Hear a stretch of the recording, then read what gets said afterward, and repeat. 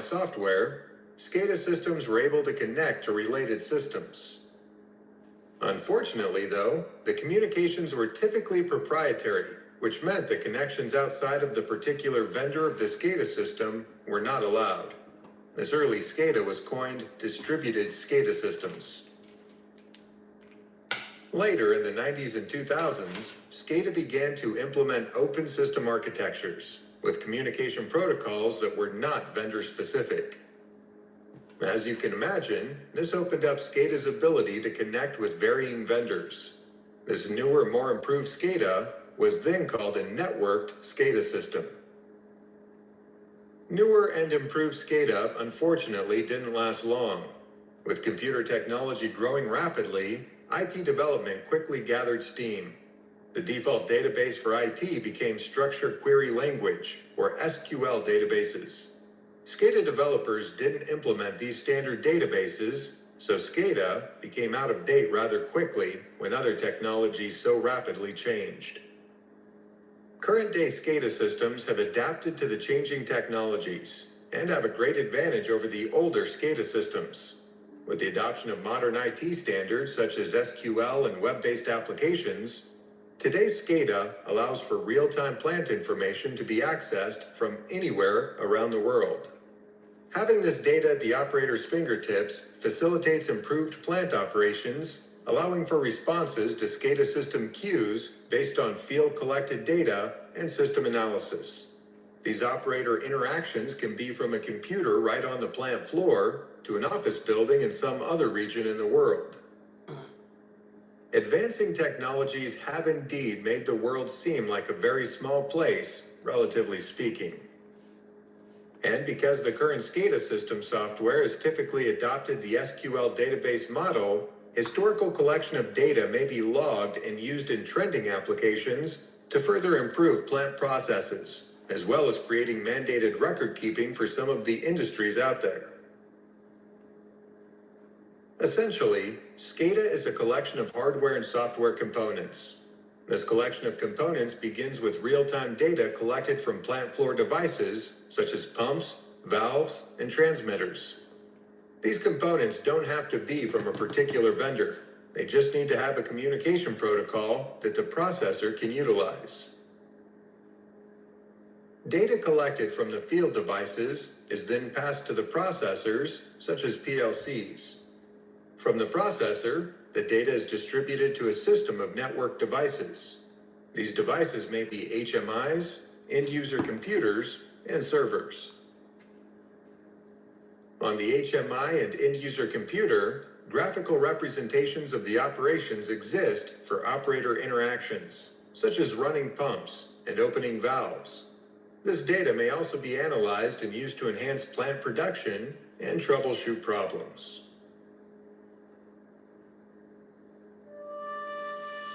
Want to learn PLC programming in an easy... Now they want you to learn PLC programming. Y'all just trying to get through Security Plus. Look at that. All right, so that is... Kevin just missed the whole thing. Kevin, you just missed SCADA. You just missed SCADA. Good thing for you, I'm gonna drop it in the leg. How are you guys doing? Good morning.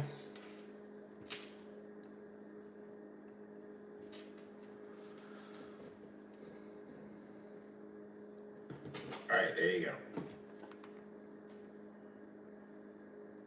All right, so that's SCADA. Know that programmable logic unit, though, the one that's kind of like the intermediary that delivers the instructions to all the equipment and whatnot to have synchronization. All right, so as we go down to 4.3, let's take a look at it. Explore various activities associated with vulnerability management. You can do a vulnerability scan, which is on your system.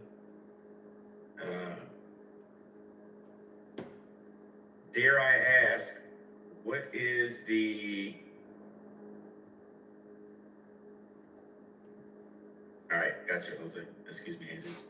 What is the difference between a credentialed scan and a non-credentialed scan? Anybody remember?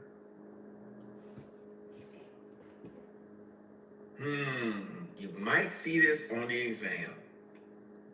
These scans give you a lot of details about your vulnerabilities.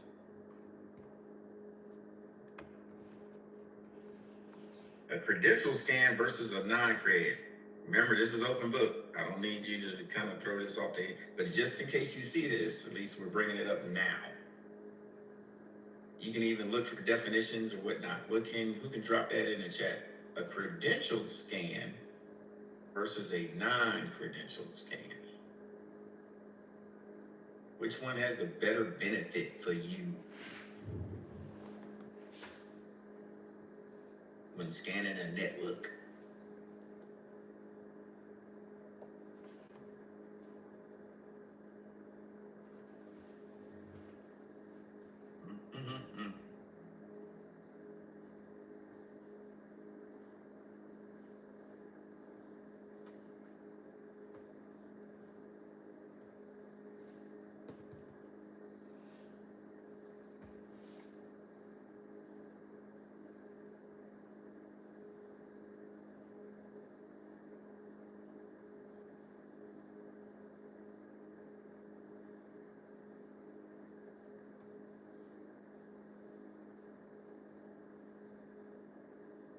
Credentialed scan versus non-credential. You can also look in your book too. Let me see what we got.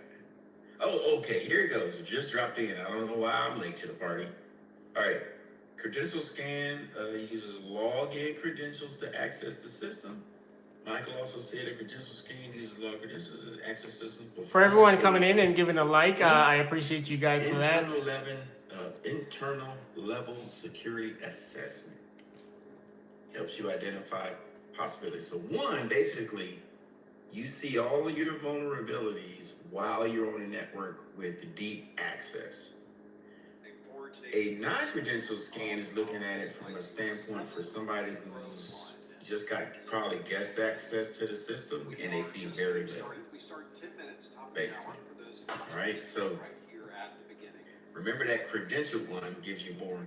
Kevin says credentials looking for things and known issues. Scans looking for right now.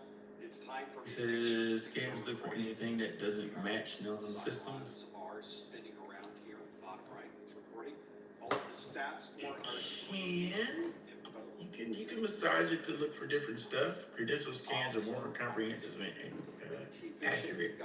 Where non-credential scans are faster and simulate an external attacker's view correctly. Yeah. No, you can have your systems look for different stuff. Right. Now think about it. What you're seeing is getting all those credentials for CVEs, right? Laws, regulations, and it's looking for loopholes like that for you. Honeypots and different things like that are looking for active scans, like real-time stuff. They're looking for stuff like that for hackers. Right? So that's where you get your real-time telemetry. So with application security, you already talked about static analysis. Dynamic analysis is when you're actually looking at it while it's in use, or you're actually having somebody scrub it. You can have AI looking for different holes in it. And then you want to do package monitoring. And also version control. What version of the package is being downloaded? Is this package going to be compatible with the rest of my system? Can we quickly go over the difference between honeypots and honeynets? And honey ring? A honeypot is one computer with fake telemetry. A honeynet is a whole bunch of computers hooked together with fake telemetry, right? A honey ring is an organization or enterprise network, right? Connected to other enterprise networks. That's fake telemetry. The thing you need to remember with honeypots and honeynets, keep them in the DMZ, aka screen subnet. They should never, ever be on the inside of your organization. If somebody made it that far to get to a fake computer, you're already lost. You've lost the battle already. You heard what I said too, right? They went that far to get on the inside of your computer to get to a fake computer. They're already in. That's why the honey nets all should be on the screen subnet before the firewall of your internal network. They should never make it past that firewall. And if they do, they should have been caught already. Like, yep, and they're so horrible. Yes, honeypots, honey nets, they are pretend telemetry that looks real. It's always good to hear the success stories. Yep. Pretend telemetry that looks real to invite hackers to come in so you can get real time data from how they're hacking you, or what they're looking for. Yep. So now we're looking for thread feeds. These thread feeds, OSINT, open source intelligence, you can get it from their proprietary. Now you're paying for the threats and feeds to come to you. It could have a service connected to it. You're generally going to get these from the people that provided you, like Cisco. Cisco has their own folks that go say, hey, here's a problem we're running into at Cisco industry-wide for our switches. We have this type of attack happening, this type of attack. This is what you're looking for. Here's the signatures. Here's all the stuff you need to download. You put all of this into your scene, right? So that's a proprietary third-party feed. Now, y'all might think, what the heck is a feed? You ever remember those? Where's my sports people at? All right. Charles, you might remember this. Martin, okay. Remember maybe 10 years ago, 7 years ago, it was this thing you could click in your web browser called an RSS feed. And who knows, the next iteration of iOS. ESPN, you remember it, Kevin? The author is no longer. It was basically saying, I love sports. Give me the RSS feed, so every time I would open up my browser, I'd get new data about sports. Real-time feeds. So basically, I signed myself up through a click of a button to say my computer and my IP address would like to subscribe to your daily feeds about what LeBron's doing today or whatever's happening in sports, right? It's right there. Good morning. Thank you for liking the video as you're coming in. No. I appreciate that very Because much. there's a vulnerability in them. Hackers have figured out how when you click on it, you're installing a remote access terminal. And they've somehow re-engineered the RSS feed button. Right? So now nobody uses them anymore. But organizations that have threat feeds, they still use RSS, but it's more secure. Right? And then they can download it in the system. And then, of course, information sharing. You're all IT professionals. Join a club. Stay involved. Dell Tech If support. you work for Cisco and your buddy works for Palo Alto across the street, share information. I'm not saying share company information. Share What is the IT question information. pertaining to when you We're type having Dell problems Tech with somebody support? trying to hack this or You're that. asking me Really? if We I'm are too. working in Dell Tech Right. support Share or stuff. learning Dell Tech support. I'm not sure the And specification you have the dark based web. on that You might question. be on an IT team. If you want to You retype might that, skip past I'll be sure to answer the it. regular traditional way, and somebody might pick you up out of class to work in a security operating center. Vulnerability testing. You might find yourself on the dark web. And we'll talk about this, folks in the chat room. Gathering information as a threat hunter, which can happen, right? Of course, that's on the liability for the company, which is a great part, because you're pretty much a private investigator for the company. You're looking for stuff, right? Transparency in the supply chain. Kevin says, I'll even put in a good word. Thank you. Thank you. I Today's appreciate global that. supply chain is more complex. But that's what you're looking for. Do your pen testing. 3 minutes to go. 3 minutes. If you ever see any on the exam that may present a question to you, what do companies need to do annually to make sure they abide by company standards? One of the selections may be annually they must have a penetration test. Why would you ask that question? Third-party organization. Except what Charles, gives he you seems a little the fishy. Can't confirm my reputation. What has changed, how they changed it. Is what it give you the thought Y'all of are great. asking that? to study Then we have the bug bounty. Ooh, on how company might come in. They know that there's a glitch there. secure with security. They want to see if you can find it. If you are just getting Sometimes they might be in research, right? maybe 3 months. Research and production development, DevOps. No, so They this might invite hackers in to try to see if they So- can find anything, We haven't started a yet. hole in the system before it this goes out is to the mainly masses. IT class, and And of it's course, it's audits, Recordings are going. audits, audits. it's based on audits. getting all the certification in All right, cybersecurity. when we're moving into data analysis, you have to do your confirmation, false positive. And So false it's negative. IT. Sometimes you'll get false I'm basically positives. learning a Michael new comes in, career we use this field example. in information Michael technology, comes in at work every morning. and He gets his it's password it's 2 or all 3 times. online. That's a norm. So you have a proctor User, that's actually equipment, teaching the behavior class and analysis, lecturing. right? End user. So UEBA says, that's the goal. oh, Mike does this all the time. Vouchers are the same, by the way. So come Thursday, There is no such the same thing comes up, but it's happening at noon. voucher that is a 701. All security plus vouchers are Wait a minute. security. Mike usually does this first thing in the morning and he's good. It's inside you. Why is it happening at noon? Somebody goes down there and figures out somebody else is sitting at his computer. Well, that was a false positive. It's like we are still recording down here. We know Mike forgets his password 2 or 3 times in the morning. On the live. Then he gets in and we have no other issues. But this is actually happening at noon. Oh, you've already retired as an IT administrator. So now that's you confirmed a false How long did you positive. work in IT for? Knock on I am false now negative is- just getting the It's the certification. exact opposite, the case. right? It's always confirming that something negative is happening, Up and running. but it's actually positive. It's benign. There's nothing to see here, people, So of course I'm wondering. right? So the other end of that on the report is, Non.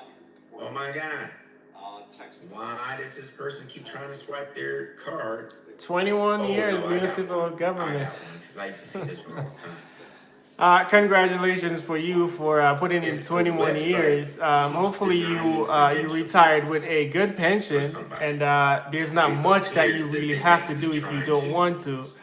Do For anyone that false puts in input 20 into or the 21 webpage, years, input validation, right? that is a lot. Why in the web portal? It's time to get things. And Somebody's hopefully you always- have a good There was pension, and always a you problem don't with have to do too Kerberos when much they had it besides hooked up. what you really They want to found do. out that the network time Everyone, welcome to on the computer that was is- not matching that the is network really time good. needed for the. I think one of the server, goal, the authentication one of the server. goal now for not So just for when you me, have but I whole think for a lot of organization people is trying to that get we. into a web page, but Oh, you Kerberos is retired kicking twice. everybody out. There's a problem not with the individual, it's with the You server. retired But twice. what comes Wow. in is the telemetry Did for you get everybody. bored It's or like everybody's something? getting hacked. Because most people have worked a career for the That's entire false life, negative. and then when they That's actually a retired, system process that's done wrong. 21 years, Configuration. federal government. So they might say, Congratulations to you. then you prioritize. Yeah, I was about to say a lot of people, especially in the federal government or if it's a government job, I've seen on the if you exam, started you working need to that know job the early and you different did parts of a CVSS, lot of 'cause years, they'll present most a people when question they and say, retire, they get bored or they don't know what "Here are to the do. different sections." To put a question. Can anybody So put the different retiring sections on twice, this? I don't think that's something that I'm gonna do. Vulnerability, CVSS scan. In fact, retiring for me will be retiring from the 9 to 5, but also still doing the things that I love. It may still generate an income such as passive income, Vulnerability but calculator. retiring from the everyday 9 to 5. Restricted to a specific. Because I think everybody no, doesn't. not everyone wants to There's no retire, and restrictions on sometimes bug people bounties. get bored. They Or, are actually you needing might want to to do know some if traveling their or do system something that you item haven't is been able to do. vulnerable, and they invite the Bills public kind in of to keep hack you it. so occupied, you know? Now you gonna sign an NDA, Question that is a real and if they know somebody comes in the system, they've got your name, phone number, where you live, Nice. driver's A license. K9 number, officer. everything. So if you're a Nice. hacker that signs up for this, they got everything about you. Nice, that's pretty good. So, K9 and officer. when you're trying to hack their system, they're recording everything. So let's look at the question. They're So, getting all your so you signatures, definitely how put you some, like to do stuff. you They got definitely all put of some that time the in. system, they invite you in. So they're gathering And- data on you while you're trying to hack them. Doing that amount of years, especially Yeah, in it's government, it's then you reciprocal. should have at least gotten a good retirement, So I can just good follow retirement up fund, all of my some kind of a Snapchat pension. buckets. Yep. After that, you should be able to Now, just here's your go different sections. You have your base core, do the things that you want to do, probably travel or temporal, make a business anything or just environmental enjoy has an doing impact, something and that then you you want to have your do. overall score. Retiring These are the twice. different sections. Not a lot of people There's do one that, but I question that understand deals with because most this. people oftentimes get bored after they work long Alright. years. Please put your answer in there. Now, as we can see, I like to so we have can get a visual. different things that I'm doing, or if I When don't you want to hover keep over on these, working they give after you not working at a 9 to definition 5 of what anymore. each one I want means. to travel or do something So for base metrics, attack, just to go see the rest of the world. low, none. I'm gonna show you the difference. This is very low. Anybody can rate this. Third career is a security Kevin account can rate manager. vulnerability. Uh, that is very good. I've done Not defined, not defined, not defined. I've done a good amount of stuff. Okay, as you can see here, I've been an scoring electrician. really low. I've had different careers as well, but I'm not retired. I think once I retired, I won't try to get back into Zero's a the 9 to best. That means 5. you got nothing going on. You start getting into 10, you got. I want to do different things. But As you go through here. I've done quite a different few jobs. But in So terms do of your career, environmental metrics, like your IT, this temporal is score, this is an entire that new means the era for exploit me. code maturity. How far advanced is this hack at this point? I've seen a lot of people when they As far retire, they as, get really bored, or is it unproven? by the time you Is it retire, proof of you're concept? Is it a functional there's not much exploit that that you want to exists go already, or is it go out and something we do. don't even know? Like, this is a 0 day. It's wow. I think after What's the working for so many remediation years, level for RN, RL? I wouldn't want to go back into a 9 to 5. Is there an official fix? Is there a temporary patch? Is there a workaround? Well, we don't have one. It's unavailable. So if let's say I did this, doink, doink. Oh, the temporal score? Where is that? Yeah, so And let's that hit all of this real that quick. tend to happen a lot. IT right now, I'm just getting the certification. So if I need to work that area of a job, I'm currently leaving a career. I'm working in multiple So careers, the higher you get, the worse it but gets. I'm Here's your using time string. just to get This this. is So the if string I that you have need to to get a job decipher in that, I possibly on the can. But exam. it's not This necessarily string a passion or falls in love that I line have with this. for Look, it. the first I think most attack people vector, work is because they AV. have to. But Oh, most they got in people through don't the really network. want to. Most people would just rather do other things or travel or Attack probably complexity, just enjoy AC. life. But I Oh, don't mind their learning and complexity getting the was low. They really certification. didn't do a lot But to get in here. I'll definitely take that advice James, as is well. it gonna give us this whole base score metrics No, if we have this on it? No. it's not gonna give you the metrics. It's gonna give So you we just gotta know what all these letters mean? Because I don't Yep. think I'm into working until Just a I lot of am letters, dude. 65. Here's what they're gonna do. I don't like that idea. They're gonna deliver it to you like what was their scope. That is true. They're gonna show you this whole string. That is true. Most And they're people gonna say, never what really is the find a scope? career. Here's the scope right here. Is it changed? For a or lot of unchanged? people, it's It tells you unchanged. it's mainly just an income You'll have a to be drop able down to and say, provide hit the right line. for their daily and basic needs. And so a lot of When people they don't do really a drop have the down, they're time gonna to introduce a whole bunch of this crap, but they want to know what follow the their scope passion or even the They're gonna creative try to tell you passion about that is they it may changed or have a great unchanged. interest in. Meaning the scope of your whole architecture. And I find myself Did this hack change something steering in your away whole from the 9 to architecture? 5 because Did it change the way you did business? you'll Does it never change be the able way to you have work look at and things? get You enough, get what I'm and saying? you'll never be happy enough.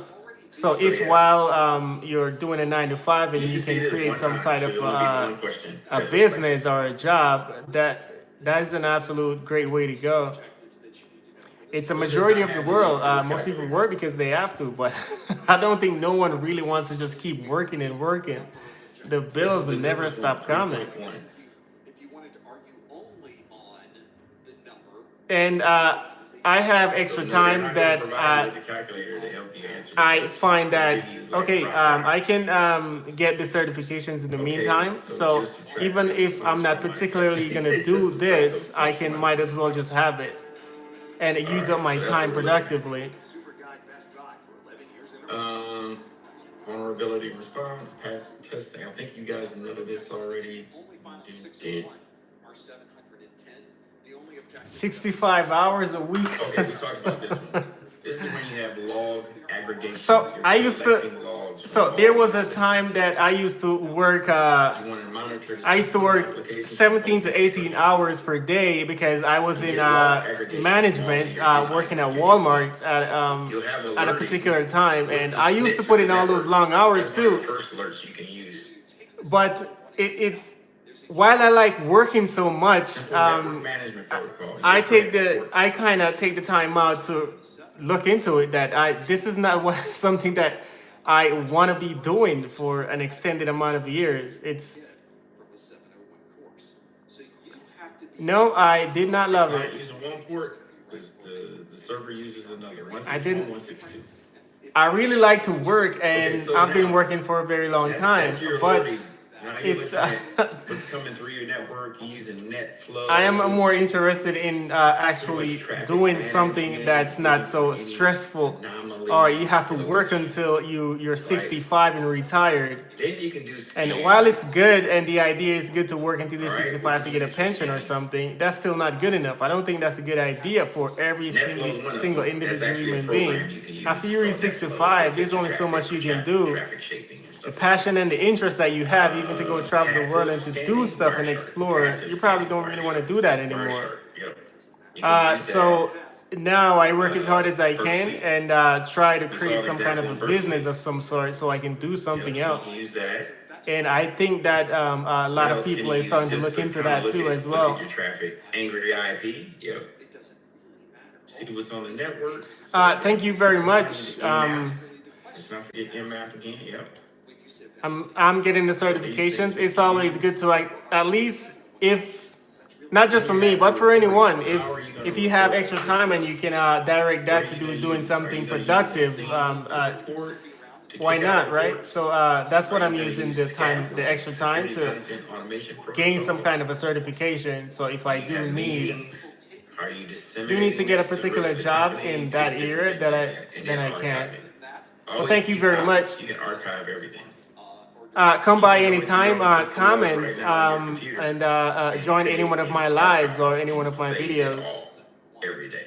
So you can do that. Take care as well. Come by at If any you are time. alerted, you have to decide whether to Leave a like on the quarantine videos, share your comment, or let you me might know have a lot of that what you they were here, call uh, and false I'll respond positives, to you for sure.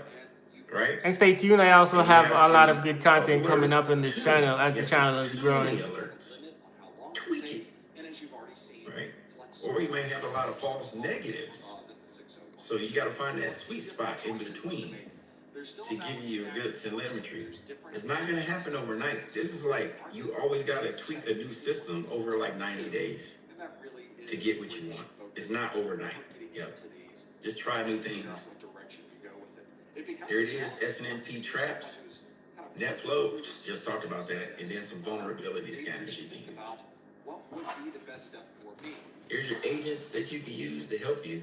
If you are Firewall rules are really good. Access control list, open and close ports, protocols.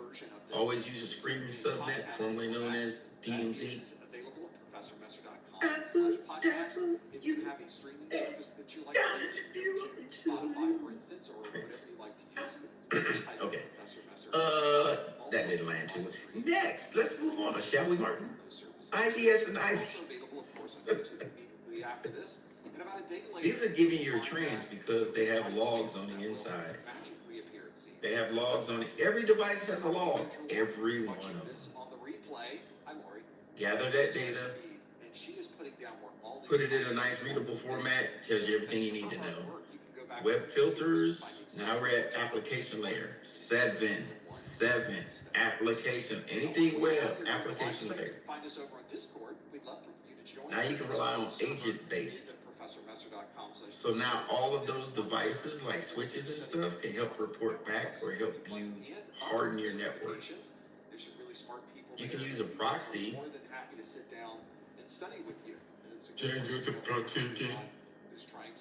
Proxy is the middle person.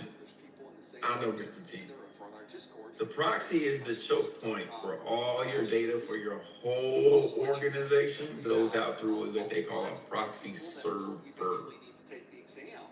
That one server is the filter. It is the water filter for your whole stream. Hey, look, I just did that. So if you turn on your faucet and you put on the water filter and it goes through and then it comes out to make you a good, nice cup of fresh water, the water filter is the proxy. See how I did that? The flow is the... So, yes, that's what it is. Kevin says, is IDS similar to IBS in humans? What? You also get my exam hacks ebook. Your computer is irritating. Absolutely free, where I've collected all these tips and tricks for studying and taking the exam, and I put them into one single ebook. In a sense, Kevin, yes, I can actually see what you're talking about. Yeah, it's, yeah. You may be able to learn a few tips and Eat tricks. too much cheese, body's telling you, we don't function that well. Here's a little pain for you. I'm alerting you. Might want to go to the bathroom. Lactose. Sure, I can relate that. Yeah. That's a good example. Yes, I'll take that. You can do URL scanning. We have a lot of websites that can do URL scanning. One of them was MX Toolbox. You can do DNS lookup, analyze headers of email, look at blacklists, search anything about email, DMARC. Tells you about any of the keys, SPF or DKIM, distributed key, management, domain name hookup, URL lookup. So you have a lot of cool tools. You don't have this link. Let's re-engage. Let's give it back to you. Make sure you put this in your toolbox. This is also a great way if you are someone who is working in a next generation firewall. You may find data loss prevention capabilities within the next generation. I think you know about this. And then that MX Toolbox, that's where you get reputation. You can do DNS verification. Gives you the reputation of that. Oh, good morning, Elaine. I never got around to saying good morning. I apologize. I saw you pop in. So Good morning. next, you have your operating system, security, set your group policies, and then we talked about SE and Linux, which is Good morning, everyone. As you come in, Red Hat, pretty much. give the video a like. That I'll appreciate very Look at much. that. Domain-based keys. As you come on in, give the video a like. Access control. And leave your comments if you have comments as well. Network so just so we're clear, SSL traffic. next thing, network access. Thank you for calling Capital One. Network access control, all it is saying you're using these different things to secure your network. That's technology at Capital One. Group policies, Active Directory, LDAP, access to the network. That's all that is. You're using a collection of all of these things to have network access control. That's all. Just so we're clear, right? And then endpoint detection and response from your endpoints, it reports back. And then extended detection and response, which does a little bit more than EDR. EDR and XDR are like IDS, IPS. Endpoint detection and response gives you, okay, it's pretty good. Something's happening. How do you want me to respond? We can do a little bit. But the extended detection and response gives you more bang for your buck, like IPS does. That's all it is. You can shut down websites, access, and different things like that. Provisioning and deprovisioning accounts. Provisioning is you go get somebody's account, you set it up. Deprovisioning is hibernating. So I'm not sure if you guys seen the not making it active. cook video that I put up yesterday. It's the first of many that I'm gonna be doing. Deactivate or It's a quick then you have to do cook video of how you can cook a meal on the go or in I can have in just a somebody set part amount of of a whole minutes, organization, 45 like the minutes company or less Google. than an hour. I If can you go guys land haven't at seen any that video, Google you can check it website out or and let any me know Google what you site guys around the think. world. Should be able to put in my credentials. I'm federated through Google because I'm no gonna matter include what office content I like go that to, in my between here, videos as China, well. or wherever, Japan, Just at good food minimum, I and should be able to at just a least lot get of good in things. A lot and get on the of internet, right? The rest has to a come lot of from that substantial site stuff that coordinator to I'm give gonna me be more implementing in my privileges. videos. Because I'm not at home anymore. Give you guys some good I'm not at the ideas too. home site, my base site. And for you today, I have Single sign-on are one of those things where if an organization uses, performance-based question that asks you like, to it's like match a lightweight So I have identity access manager, scenarios. it'll use all of these, it'll use LDAP to authenticate you. It'll use what they call open auth for APIs, or to use security assertion markup language that is connected with website and data telemetry to authorize you to use several applications that that website or company may use. There's a difference. Transactions are logged. Federation, you can bounce anywhere to use any computer. In this case, 7 different technologies. SSO now dials down and says, we use various applications for this company, and they may have several vendors. So we'll use our own access our own domains or LDAP to do identity and access management to allow you to use these different applications without constantly signing in and out. There's a difference. I guess what would be Okay. useful though if I actually enabled you. Attestation. I'm verifying, Put those in. There we go. Now, right? If I come down and audit Kevin, as they are coming. right? The wing sends me down. I'm auditing Kevin. To be able to.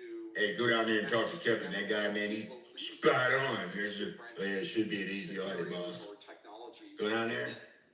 Oh, looks like you got a couple of things, Kevin. Need to make sure the door's locked. Looks like you got a broken lock. Other than that, everything looks good to me.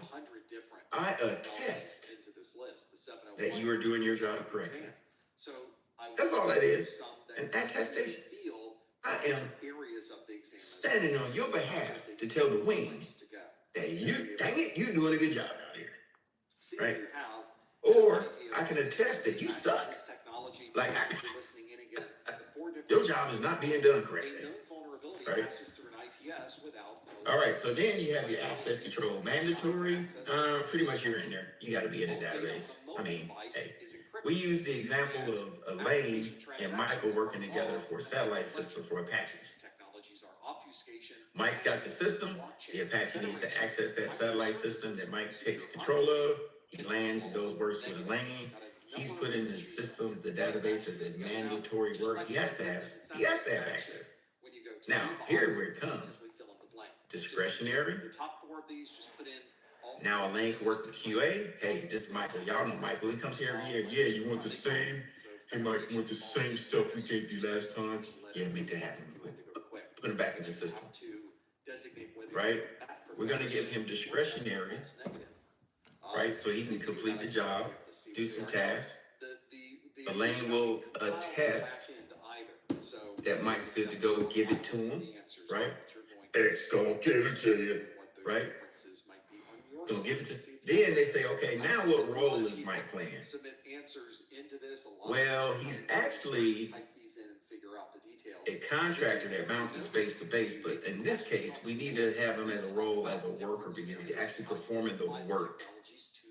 He's an expert in the field, but in this role, he needs to be the one to do the work and look it up because we don't know how. We having a problem. Right? Then you can have rule-based. Now, remember, If you guys come on in, I appreciate if you guys give the video a thumbs up. Role. And leave your comments if you have comments as well. Now, Elaine, Michael gets off work. Mike, what you doing, man? There's nothing to do here no more, man. I don't know. I was going to go to the gym. Want to go this way? So they go. Walk up to the gym. They both had their cards. They're knocking on the door. There's nobody in. Hey, use your card, man. Oh, yeah. Rule See based. how we do. Now let's step through Between the hours of 6 when they got off and midnight, there's nobody working the desk. You have to use your card to get in. That's a rule based. It's based off time. You get what I'm saying? So that's a different thing than role, If we were to right? have a look at the differences, And then you may have some attributes, some small things that may change, but we're going to give it to you because it relates back to your role or discretion. It might be a new attribute that we'll just give to you because you fall in a certain category, differences, there we go. So right? now We're let's rolling look out at something new. We want to make sure you false have it negative under the because it already relates to what you do. passes through an IPS without an alert. That Woo! is And then the principles of least a privilege. little bit different than a false positive. A false positive is the alarm bells go off, everything starts ringing, it tells you there's been an alert. When you go to look for it, you can't find any alert there. It was a false positive. In this case, a vulnerability did Okay, I think. go through this. We had some type of attack that was attacking a particular vulnerability. I think those were the heavy hitters up there in And this the domain. IPSs, especially for known The ones we see down here, those IPSs are designed to find those. we pretty much covered it above. Maybe the IPSs Packet have captures, signatures, Wireshark dashboards. or perhaps this vulnerability has been. Now for training, I will say this. The IPS can't recognize. That is a question. Oh, through the IPS. you see this process here? Attack a system. For incident response, And when you don't get any they will type of present to feedback, you a no question alerts are going off, no alarm bells where are we've had an ringing, incident, no lights verified flashing. incident in the company. Real vulnerability. At this point, we know it's been contained. What's your next step? False negative. Next on our list is a. That's how they're going to do that with this process, incident response process. Like, what's your next step? To do this, of course. There's many ways to simply. Could be analysis, could be eradication. I mean, it all depends on what the question gives you. But we have certain To know what your next step is. that we need to choose from. And So if that's a I- definite right there. one of these, the only one that makes any sense. And is these two, they do ask you on said exam, what are 2 ways you can verify that everybody's spooled up and ready to react, Database and other functions right? of that application. testing and simulation. Slice of the app. This allows them to have Testing scale and this simulation. application very easily. Tabletop. And in fact, the application can continue to run even if part of that microservice is no longer working at the moment. So you have some different options there. The third on our That's list the is biggest one right there. Mobile device is encrypted. There's lots of ways to do that All right. as well. You mentioned contain, so eradication, right? So not in those orders. I'm just gave you an example of what you may see and they present the question. Those steps, you have to know what's next to properly answer the question. You may not have it contained like you thought you did. You might have to go back and do another analysis, In some cases, even into our laptop. right? So it could be any one of those flavors put in there. Of those systems. The one that you can't prepare for is a 0 day. You don't know what the heck is going on. Has extensive cryptography features and. I got a question for you. To store different. Just want to see where y'all minds are. Security keys. And of Let's course, say we identified a 0 day and we went through all of those steps. Are we safe? quite a bit. If you're walking around with a mobile phone, you have a secure enclave or. Why, Mark? Why, Michael? In that mobile Why, Jesus? And then lastly, we've got application transactions are logged in a public Yep. In ledger. any incident after that, you should always be vulnerability scanning for a certain amount of time. And we're not talking about a week. We're talking about for months after. It's blockchain. I would think we got that one pretty well. Blockchain is So on a 0 day, we think we got everything. Do you think we're safe? on the cryptocurrency side. Yep. I just think it's still something not explained or can't be. You are correct. You should always assume that. Something associated with a financial reason. What if you did your scan and you eradicated and you had a morphing virus that turned into something else that can't be caught, but it's still in the system? So like, yeah. I just want you to know that these are just frameworks. When you get out into real life, it's not so cut and dry. Sorry. They're frameworks. They're best practices to follow a routine.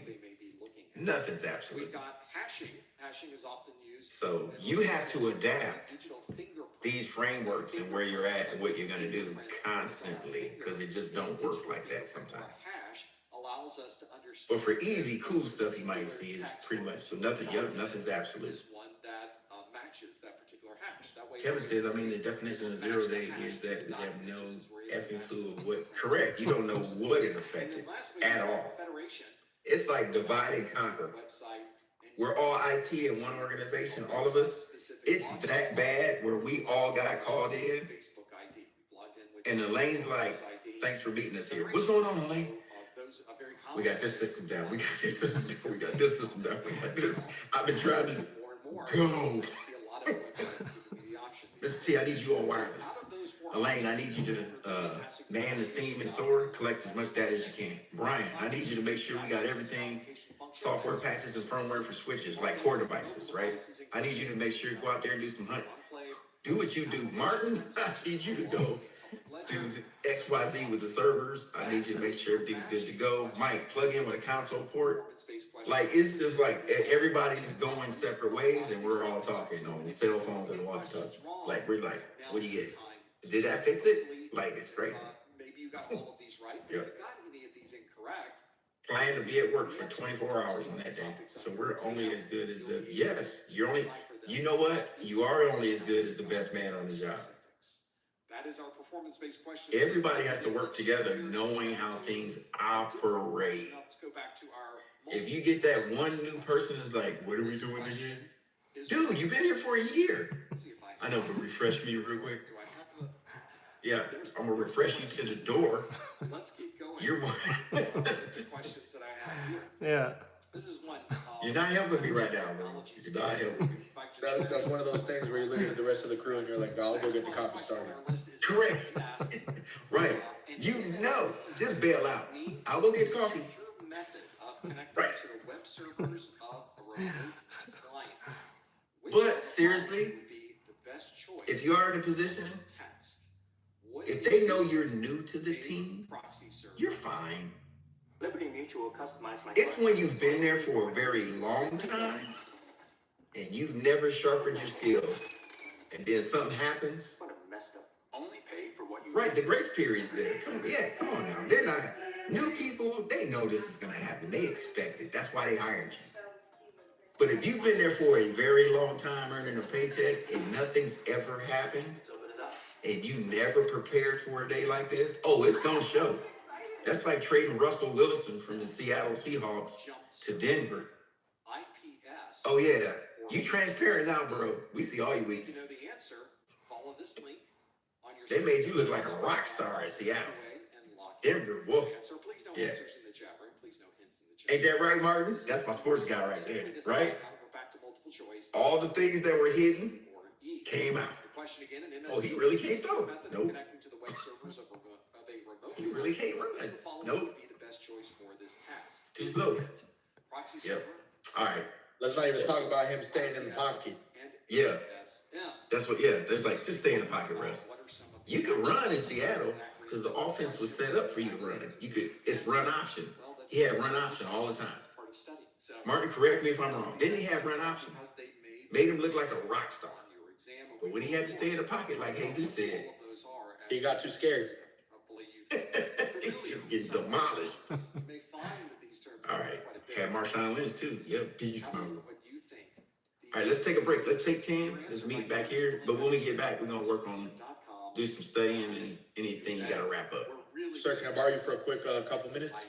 Yes. At least this isn't the Network Plus exam. Network Plus probably has more acronyms than anything else. Security Plus certainly has quite a few as well. It's the language we use. I mean, room one. When we're talking these different technologies. So let's see how you did with this one. A number of people already locked in their answers on this one. So the question again asked, an MSP needs a secure method of connecting to the web servers of a remote client. Which of the following would be the best choice for this task? Is it proxy server, SIM, jump server, IPS, or HSM? And if we look at our list, 48% of you say the answer is jump server. 37% of you say the answer is proxy server.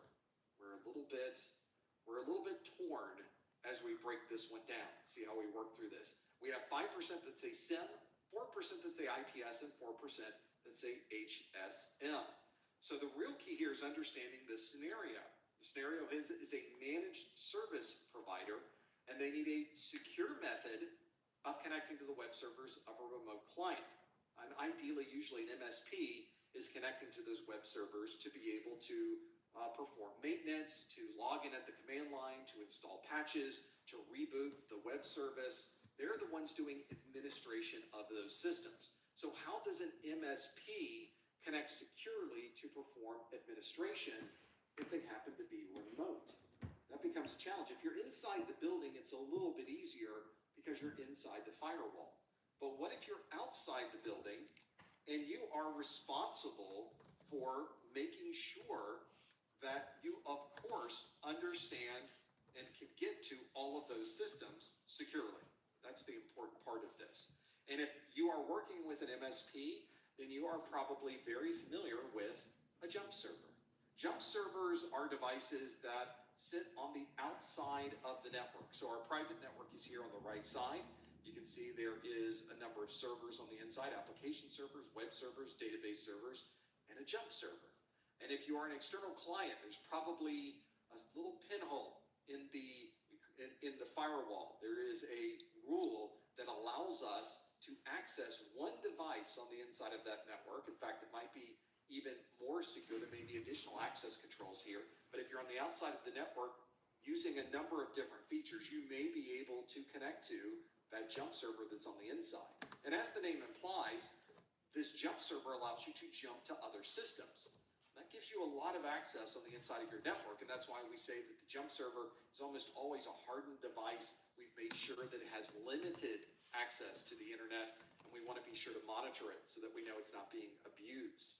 Usually we're connecting to the jump server through some type of method, SSL. We're connecting over a tunnel, maybe we VPN into the jump server, and from there we jump off by using things like remote desktop or secure shell.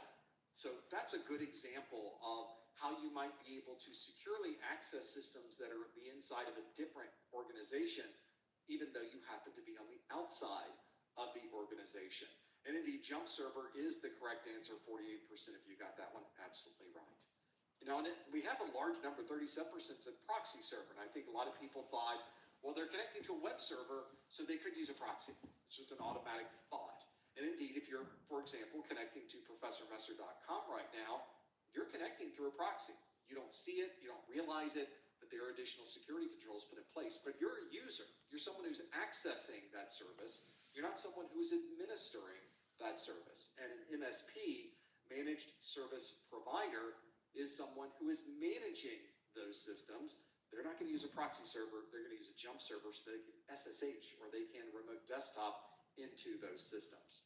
So proxy server, although would be great for the end users, not very good for the MSP. The MSP needs additional features that can only be found from a jump server. And that's the one we were looking for. The rest of the answers, interestingly, are all those acronyms we talked about. A security information and event management device, or a SIM, is one that is commonly used to aggregate all of the log files from all of those different devices on the network. It's also a great reporting tool. When you have all the logs in one place, why wouldn't you do a report on what you have discovered? That is commonly referred to as a SIM, and although a SIM is very good for reporting, it doesn't provide any access for remote connections to any device on the network. We've got IPS, an intrusion prevention system. We've already talked about IPSs today. We know that an IPS is designed to look for vulnerabilities, someone attacking those vulnerabilities, and be able to stop that traffic before they're able to exploit that vulnerability. In this case, securely connecting to a server doesn't have anything to do with stopping an exploit of a vulnerability, so it would not be an IPS. And lastly, an HSM, hardware security management, or hardware security monitor, or hardware security system. This is the systems that we have in place to collect and store and manage and maintain all of our web server certificates are often used in conjunction with an HSM to be able to properly store and secure those, especially in a very large scale network. So if you're in a very big network, got a big data center with lots of different servers, you've probably got an HSM that helps you maintain and manage all of those different systems that you might be working with. So that is the answer we were looking for. Jump server, 48% of you, about half of you got that one absolutely right. That is what we would use to be able to access those. That is the right answer, and that is what we would use to be able to understand what the best choice might be if you happen to be a managed service provider. Well, we've gone through a couple of questions already. One of the things you may have noticed with these questions is that there's a lot of topics in here. We have 601 and 701 course notes. I have my 601 course notes up here now. Someone asked in the pre-show, do you have 701 course notes as well? We sure do. So whether you're taking the 601 exam or the 701 exam, we've got course notes for you. There's plenty to see here. The 601 course notes probably a little bit bigger, but they are all, look at the 701 course notes here. They're beautiful. They're full color. They are indexed.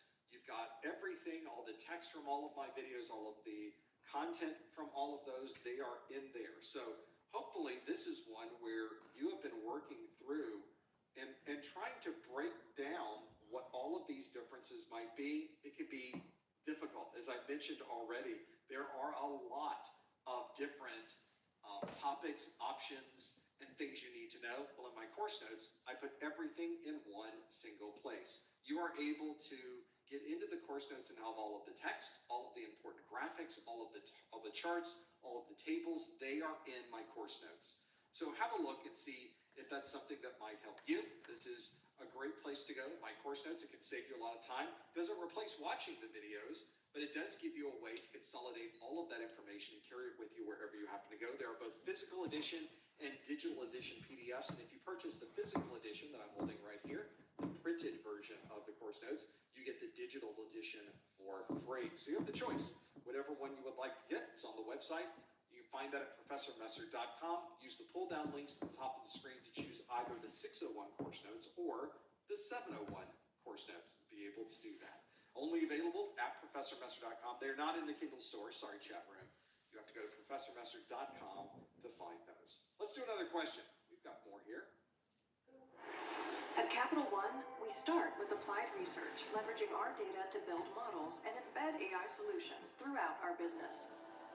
That's how we stack. And that's technology at Capital One. At King Soopers, you never compromise. You get up high quality that's guaranteed fresh and down low prices in every aisle. With quality and savings that add up, King Soopers shoppers. Next question on our list asks, a DDoS has caused a critical service to be unavailable for 90% of the business day. Which of the following would describe this loss of value? Would that be asset value, single loss expectancy, risk appetite, exposure factor, or key risk indicator? Got a few choices there. A DDoS has caused a critical service to be unavailable for 90% of the business day. Which of the following would describe this loss of value? Is it asset value, single loss expectancy, risk appetite, exposure factor, or key risk indicator? You think you know the answer? Go to ProfessorMesser.com/QA. Please no answers in the chat room. Please no hints in the chat room. Figure out what the answer might happen to be there. Yeah, one of the things the folks in the chat room were talking about was a Kindle version, but this has got a lot of detail in it. There's a lot of information in my course notes, so this does not make for a very good Kindle book, unfortunately. So sorry. The course notes are more graphical. There's lots of text inside of them. They're in a particular format, but it does have a PDF format, so you're able to use it very easily. And I guess, of course, if you have the right Kindle version and you imported the PDF, certainly not optimal, but I guess that could be done. I really would not recommend that. It would not look very good at all. I think that just any PDF reader should work fine for you. So that's what I would recommend. So we'll have to see what you think of this question. Now we're getting to more 701 questions. This is definitely not a 601 topic, it seems. This seems to be more of something that's a little different. I don't want to give too much away. You really have to understand the exam objectives, I guess, to understand the hints that I'm giving there. But some of you may have gone through those exam objectives, so maybe this helps you a little bit in figuring out the right answer. Let's see how you did with this one. The question asks, a DDoS has caused a critical service to be unavailable for 90% of the business day. Which of the following would describe this loss of value? Is that asset value, single loss expectancy, risk appetite, exposure factor, or key risk indicator? If we look at the answers, 40% of you say the answer is single loss expectancy. We have 22% that say exposure factor and 20% that say asset value. 12% say key risk indicator and only 4% say risk appetite. So let's step through what some of these risk assessments might be. We'll start with something that is an annualized rate of occurrence, or ARO. That describes how often during the particular year, during an annual period, that we happen to have one of these things occur. So ARO tells you how often will that happen. So if you're in Florida, you might get 1 or 2 hurricanes a year. If you are in Montana, you probably won't. So an ARO can be very different depending on the topic and where you happen to be. We also have an asset value. This is the value of the asset to the organization. So you can think about how valuable is that? That server that's running brings into the company $2 million a year. So if that server goes down, we're losing money every time that server is not available. That describes the asset value. It's just one of the many descriptions you could use for asset value. And then you have exposure factor. Exposure factor is the percentage of the value lost due to an incident. So if that device is not available, if a quarter of that device is not available, that's 0.25 or 25%. If you have the entire asset is not available, then your exposure factor is 100%. It's just not there and not available to us. If some of the asset is available, though, then we might have a lower version because it is a percentage. So in this case, that certainly fits with the question that we were getting, which is a DDoS has caused a critical service to be unavailable for 90% of the business day. There's that 90%. So it was available for 10% of the business day. So at least we got a little bit of business done on that device. Obviously, 90% is a very large number. That's a significant problem. But now we understand that what we were hoping to find was an exposure factor. We have an exposure. 90% of this device not being available gives us the idea that we have an exposure factor of 0.90 or 90%. So in this case, exposure factor was the number we were looking for. 22% of you chose exposure factor. Now, to be fair, this is a brand new topic from the SY0701. Maybe some of you have never run into this topic before. And now you have some insight into how you might calculate things knowing that there happens to be an exposure factor. A single loss expectancy would tell us how much we lost by having that available. For example, if a web server goes down for the day and we make $10,000 a day on that web server, our single loss expectancy would be $10,000. But you can see here our number that we were looking at was a percentage. So there's no dollar value associated with the percentage. We have to first understand, what are we losing? How much money have we lost, or how much of a service have we lost? And then be able to understand how often that service was unavailable. In this case, our exposure factor was indeed 90% in this scenario. Asset value describes the asset itself. We already talked about asset value in that previous slide. And I guess the only one we haven't talked about key risk indicators. Key risk indicators can be used, it's a very broad term that can be used across many different parts of IT. In the security world, we use key risk indicators to understand what different things may be indicating a problem or a risk associated with a particular service. So that's another good one to think about. Risk appetite, maybe we'll talk more about risk appetite as we go through this, but that is one where an organization needs to understand how much risk are they willing to take. And when you talk about understanding risk, well, do we buy a firewall or not? Well, how much risk would we be willing to take? That would be our risk appetite. We make a number of decisions with budgeting, with purchasing, with implementing new systems. We always consider, what is our appetite for risk here? Because you could spend a lot of money on security, you could spend a little bit of money on security. It's really up to you and how much you would like to risk, and being able to understand when it becomes a little bit too risky, maybe that we don't have an appetite for that. And that's our risk appetite. Our answer here, the one we were looking for, was the exposure factor, and 22% of you got that one absolutely right. Let's see if we can bounce back. Let's do another question and see how we do with this next question that asks, a company is protecting user passwords by hashing the password values multiple times. Which of the following would describe this process? Is it, let's see if I can move myself out of the way here, is it salting, steganography, symmetric encryption, digital. All right, everybody should be coming back from break by now. Yeah. So me and Jesus been talking. We're gonna step away for 10. We just got done, but everybody should be back. Go ahead and work on some assignments, final exams. I had that dream again. Let's get it in. Let's get it in. Don't use LinkedIn and hire an energy. Let's see who's not got the final link. But also, they were a literal vampire. So now my team is spending all their time carving wooden stakes, gathering silver, werewolves, hunting for garlic. You guys get my ping? And then I wake up. LinkedIn jobs through AI. Yep, got several folks not with the final link yet. Small business dreams. So that's something that can be worked on. A company is protecting user passwords. Got 3 folks with no final link. Multiple times. Which of the following would describe this process? Is it salting, steganography, symmetric encryption, digital signature, or key stretching? If you think you know the answer, follow the link on your screen, go to professormesser.com/QA, and lock in your answer. See what you think the answer happens to be. This Canvas has been glitching. That's why I say let's get it knocked out. Let's not wait till the last minute, biting our fingernails, hoping Canvas doesn't crash to get it graded for tomorrow. I do not like doing that. I will go on record saying that. We've provided so many times to get it in very early.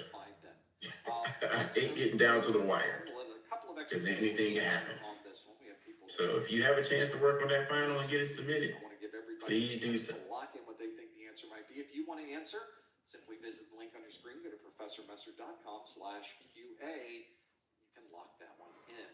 Let's see how you did. The question again asks, a company is protecting user passwords by hashing the password values multiple times. Which of the following would describe this process? Is it salting, steganography, symmetric encryption, digital signature, or key stretching? You have a few different options there. And what might be, we'll have to see what those are. A number of you have already input your answers, so let's see what you chose in this list. And we got another sort of a tie to be able to work through these. We don't have everything that's there. Let's see how you did with this. We have 43% that say key stretching. We have salting at 37%, 2 big numbers, and then everything sort of drops off after that point. We've got 11% that say symmetric encryption. We've got steganography at 6%, and then hardly anyone chose digital signature at 1%. Well, in this case, we're taking a password and we're hashing it. Then we're taking the password again and we're hashing it again. We're hashing the hash. And then we hash the hash again. We can do this over and over and over again. We refer to this process as key stretch. We are effectively taking what could be considered a very longer by simply hashing it multiple times. Now, that by itself might be really useful to you. So this, sometimes you'll even hear this referred to as key strengthening. The real goal here is that if somebody performs a brute force, they're going to have to go through and brute force all of this again. They're going to have to go through the process over and over again. So that is certainly a consideration. I'm noticing that we've got a little bit of a caching issue on the internet connection, so I'm going to give it a second to catch back up with us. For those of you that are working through these, certainly we can see that there is a little bit on the YouTube. And if you have not had a chance to do the end of the course survey, if you have some time today, please knock that. We'll look at what we're doing here, the details. And fortunately, the internet is still up. We're going to let the room know. We are aware and waiting to bounce back. Which it's okay. That is the norm of everybody working on the YouTube. It's sort of the normal thing to be able to work through. This is one I think if you're familiar with these, relatively familiar to see how this works for you. The key stretching is the answer we were looking for. Hopefully, that's the one you are familiar with as well. We'll wait for the link to come back on the YouTube side, and we'll see if we can figure out The difference is I want to step through the answers on this one. We will not be skipping it. We'll make sure that you're aware of these, being able to find them. Let's reset, since it seems like YouTube may be having a little bit of a challenge there. We're going to maybe try bouncing this a little bit, see if we can work around what some of those might be. In the meantime, I'm going to bring this up and see how that works. We know that on the YouTube secondary server, I do see similar problems. So not much different. For folks who are working on the YouTube side, it just tends to do that. These tend to... Your father knows about saving money. Everything I'm wearing, I've had since boot camp. And I just saved on my car insurance for driving safe with USAA. Auto insurance that flexes with you. Hit the fit. That's what we're made for.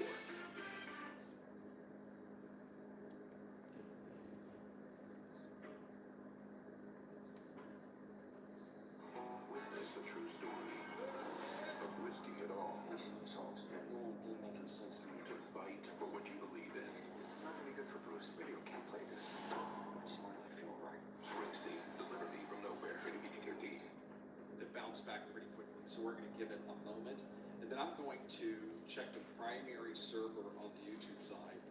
So not much we can do on this side, but to sit and to wait. One moment we will be able to make this happen. I'm going to bring this up. I'll keep the audio on so that we can make this happen. This should be a good one to be able to break down. There we go. This is if you ever get into the details of YouTube, you just never know where the problems might be and may affect you. So this is another one of those to be able to work through. Should be a pretty good one. Don't worry, I've got more questions. We'll be able to work through all of them. So you're not losing anything, which is the good part. We'll have what that happens to be. Let me get the server name for YouTube live servers. And we'll see if we can figure out what's going on with those. Kind of a challenge though, if you're someone who's trying to work happens and immediately our caching is stuck at 3%. Could we have managed to get through that other server? It certainly is looking very good. It's like YouTube has straightened out whatever problem they happen to be having and working through them. So a little bit, we have a little bit that's here. This one is now, I think, if you get into the YouTube side of things, that could be a challenge with working through the video side. So this may be something where if you're working on those, that the server's not really what you expect. All right, so let's see and work through what those different options might be. So let's do YouTube server names, and let's see what they are.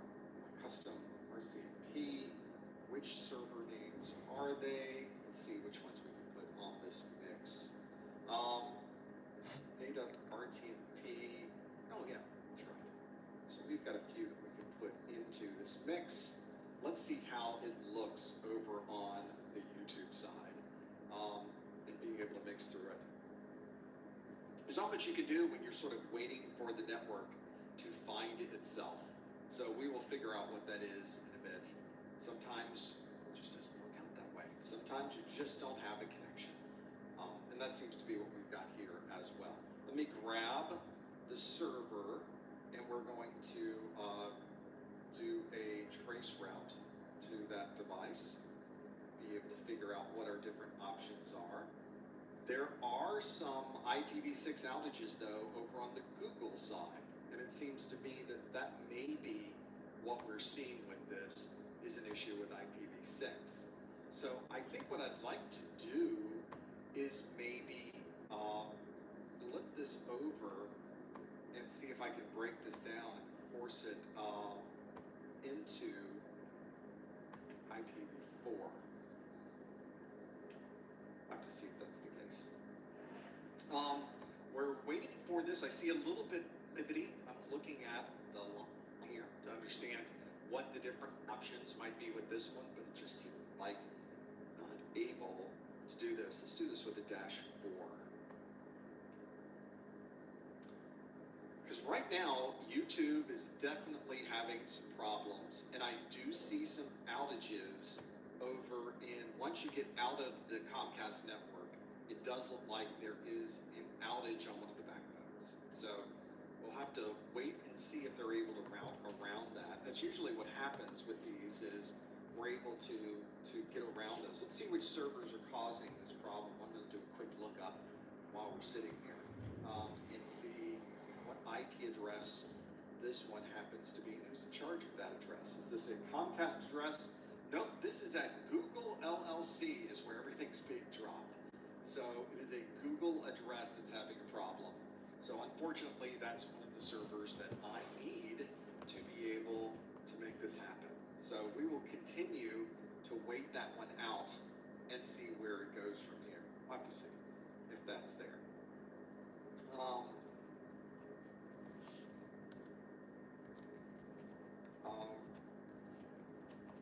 Trace route shows the issue on a Google server.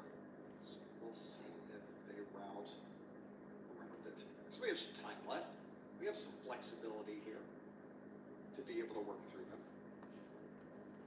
So I am noticing 25% of those packets are just going away at that YouTube account. That's a little bit of a problem. So we'll have to see. One of the things we can't do, however, is look at Spending time with the ones you love is priceless. That's why Kroger Delivery, proudly serving King Soopers, makes grocery shopping effortless. Get $20 off your first order. We'll deliver your groceries in our refrigerated trucks and bring them to your door. King Soopers, fresh for everyone. Meet the vacation besties. New foods? They're first in line. New adventures? They're already there. Because when they're on Carnival, they'll try anything once. Sometimes twice. Book your Carnival vacation today. Anything specific to these real-time questions, we want to be able to make that happen. So unfortunately, we're not able to make that happen. And we'll have to figure out what our different options might be to break those down. There's a lot here to pull down. I want to see if we can sort of wait for this to figure out. And that's why going from the primary server to the secondary server didn't help us very much, because they're all going to the same place. We will, though, sit here and see if we can. I do notice, now it's starting to creep back and then creep back down again. We're having differences here in the quality of this, but it is getting a little bit slightly better. I'm seeing the numbers creep back up now as we are getting better and better again. It seems like whatever the problem was has tended to resolve itself. So I'm noticing that our caching numbers are coming back up, and we will probably catch up with that cache in just a moment, and then we can continue on with the last question, and then of course we will get into questions from you, so stand by for that. Yeah, this looks really good. Our caching is coming back up. We're starting to see numbers happen. We're starting to see things happen. It does look like it's starting to clear. For those of you, you really can't see the numbers on your side, so I'm going to bring up the numbers so you can see. So the one I'm watching is right here. This is my cache number. When this connection goes down, that cache goes to 100%. You don't want 100%. You want 3%. So as soon as that gets to 3%, we will be able to sort of step through the other pieces of this. It is catching up. It's probably jumping a little bit as you're watching it go by. It's not perfect. I'm watching some of the numbers that are there, but it's doing a little bit better. Now it's starting to go back down again. So as soon as we had a little bit of a light, now they tore it away from us. And nope, going back up again. So we'll have to see where it goes. I want this back up near 3% again before we get everything going on it. So we were so good, weren't we? It was going fine.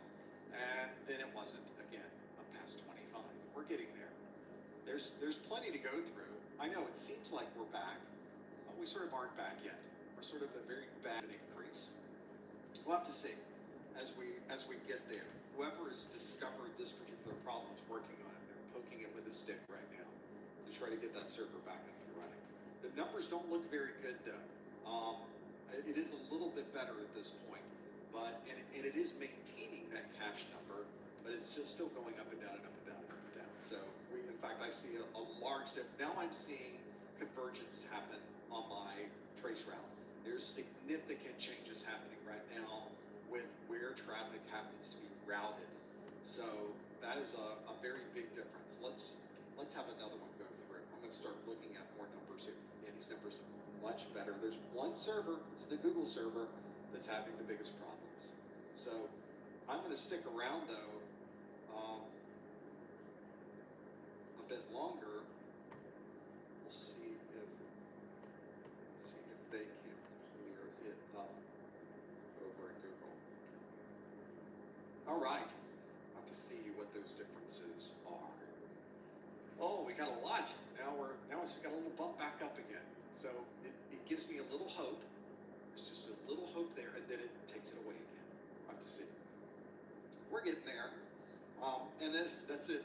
If you're someone who is sort of working through this, I'm looking at the numbers here. The numbers look a lot better as I'm looking at these. I'm going to zero this out and do it again and make that happen. Let's make that and see if I can break that down. See how the numbers are looking now. Now they're looking much better. Let's see if they're able to get through. I don't see any more packet loss. We should be getting the cache number coming back up. It's not there yet, but it's trying. So it looks like whatever they did to reconfigure or converge on a different network connection, we're getting there. So we'll have to see where we end up. The number's going up, which is the important thing, or I guess down. We want the line to go up and the numbers to go down. It is getting a little bit better. I'm seeing on my side that the amount of packet loss over on the YouTube side is significantly lower. So that's a good sign. So maybe this cache will come back and we can continue. I was looking at a 74.125 address, and that's the one over at Google that was having such massive packet loss. So I could have the perfect network here. My ISP is running exactly as one would expect. We're having great success in sending data to Google, and then that's the real problem, is that you run into these scenarios where even Google is not going to have a way to fix that particular problem. We'll figure it out and get down into the details. So, and then I can give you some more information. I'm seeing this come way up on this side. You can see we're up to 17%. Looks like they've managed to, it seems, resolve the issue that they ran into. We'll have to see if that's indeed the case. As we get, now we're going really well. So we're back up now to the 3%. Looks like we've caught up with each other. Whatever that temporary outage was, I saw significant data loss over on the YouTube IP addresses. It was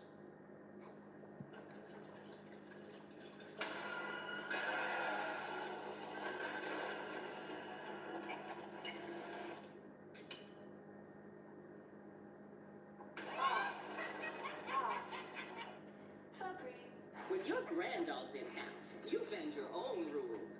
The reason? You've got the freshness of Febreze fabric spray. It fights odors. Lucky.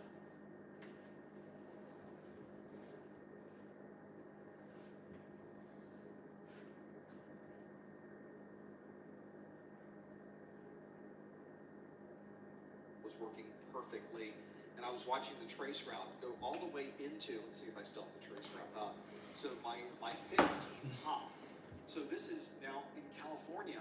That 15th hop was the one that had massive data loss. So finally they found it. They poked it with a stick. They rebooted it. Did you turn it off and back on again? They did that, and now we're back up and running. So that was a very long conversation to have with myself while you're waiting for all of this to come back. For those of you that stuck around, though, thank you for doing that. And I've got more questions for you, so we're going to keep going. I'd already set the time aside, so we'll keep going with these. Let's first step through the answers for this particular question, which is, again, a company is protecting user passwords by hashing the password values multiple times. Which of the following would describe this process? Is it salting, steganography, symmetric encryption, digital signature, or key stretching? As we've already seen, key stretching is the answer here. We take a hash of a hash of a hash of a hash, and the process of that is designed to slow down any type of brute force attack. This would not be salting. Salting is adding random data to an existing hash together, and or existing password, and hashing both of those things together. So hashing a hash is not salting. I guess you could vary. Salting tends to be a very specific value that's predetermined, and once you add that predetermined value, you add it to a password to create your final hash. So it's a little bit outside the scope of the hashing, or at least the multiple hashing, to be able to do that.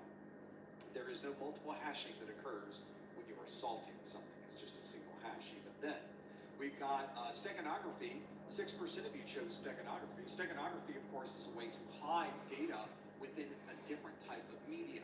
So you're hiding data within a graphics file. You're hiding a document within a movie file. That's something that can easily be done with steganography, so that you can give someone a movie file or an image of that's there, but inside the image is data that normally you would not be able to see. That is steganography. Symmetric encryption implies or explains the process of encrypting and decrypting by using the same key, which is different, of course, than asymmetric encryption, where the encryption key and the decryption key are two different keys, oddly enough. Of course, symmetric encryption is also very commonly used, but it is not a method of hashing a hash of a hash. That is indeed key stretching.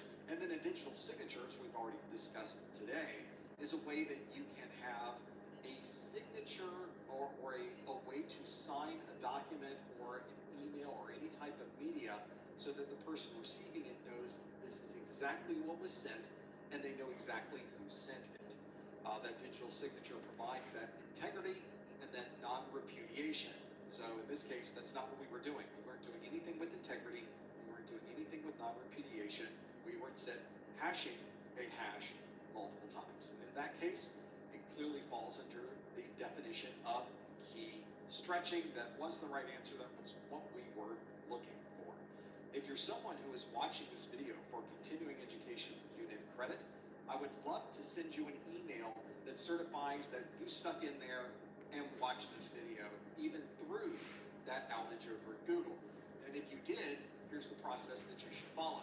Go to the top or the bottom of the Professor Messer website, click the Contact Us link, and on that Contact Us link, you want to find the connection or the link there, or the form that comes up, to put in your name, your email address, and in the subject line, put January 2024 Security Plus.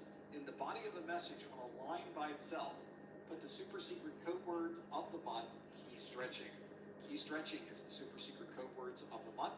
Again, what you want to do is go to the top or the bottom of the Professor Messer website, click Contact Us, and inside of the form that appears, put your name, your email address, put the subject line as January 2024 Security Plus, or something close to that.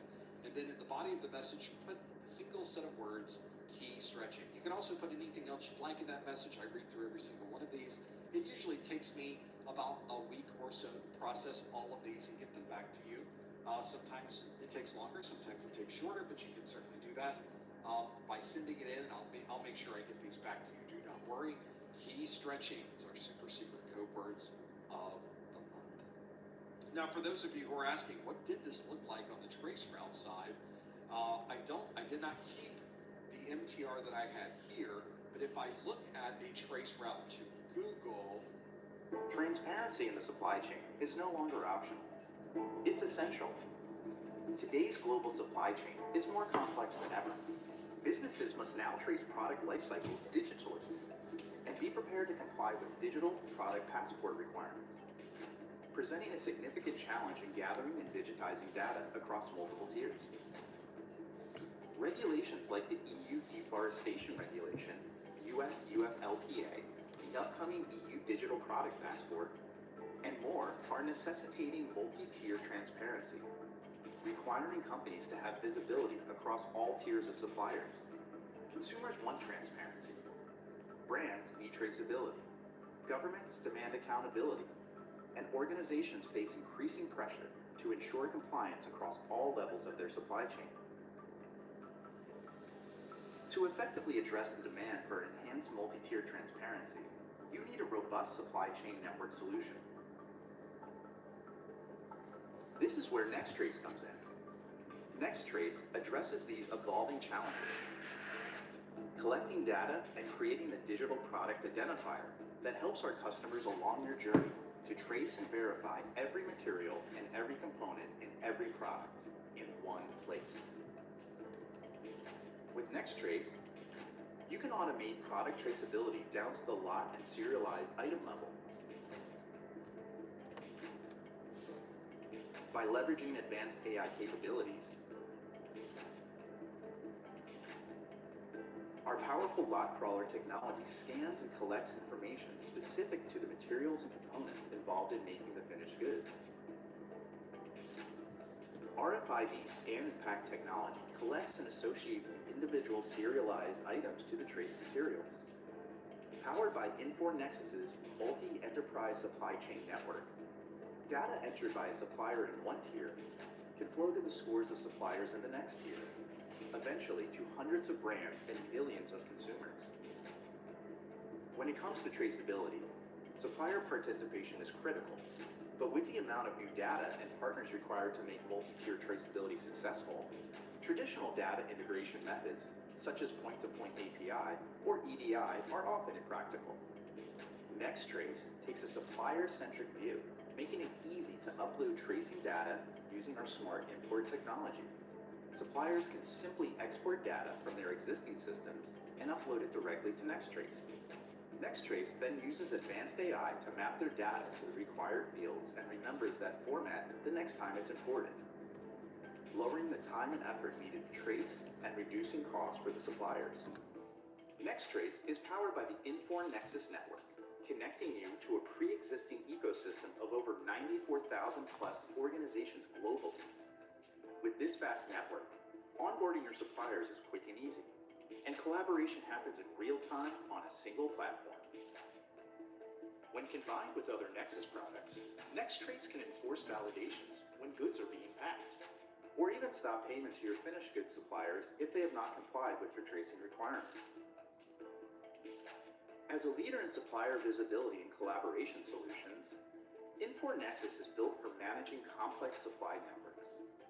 Combining advanced AI with unparalleled data quality and collaborative capabilities, the single instance Infor Nexus platform spans all tiers of the supply chain, meaning that both buyers and suppliers need to only log in once to collaborate on and manage all aspects of their supply chain, creating greater efficiencies and value whilst ensuring smooth multi-tier collaboration across all parties. With NextTrace, you're not just meeting today's regulatory requirements, you're staying ahead of tomorrow's. Gain better visibility to the flow of goods in your upstream supply chain, anticipate problems before they happen, reduce risk to your brand reputation, streamline supplier onboarding, and ensure your products are compliant with the latest global regulations. Traceability realized. Learn more about Infor Nexus NextTrace and request a demo at infor.com/Infor-Nexus/sustainability. For the mortgage, I'm drinking.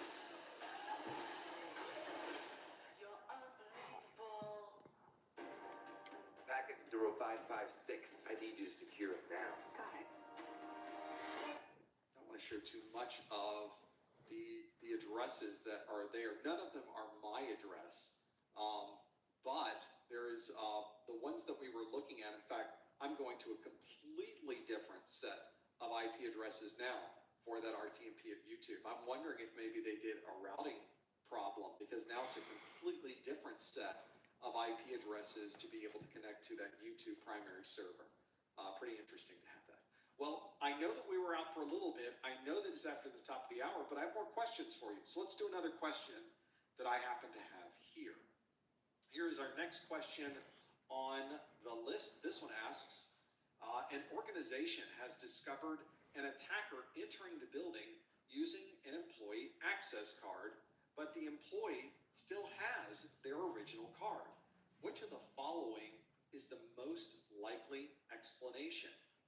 Let's see, would it be privilege escalation, RFID cloning, brute force, spraying, or injection? And an organization has discovered an attacker entering the building using an employee access card, but the employee still has their original card. Which of the following is the most likely explanation? Is it privilege escalation, RFID cloning, brute force, spraying, or injection? If you think you know the answer, follow the link on your screen, go to professormesser.com/QA and lock in your answer. I have to see what you think the answer is. As always, please, no answers in the chat room. Please, no hints in the chat room. You want to go to professormesser.com/QA and lock in your answer. Folks are even asking, so where can we find more information on what happened to Google? You probably will never know what happened to Google. Google is a private company, and they don't have to tell you what happened with their services. They might have, and they might have information in their status page for this. Something like this may appear there, or it may not. It just depends on what they want to report. We'll have to figure out the details of what to report as we break this out. See if you know the answer. Follow the link on your screen. Go to professormesser.com/QA and lock in your answer. See if you happen to know what this is. This is a topic, definitely is a 701 topic. So this certainly speaks to the existing version of the exam. Let's see how you did with this one. The question asks, an organization has discovered an attacker entering the building using an employee access card, but the employee still has their original card. Which of the following is the most likely explanation?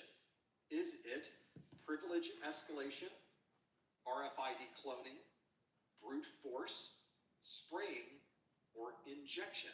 Let's see what you chose on the list. Stop it right here. And the answer is 98% of you say, oh, that's RFID cloning. We've seen that before.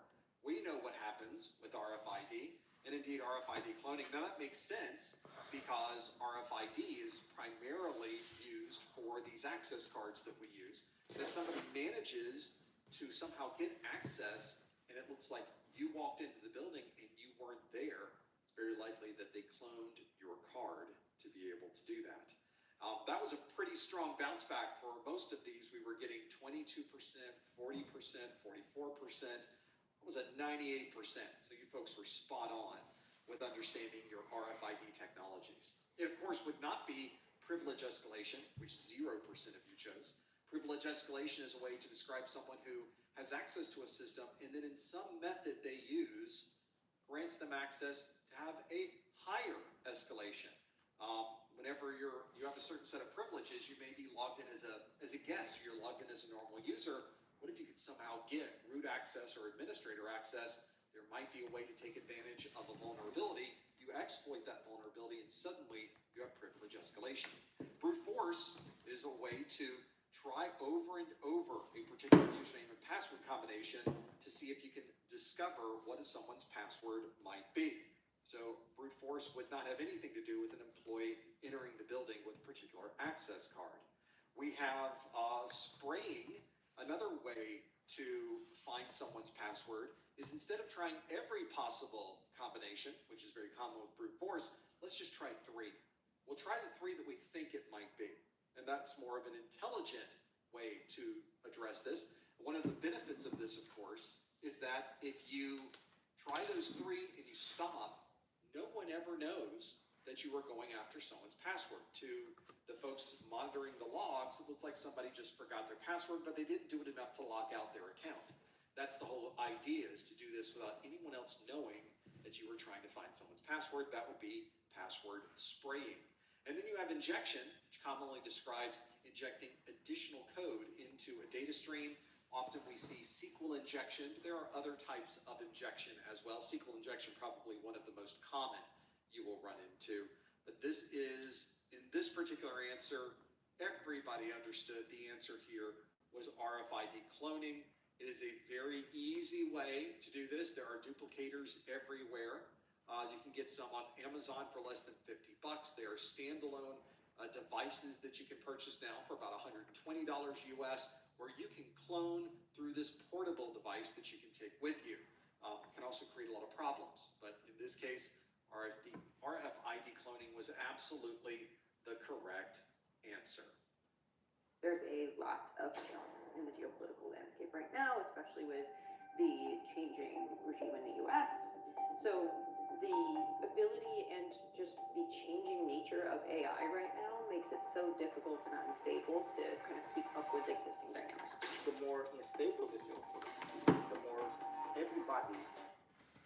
Now let's do another question. I know that we had our slight outage. It is after the top of the hour, but we're on overtime at this point. So let's see how we do with the next question. This next question asks, a security administrator has identified all possible points of unauthorized entry on a newly built web server.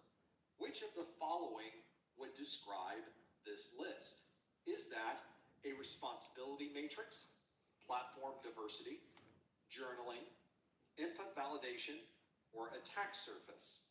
All of these answers, by the way, are all answers that are available in the SY0701 exam objectives. So that is a really good example of trying to understand different topics. Well, they're coming right from the objectives. I tell people all the time, you should understand and grab those objectives. They're going to help you quite a bit. A security administrator has identified all possible points of unauthorized entry on a newly built web server. Which of the following would describe this list? Is it responsibility matrix, platform diversity, journaling, input validation, or attack surface? If you think you know the answer, use the link right here, professormesser.com/QA, and lock in that answer. Have to be one of those, right? See how you do with this one. This is definitely a 701 question. If you're studying for your 601 exam, you're going to look at a lot of these answers and you don't even recognize what they're saying. This is a very good example of how half of the 701 exam is brand new. And if you study 601 materials and walk into a 701 exam, you can get questions like this one where you've never studied it. All right, everybody, let's go ahead and take a break. See you back here in 10 minutes. This one, a security administrator has identified all possible points of unauthorized entry on a newly built web server.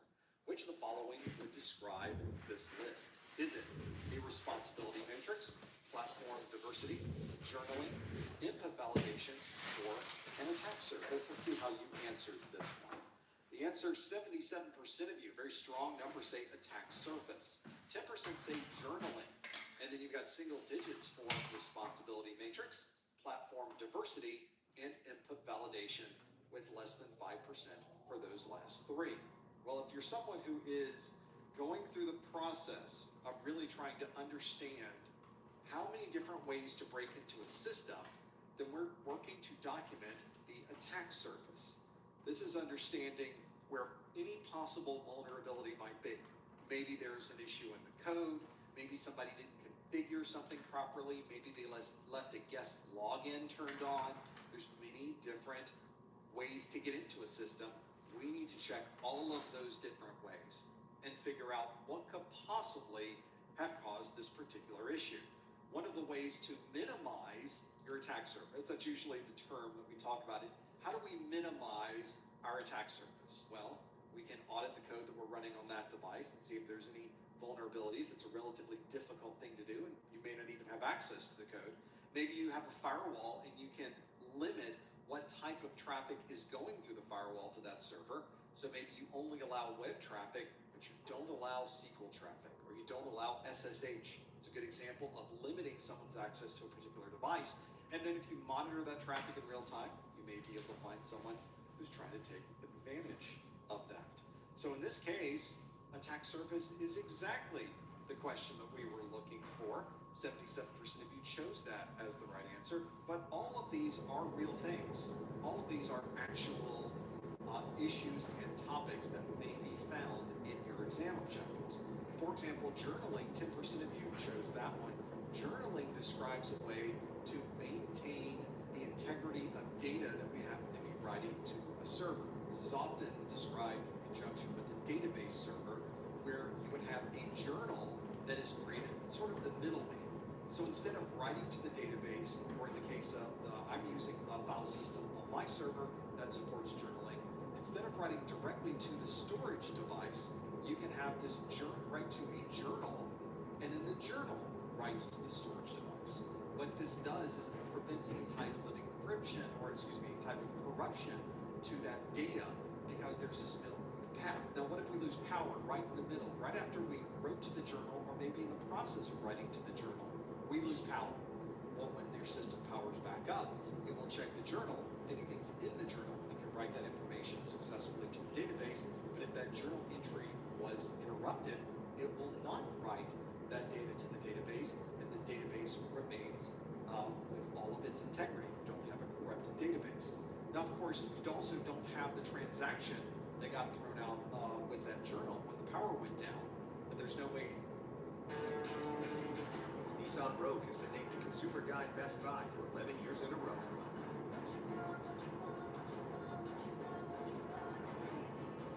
Drive the award-winning Nissan Rogue today. Nigel loves the saxophone, and he loves helping others find their sound too. So he built a course on Kajabi that turned his passion into a business. That crescendoed into a community where musicians connect, take on challenges, and play in harmony together. That's the perfect blend that transformed him from a musician into an entrepreneur. To go back in time and try to correct that issue, the important part is the database is now safe, so journaling can be very useful on the security side. We also have responsibility matrix. We often associate those with the list of things that are responsible for a client or a cloud provider. And there's often a large matrix there, so you can understand what your responsibilities might be, what the cloud provider's responsibilities might be, which of course might change depending on the type of cloud implementation you have. If you have software as a service, there's a certain responsibility matrix. If you have platform as a service, it's a different responsibility matrix. That's how you decide who is responsible for our data, who's responsible for the operating system, who's responsible for the hardware. We can refer to the responsibility matrix. Very often, your cloud provider will put a responsibility matrix on their site so that you can reference that. Platform diversity describes a way to have different types of platforms, especially on things like web servers. Maybe instead of just having a Linux web server or just having a Windows web server, you have both Linux and Windows. That way, if you do run into some type of significant vulnerability in the operating system, you would only lose a portion of those servers while you're patching, or only certain servers would be affected with the particular problem because they would be the only ones susceptible to that. You have a platform diversity, you have different choices in that platform, and you can run them all at the same time. That's a little more redundancy and resiliency. And then the HIPAA validation, frequently shows that person checking into an application and confirming that the user isn't being sent information that they should not be sending. That is the one. So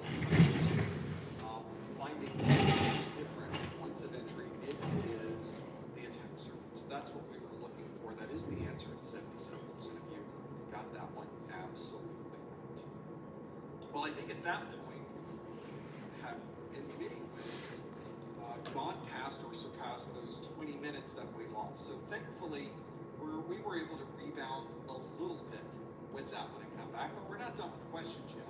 I'll talk more about that in just a moment.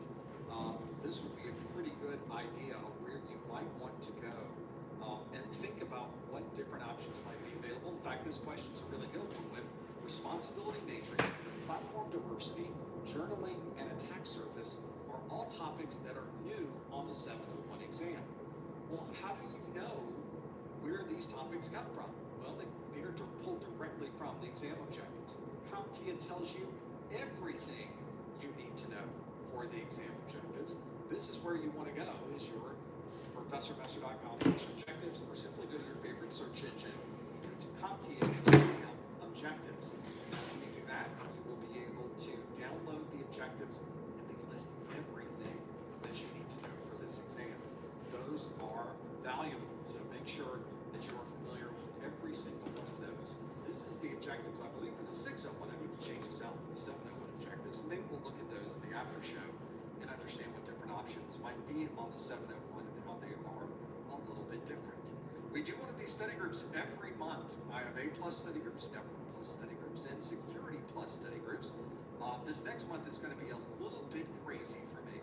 Normally, we spread these out during the month. We have one on this week, two on that week, one on another week, and we use the whole month to be able to do our study groups. Well, those, at least for February, things have changed quite a bit. My schedule is a little bit chaotic. And so for February, you can see everything is on the same week. So if you really, really like study groups, going to advocate for you. On February 19th and 20th is our Plus study groups. February 22nd is our Network Plus study group.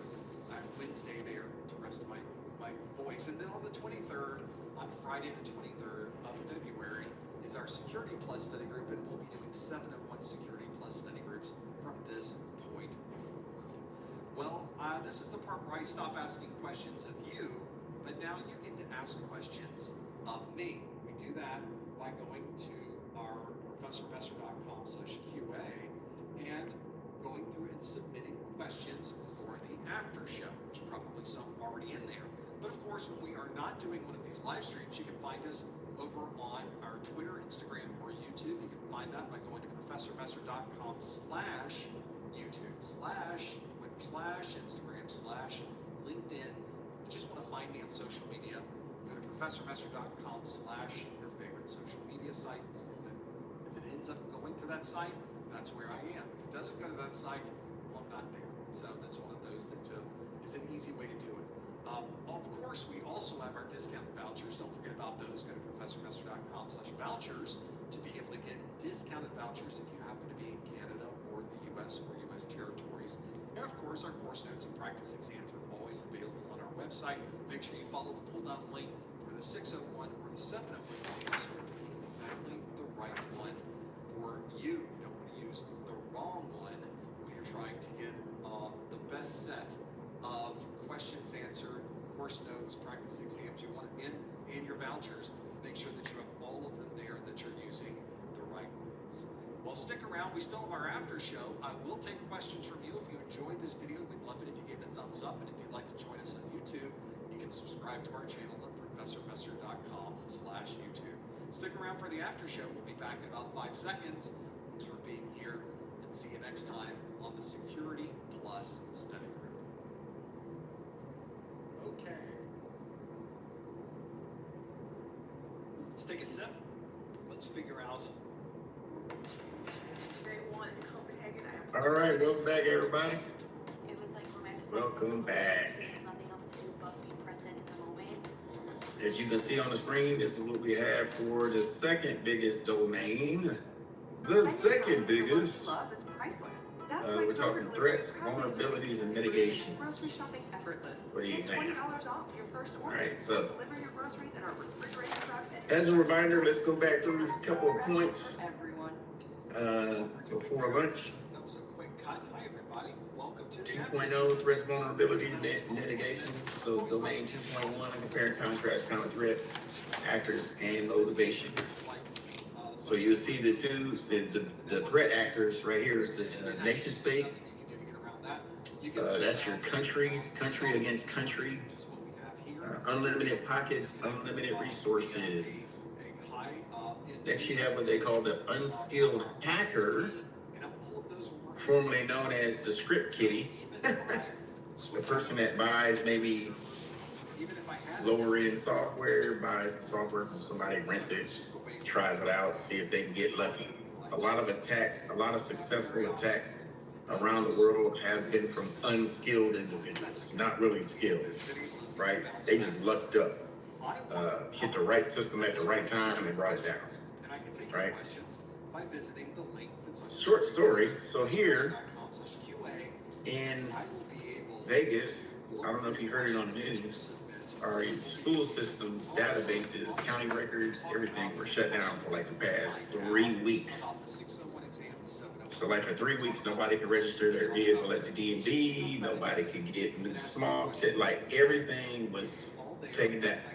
The credit union, how people were getting paid, linked to the credit union. I have to fact check this, but somebody said it was affected. It was just a lot of city services you couldn't do. They tracked them down. Guess where they found them? 2 teenagers, under 16 years old, in the valley, in a garage. They were the 2 that brought down the system. I think if we go back to the exam objectives, Can you believe that? Facts, yeah, look it up. But it was it wasn't. They weren't even skilled people. keep them handy. I've been working on the 7 Yeah. Can you give a reason why they did? That part I didn't really follow up on it. I know they said they apprehended them. I saw the video on TV and they were like in the valley or something, and they got them. They were at somebody's house or whatever. But yeah, that's what they were doing. Really unskilled. So I don't know. Then you have the hacktivist person that hacks for a reason. It's not really motivated No, by money. you're asking if I It's more afford it. about No. passion. You can throw $20 million at them. They'd be like, nope, I'm gonna do this for free. I'm an activist. Like, they believe in it that much. You know what I'm saying? The insider threat, we know who that is. Organized crime, money motivated, right? And then shadow IT. The shadow IT is the person who works behind the IT person in the organization. They work around the IT person. If you're an IT person that really doesn't check on the system and doesn't, the shadow IT knows, because they're like, Mr. T never comes out of his office. He's always playing Tetris. I can pretty much do whatever I want to do. I'll go ask Mr. T a couple of questions and act like I'm dumb. Hey, do they track us at work? Yeah, man, they do this. Do they track us at work? Hell, no, man, this system is so old. Bingo. Oh, okay. Like, they getting intel from the IT person. That's the shadow IT. Right? So, yeah, watch out for them people. Then the attributes of the actors. What specifically do they do? Internal versus external. Internal knows the system very well, works around it, knows the ins and outs usually. The external, they have to gather intel. They have to try to figure it out. They have to use enumeration to find out. Speaking of hackers, Charles, that's him right there. Yep. So the external person has to gather this intel and figure it out. Resources and funding. Again, how skilled are they? What do they actually have in their tool chest to complete all of this stuff? Is it rented? Do they own it? You know what I mean? All this different stuff. Level of sophistication and what capability do they have? I tell you what, the more money they have, the more they're able to do this. Yep, the more money. So what are the motivations? Some just want to exfil the data, sell it on the dark web, or keep it until the time is right, right? Espionage. They just want to bring down your service. Sometimes they're just, that's basically what it is. A lot of these times it ain't nothing but a DDoS attack, distributed denial of service, right? They're just trying stuff. And if it works, they're like, yo, do you see what we just did? Yeah. If you're wondering how I scored top Here's the one though, blackmail. University, one of my secret weapons is asking. Remember the Hollywood stars years ago? They got their iClouds hacked. What? Paris Hilton and a lot of had some racy photos that were published. Yeah. And Charles says it's cold today. What's the temperature, Charles? So what they tried to do is they tried to sue Apple. 59, yeah, it's good. They tried to sue Apple. Apple clapped back. We found out that you didn't even have a screensaver on your phone. It says in the user details that the user will provide security, minimal amount of security on the phone, which will help keep people out of your phone, right? So she violated the policy. Apple's like, ain't nothing I can do about it. It's your phone. You never safeguarded it. So, I mean, financial gain, ethical, revenge, disruption, all these things, and even Wario. Yep. There's some common threat vectors. What's the difference between the vector and the attack surface? What's the difference between a vector and the attack surface? Just in case you're presented, our minds are in that spot. We know what to think about. What can we?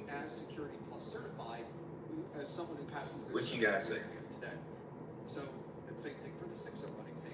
If you pass your 601 exam, you're just as Security Plus certified as someone who passes their 701 exam. There's no difference. The threat vector versus the attack surface. All they care about is if you have the certification. That's the real important part. So don't worry about what companies. Okay, so Charles says vector is the physical. Now, They want just someone who's Security Plus certified. okay, Checked off the so list. physical is a vector. You don't have to worry. It is a way to get in. Take the version of the exam that you How to get into your system. Ports is another attack vector. Can I use the network against you to get in via a port? prior to the entire network. Yep. Correct. It is a pathway to get in. Yep. So physical is one. A partial The attack surface is what are you actually getting into? What area? That is your attack surface. Are we getting in through the network? part of that question, right? Are we targeting the server? CompTIA That's the surface. intentionally Are we targeting the routers? That's an attack surface. actually they're very clear on the answer. Are we targeting single sign-on capability? That's an attack surface. As a whole, you get what I'm saying? Like as a whole, the vector can be delivered through something. that we don't score with partial. So you gotta look at these. So if we look at message-based, When we score with partial, email, SMS, and instant messaging, it effectively those can be attack vectors. whether they give you partial credit or not. They I can send you a message through that information and SMS that could have a bad link to determine if they give you that leads you somewhere or installs a remote terminal or wipes your phone immediately, right?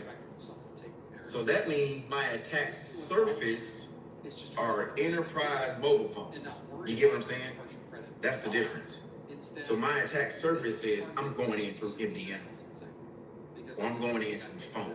give you more of a conservative You can also have image-based attacks. practice exam. Stenography. On the actual exam, doesn't matter. This is when you hide messages and links inside of a picture or another type of file that's not easily seen, but it's there. At least they told us It's there. that they might When somebody hovers over a photo in a website and it says, Asia Wilson, MVP of Las Vegas Aces, hey champion, and you click on it, and there's some website you never heard of it, just sports, right?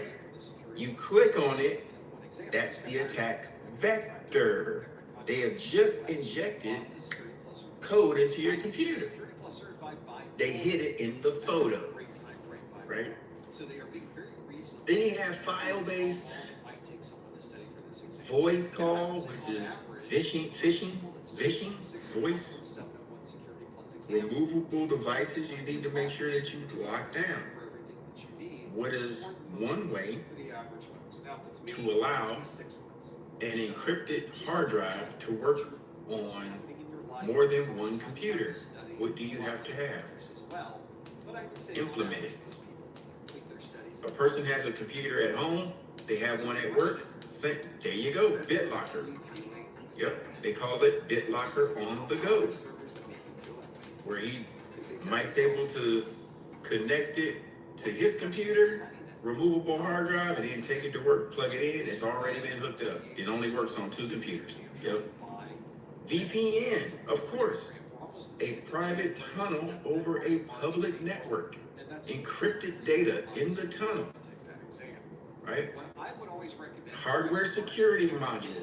Aaliyah, you're correct. That's where you can keep all your crypto keys and hashes on the terminal and put it on your network. Michael says, I did that once and forgot my password, never used BitLocker again. It works, but all the yeah, you got to get the password off the TPM module.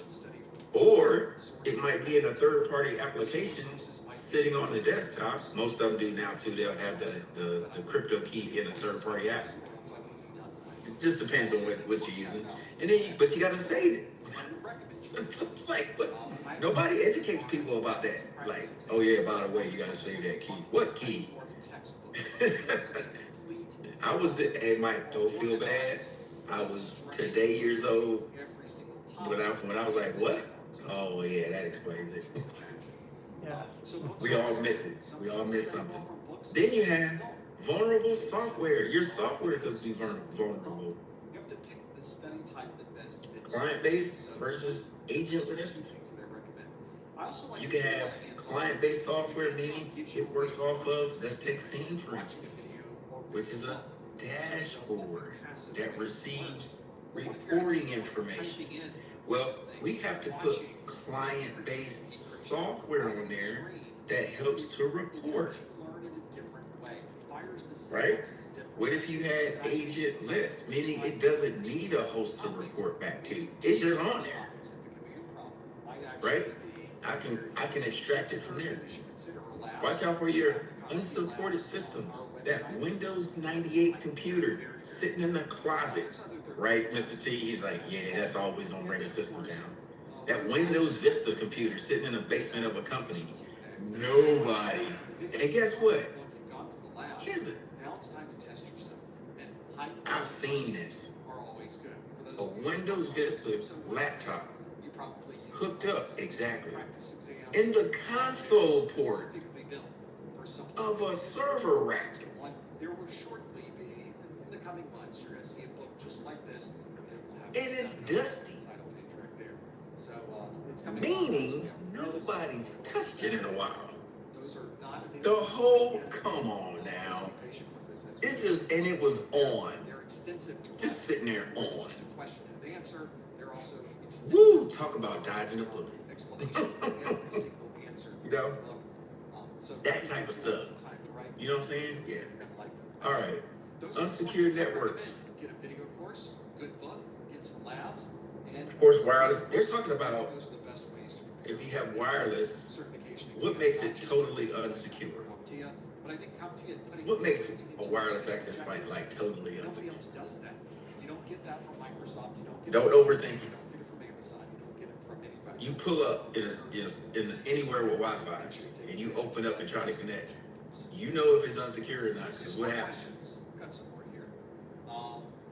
When you try to sign on, don't overthink it. What are performance-based questions like? You're saying it, Mike, if I'm reading your words right. Now think about it, I never had an issue before. Yeah. Just kind of removed it from the screen.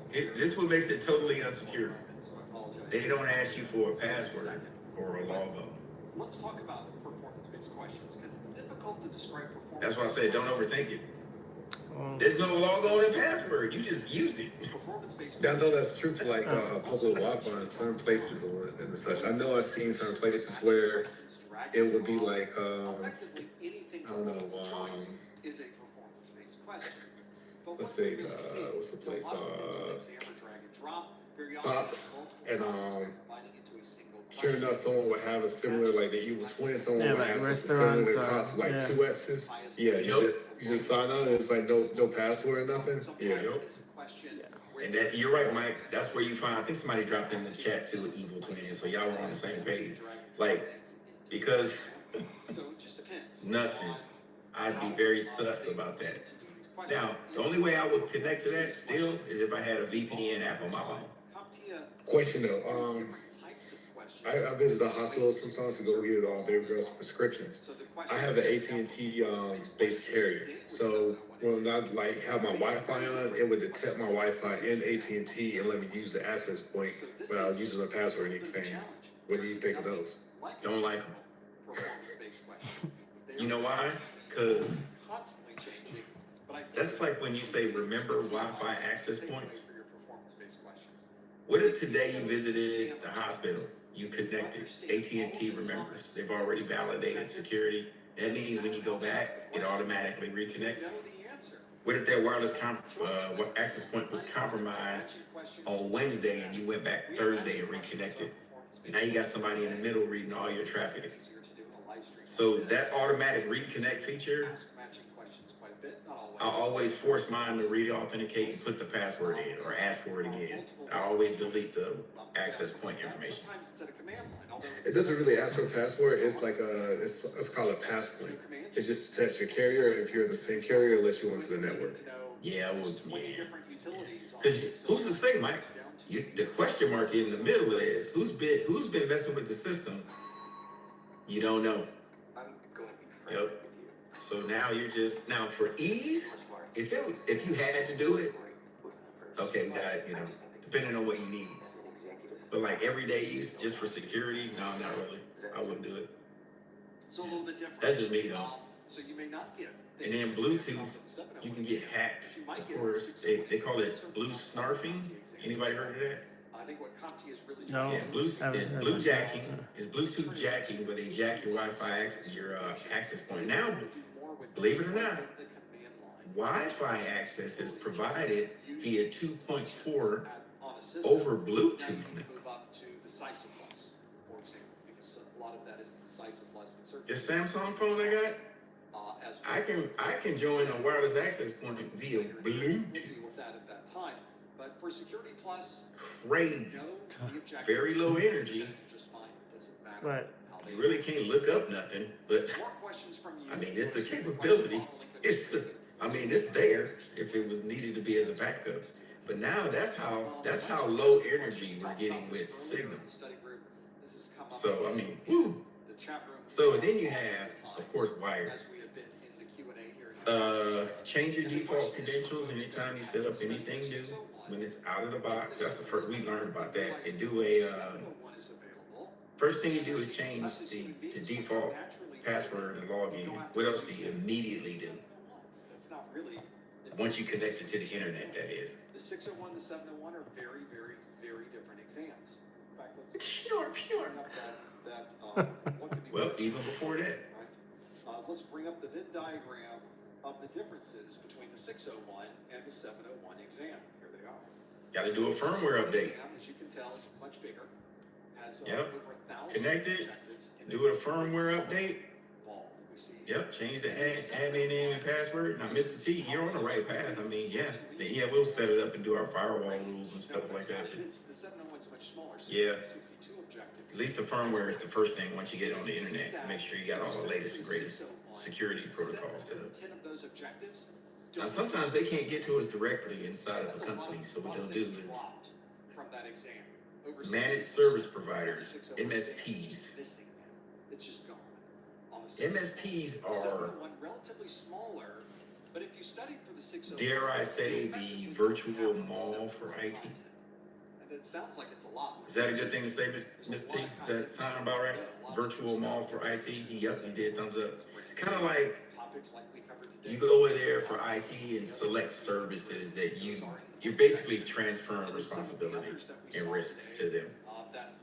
It could be identity and access management. They could provide you an API for your security. They could provide you an application interface for RESTful API security. They could be a cloud access security broker. They could be like, they do all these different things for you. And it saves a lot of money for companies because then they don't have to have a full IT staff that they have to train and maintain. And one person that missed one thing can bring the downfall of the whole company. So they'll spread the risk out on an MSP to do it for you. Yeah. Right? And they'll have a room full of you folks like I'm seeing right now doing any number of these things for the company on the back end. You get what I'm saying? And monitoring every day. So yeah, the MSP is kind of like where they can go. So there are vendors and suppliers. Then they say the biggest threat is the human vector. The human vector can be manipulated. It's not like a machine where you might have rules and guidelines to follow, and if you don't meet it, you don't get in, period. Well, the human vector can always be manipulated. Charles, can I get in the building? No. Gotta find another way. I noticed the cupcake on his desk and it was blueberry. Come back Wednesday. Hey, Mr. Charles, I know you threw me out on Monday.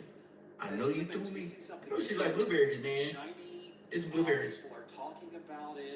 Give me. Still can't get in. Bye. Kicks me out again. Friday. Man, I'm just trying to get a job, man. Bro, I need some money. I'm just trying to get up here and get a job. I'm trying to see Mrs. Get some more blueberries. Come on, man. You've been here before. You know how it feels. But the reality is, Okay. Got 15 minutes. You better be back here. I'm come look for you. You get what I'm saying? This is an act of manipulation. Yep. Always come to Mr. Kevin. No idea. Blocked. What? Bullying. He said bullying. Bullying people or building people. I'm like, oh, I thought he was building. So you have all these different things: phishing, email, phishing, voice calls, smishing, SMS messaging, misinformation. This can be spread on purpose, or disinformation. You don't even get information. You're absent from the phone calls and the emails and the text messages. Like I'm not telling you anything. Impersonation. Liberty Mutual customizing. Even my CC was vulnerable to business email compromise. That's why we have multi-factor authentication, because somebody got into, we had a vulnerability we had to shore up many months ago. Yep. Watering hole. Right? That's when you direct everybody to a fake website, and it's just like you see on the National Geographics, where all the animals come to the one watering hole. Like that's when all the gangs say, okay, everybody, this is the one. You notice not one animal gets attacked in a watering hole. There's more and more topics and more. Think about it. Who's watches National Geographic? We watch it all the time. How is it the cheetah and the tigers come up to the water hole and the water buffalo, and they all come up and the little birds, right? And then the elephants come out. They all sitting there at the same watering hole, because the watering hole is a resource for the whole species. They don't need water. So it's like sovereign territory. Like we've all agreed where I don't attack you here, but the minute you walk off, you mine. Let's do some more questions. I got more that you sent. Notice that next time you do that. Yeah, we just chilling here. We ain't enemies right now because we all need to drink water. When will I publish my 7? But catch me on the block. Before June? Oh yeah. Our 7. Nobody has to. Yep. Nobody attacks right there. It's off limits. We'll have this out for you. But the watering hole points everybody there to the resource they want you to take. But that resource could be contaminated when you pull the information. Watch them have y'all watching some National Geographic tonight, seeing, is that true? I noticed it. Y'all let me know if y'all noticed it. Yeah, we don't fight them all. We fight in the parking lot. Yeah, exactly. Everybody chip with it. So someone took a practice exam and they man, right there. See, watering hole. Ask questions about. They're like, listen, we good right now, but catch me somewhere else. That's right. They are. Right. And then you have brand impersonation and type squatting. Type squatting is where you're taking advantage of websites that have similar characters. Like Target could be. Did not exactly provide a level of truth with you. Those questions are not accurate for the current version. Oh yeah. But they chose not to update them. That's because you have Target.com, but it could be Tar. Time, effort, and you have to write things. And you have to. What if somebody changed it? Target.com. They took the easy way out and provided you with a bunch of old questions. Yeah, they try to get it so similar to where you're not even paying attention. It's like a quick look and it passes your eye test, right? And those are the so-called sponsored links that you're not supposed to click. Mm-hmm. So pay attention to the URL. The URL. They do not show up. I will tell you though, people that have done this. Sneaky, yes, sneaky. Tell you, man. Why doesn't Google allow it and still show it when you're looking for something? You know why? Because they have to hit. So many people have to report it as a bad DNS for it to be reported and taken down. It's like the Better Business Bureau. They can ask anything. That's not how it works. You know what I'm saying? Payless shoes always got two left shoes in their body. Fix it. Right? You report them. Better Business Bureau, like, they don't report to me. I'll take your report. You go look. Dang, they got a lot of complaints. But Google bought so many domains similar to their name product, to protect themselves so they don't have type squatting. Yep. And usually they're either dead end where you go to it and say not reachable on purpose, or they'll redirect to the real website. So it's either going to be a redirect or they're going to dead end it to a 404 unreachable page on purpose. Mm-hmm. Yep, they call it a parking page. Y'all ever heard of that before? Parking page, no. Target.com. So next, what you got is, for the vulnerabilities, the application layer, you have memory injection. You can be taken advantage of through the memory, right? That way, buffer overflow, that's an attack. So memory, that's the memory addressing that the application needs to load the fetch files, right? Then it can blow up Q8, right? The buffer is in between that. You can have buffer overflow. Then what they call race conditions. So time of check and time of use. You want me to explain that real easy for y'all? Okay, here we go. A race condition is two applications are racing to the same memory space for it to be used. That's why they call it a race condition. They're seeing who can get there first. Yep. So it's the same memory allocated resources they're all trying to use, and you can use that. And that is a vulnerability. Yep. Then you can have a bad update. How do you compare the experience of both? So let's see here. Web-based, we know about SQL injection. We talked about that. Cross-site scripting firmware. Is the same. Right here. Oh. It is the same front end. It's the same. Let's not forget virtual machine escape. You are the IT person. You spool up virtual machines. You allow people to connect to them. Okay? But they don't need them anymore. That means now you have an abandoned VM still running on your network. Yep. Somebody finds their way in. They hop from one virtual machine to another virtual machine. That's called VM escaping. They're navigating the cloud through VMs, old VMs, to see what they can find. All right? So that part's easy. But it is a different experience. Sometimes they'll try to go in through the supply chain. Either a service provider, secure area. All right? Hardware provider or software. Now, Target, believe it or not, they got nailed through a service provider. What type of security they have? Okay? Protect the exam contents. It is something that is. This is weird. You know how attackers got into Target? It's exactly the opposite. There is no IoT devices. At your home. The HVAC system. Many variables. That's how they got into the Target network. Recording their session.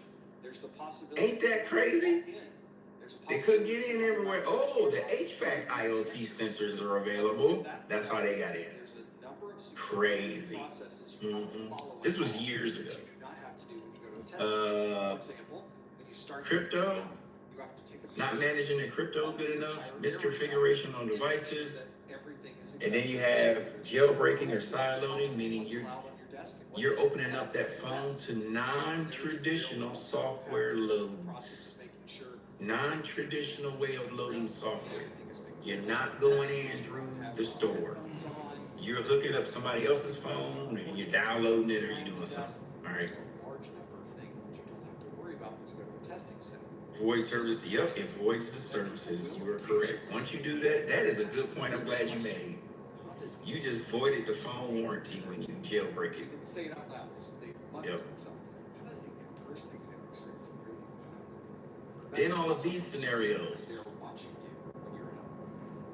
bloatware is something that comes, extra apps that come on your device that you never even asked for. Like, that's like Windows. Why do I need all this software I never use? Right? Whereas Linux, they only give you what you need.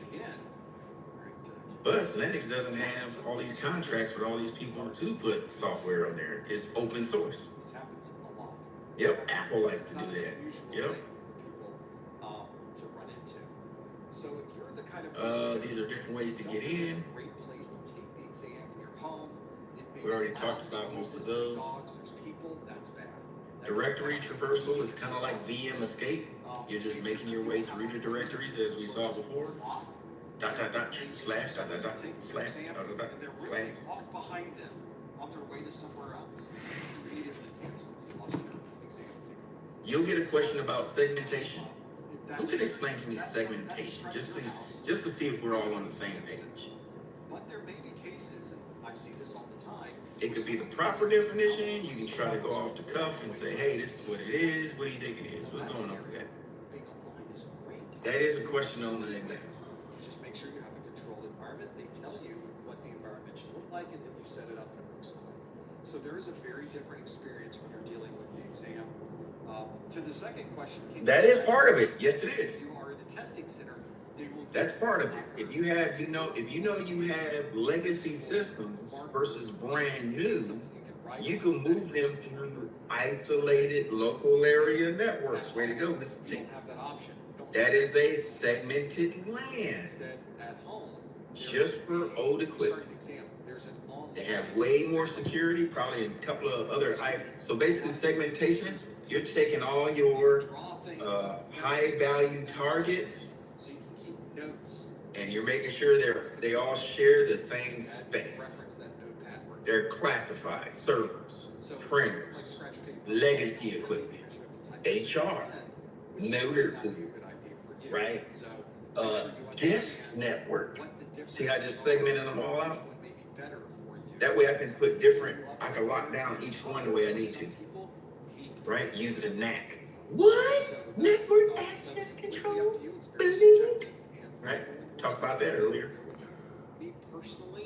All right, then you use the host firewall. The host firewall. You have a host-based firewall in your computer right now.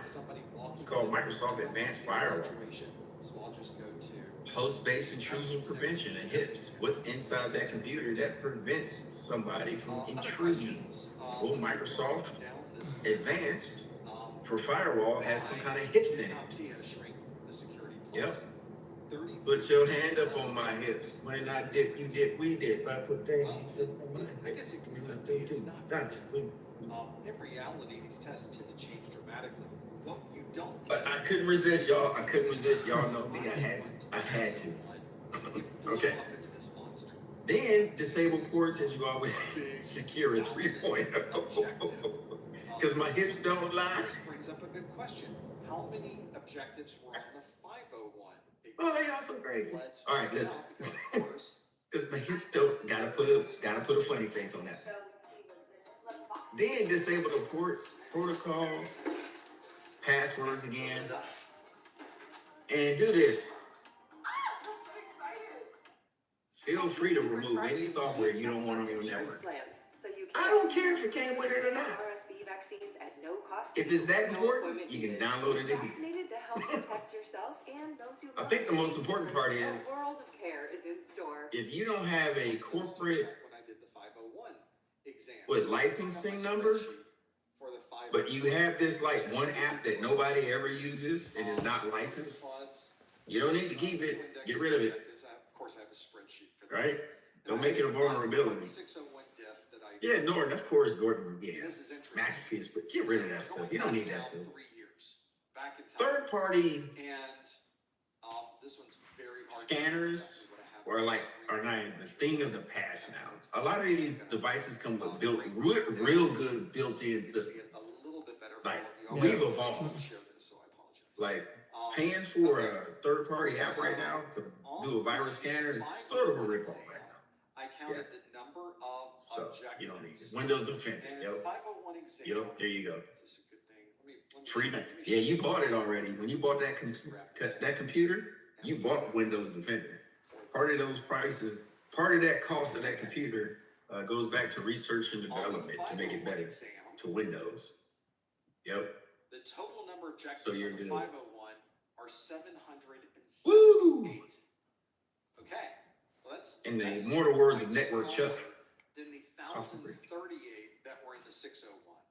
778 is on the 501.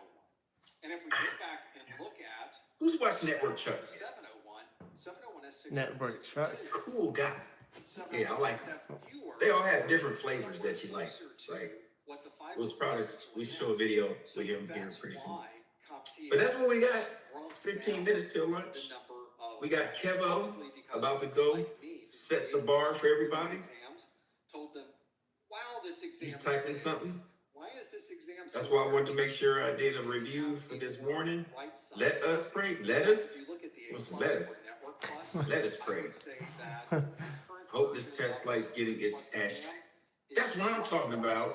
That's what I'm talking about. Go in there and kick some bootay. Some test bootay. Yes. Let's do that. Confidence is key, yeah. Yep. I'm trying to think of anything in there that's gonna be a surprise to you. Oh, let me show you a video, Kevin, because I know you're about to go.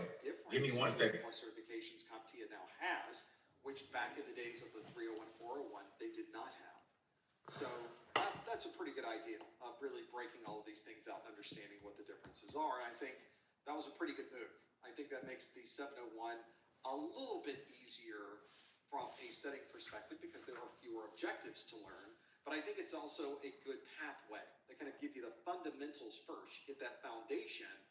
Now, I'm only showing you this as an example, okay? Certifications from CompTIA or even other places. This is not saying that this is gonna be on the exam. Other questions. I'm just saying, here's an example of what you might see on it, because I think this one is a pretty good one. This sort of talks to this all topic right, that we talked about earlier. they talk about firewall rules, because sometimes the PBQs can be kind of confusing on how to navigate. There we go. Took a class in PQ, another performance-based question.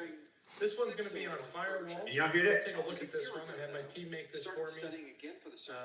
Let's see what we're working with here. So we got, looks like 9 parts to this. You're a network security administrator. You're setting up a new firewall on your network. You need to implement it to help your organization's security posture. You need to configure the firewall rules based on the following parameters provided to you by your manager. Allow HTTP and HTTPS traffic from any external IP address to the web server. Now, what if you started looking at the 10.0.0.1. a year ago? Allow SSH access from the internal network. You don't know what's going on with okay. these topics Class anymore. C network to Any the of these database topics server. in the 601. Allow Okay, well, I can DNS see queries there from might any be a device on the reason internal why we network jump to the to DNS 701 server. and study those topics, but you're going Allow to have to go through SMTPS traffic from the internal network to the mail server. and you're going to have to study A everything. simple mail transfer protocol, secure, on the and 701 deny exam. all other I guess traffic by forget the default. 65%. That is still Select the over on necessary 601. IP address port or action based on the specified requirements. Better depending on your scenario. Alright, so I guess we're using this table here. If you remember everything. What is the correct option for Rule 1 source IP? Okay, so, If you don't remember any of it. alright, so this is basically like an ACL for a firewall, and we have to determine what we want to put in. That makes sense? So let's see what this first rule It may also is. have something to do with how much money you want to spend on new study materials, because you can't use your Send 601 materials. source IP, we have to select that, 10.0.0.1 That's a very bad over idea. port 8. Especially with So, 65% this correct of option for 601 Rule 1 source never IP. appears on the 701.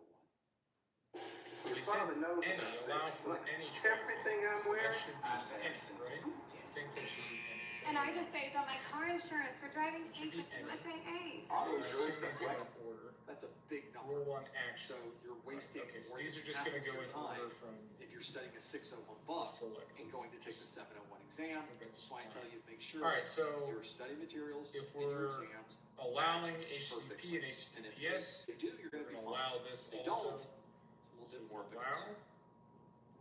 Well, I think that And is a then good overview of 601 versus correct option 701. Rule I 2 think that destination gives us IP. at least an opportunity to understand what we needed Destination to know IP to get through the 701 is exam. going to Indeed, be, we did get through what is our this? very This first is 701 HTTPS. study So this group. would also This be is one where, of course, 10.0.0.1 going forward, we will for the continue web server. to do That's the 701 web server. materials. Okay. The 601, of course, So will it should be retire at the end 10.0.0.1. of July. On July 31st is the last day to take Alright, your 601. and If you are studying for the 601 and you're let's working see, to get 3. there, Make sure you take It's your an exam internal before address that. to That way, if something 0.2, happens or which is what doesn't go as you expected, database you still server, have and we time want to take do it again. SSH You'll be able access, to pass that exam. So internal don't wait to till the database very server, last day. TCP, Never a good idea. And if you're somebody who's studying for the 701, Okay, so we it's have SSH. videos, we have course notes. Yep, There's that even makes sense. more study materials coming out So we will all the do time. We've got a lot of things on our SSH website. then, You're more than welcome which to is have a look 422. at ProfessorMessers.com. This is We LDAP do one of these secure. study groups every month. If you enjoyed this one, we'd love it if you would give it These a are not the thumbs up. regular, so And if this you is subscribe to our YouTube channel, SSH there, we got that at from ProfessorMesser.com/YouTube. If you ever want to know when the next live event is going now to we're be, down the to calendar source on our IP website that's updated all the time. I updated it this port morning. 53, it's the with all of DNS. those new dates. Where does it You say can always to go to allow DNS queries from any ProfessorMesser.com device or choose on the the internal calendar network to the at the DNS top server? of the Professor Messer Right, so it's website. going to be the And of internal course, network we're here, always on which Discord. should be If you'd like this to right join us here. when we're not doing a live stream, we're So hanging out on my Discord server. it's You going can to join be that this one right here. ProfessorMesser.com. It's going to be our internal network. Well, that brings us to the end of another All right. Security Plus And then Secret. Thank you so much for being here. Thank from you that for internal all of you that network, stayed in. All select of the network outage, port. the things going on at We're down here. folks at Select Google. from the internal network to the port. The action is going to be allow. Making it Allow so much any better. DNS Chapter queries. has So been that's awesome. Thanks for joining us. block, See you next deny, time allow. on the Security Plus Study. Thanks, It's everybody. either going to be allow or deny. So block, that's going to be a red herring. Okay, so we have that. Rule 5 here. Allow SMTPS traffic from an internal network to the mail server. Okay, let's see what that one could be. So we have 143, that's IMAP. 995, that's POP3 secure, Post Office Protocol secure. 587, I think that's it. If I remember right, 636, that's LDAP secure. 993, that's IMAP secure. 25 is SMTP with not being secure. And 110 is POP, just regular POP, not secure. Pretty sure it's 587. Pretty sure it's 587. And if you ever have trouble memorizing IMAP versus IMAP secure, I would describe online as fast, IMAP, affordable, incredibly fast, very reliable, zero lag. A lot of people get POP3 secure and IMAP secure mixed up. And look at that. We are live with So we're going to today's pick 587. SY701 Security Plus Study Group. It's our pre-show, everybody. Right. We have 10 So we go minutes from to go there. before we get started. I'm just checking on supply. Alright, and the last one here, we have 2 more. The cameras look good. Source IP, any, Screen looks destination good. IP, Cameras are very bright. This is very what is bright. this? Monitor Deny all is traffic changing by things. default. So That's the we last one we have can left. tell. And here, now we get to change. Okay, so things. deny all traffic by default. What's the worst that can happen? That's gonna be, should be any. Let's get the brightness. Gosh, the brightness is still kind of high. So, We're gonna bring it down another Pick any here. 5 points. The next one, We're done. And We're let's gonna make it pick so that it's not quite correct so- option, rule 6 port. But there we go. Should be That's any. only slightly better, but Not a all, little bit but at a time. any. We'll Any change too port, many and I things think too we drastically. should be good. Let's see how we do. AT&T knows what went on then. Alright, great. Figure out the Yeah, details later. so we did it. That was really Hope good. Let's see everybody's doing what well they in say chat here. room. Hi, everybody. Let's Thanks do for the being questions. It gets settled in. Let's see the explanation. Check these. Correct option, rule 1, source IP. Doing questions in this We're asked to allow any for HTTP, HTTPS traffic to the web server, in which a would happen actual over ports 80 Friday and 440. live stream. Don't do a lot of Friday live streams here. Pretty good. I think it's a good explanation there. Or we're doing one. I guess technically both. Correct option for the destination It's IP. too late now. We can't Asked to take allow it away. any HTTP, This HTTPS is, traffic. Yeah, the fourth that's of pretty standard, 4 so live streams we did this week. that makes So sense. it's constant. Yeah, I think this is live a stream motion. pretty good I didn't want to do representation that. of the question you could see on the Security Plus exam. Chaotic this month, and we Either you'll managed to see make it these as happen. multiple choice questions, or you'll see this as So a glad we performance-based were question. here. So We've glad seen we it made it. So being glad the used studio is both. up and running, and everything is working as expected. Templates like So this where you have multiple firewall rules to configure. I've been I watching. think this is a good the numbers look representation really good of on what the you can streaming see on side. the real test and a good check on your There. knowledge. And of course, this We're and just all of now our waiting for the cybercraft top of the hour. performance-based So we'll just questions hang are out if accessible everybody's in our doing well. course. We do have, well, I'm not might as well put the link here. The course is You might going to as have well pop open the these browser and window more and see if you performance-based can put a questions for you. pin into our map. But yeah, let's see.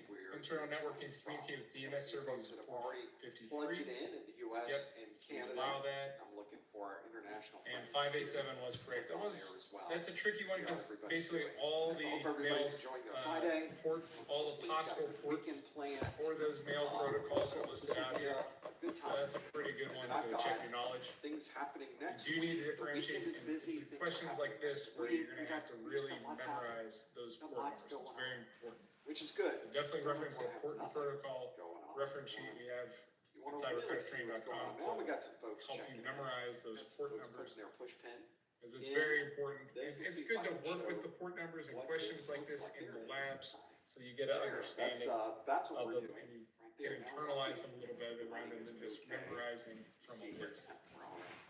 But this is, I think, a really good PBQ. Everything else is Good going well, folks. representation of what you'll see Checking on the in. test there. Hello, London and And Kenya and something Atlanta, that's Georgia, very important to understand how to do these firewall rules. and Kansas So, City, Mo. great skill to and learn, Everybody's and this should be making really their way helpful. in here. So thanks so much for joining me here, and I hope this is a good PBQ, good useful question to help Make sure we with your studies here. where we need to go. Really double. I can Okay. tap and we'll go to the next. Showed you that example. That is definitely something you may see. It's always the things you learn on the fly. Like the way he represented the question, similar to what you meant. Keep this in your toolbox just for reference there. All right. If a flavor is a little different, you'll be able to adjust. One thing you need to, looking at this though, Oh, what's this? A fan has run out onto the field and you have to allow before you deny. If you see anything, here's the thing, here's the key thing about firewall rules. You have to allow before you can deny. Meaning, I want anybody and everybody to use 443, but now I want certain computers not to use 443. All right. You see how I did that? Thanks for being here, everyone. Meaning that if there's any people I want to use it, I better allow any. Like Pittsburgh, Minneapolis, Vietnam, we Yep. got Maryland. You have to have explicit first, then implicit on everybody else. Denver, Oak Park, Right? Illinois. Now, if it's a rule where I don't care, Thanks for being here. everybody ain't doing it. Done. Okay, I'm done. It's just an implicit rule. Really don't care. Here's New York. We got lots Meaning, of- I don't want the whole base to look at Twitch. I don't care who you are. All the way up to the general or the commander. Doop. Base commander. Nobody's getting on Twitch. That's an implicit rule. In Guam, checking in, somewhere around there. But the explicit rule is, well, let me throttle back. Let me delete that rule. Latitudes and I gotta explicitly let the commander and everybody else and comm look at it, but the rest of the base can't. So now you have to do explicit first, then implicit on the rest. The other thing. It just makes it easier. All right. All right, does that make sense? All right. When you go down here, you pick your ports, what action you want to allow or deny, 701 study and then they'll say the protocol. So they're gonna tell you possibly what protocol they want on each line. It'll look just like this. that the study You gotta read what it's asking you to do. All of the questions today will be from the 701 exam. Congratulations, Kevin. I'm telling you right now, you're gonna kick that test into booty. Have fun though. Just breathe. 601. Just breathe. Just have fun with it. Completely out of the loop here. Good luck. But it really is focusing on 701. So that is sort of the way it works. Have fun, We yep. have 3 years of All right, see when you get back. study groups that you can But yeah, so that's what you're looking at. I wanted to make sure Kevin saw that before he left. 601. Like that's important. But going forward, all of the live Y'all got it? will focus on the 701. All right, so let's go to lunch. How about that? As well. So See y'all when y'all get back. those are really, we have to make a decision at some point when. Oh, thanks, Kevin. Thanks. So that's the way it goes. The 701 exam was made available in November. So it is on the CompTIA website. It is available to take today. My course has been out and my other study materials have been out since November. So yep, it is definitely a live and active certification. So a lot of people are working on it. Obviously, Obviously, you can't mix and match those. If you're studying for the 601, you need to take the 601 exam. If you're studying for the 701, you need to take the 701 exam. That's an important part. We'll talk more about that during the beginning of the study group, during the intro. So we'll talk about that. When am I going to have 701 practice questions? It's amazing. Nobody's asked. No, everybody's asking. I get inundated with questions about 701. I will tell you that what I normally would say is that we plan to release the 701 practice questions book in the coming months. I can tell you now we plan on releasing it in the coming weeks. So it's very close. We're very close to getting this published. All of the multiple choice questions are written and checked and ready to go. I'm working on performance-based questions now, which tend to go relatively smoothly. And then we'll see where this goes. The upcoming travel plans, that's exactly the type of information that I would love to share with everyone on a live stream on the internet. Thank you for asking. That's a fine question. I'll say yes, sure. There's upcoming travel plans. I don't know. Maybe. Of course. At some point, I've got to leave the house, right? There's things that need to be done. So that's it. That's one of those situations. If I do have travel plans, I will tell you, John, after they happen. John's like, yeah, that's smart. You're right, sir. You're right, sir. There are a number of things happening in my neck of the woods that I need to know.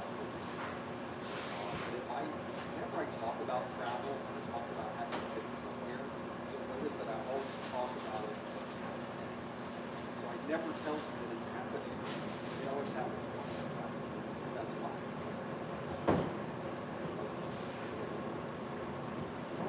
So we've got a minute to go. What happened? We're about to. So we've got a minute to go. What's happening? This is one of those things about being on the internet that definitely I don't talk about things that are happening. I talk about things that are happening. So that's just good. So let's look at Canada. That's folks. Really, that's not going on in Canada. I need to know these things. Really, both of them are way up. There's no way folks. You guys are. We're not. You are down there. Vancouver. Because I'm curious to know what the weather is like. You're in Toronto. Fantastic. Let me now, I guess I need to.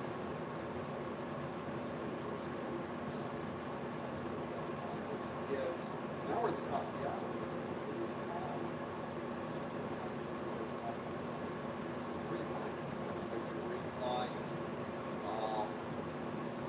This, I think we're ready for a live stream, everybody. Let's get this started. Right.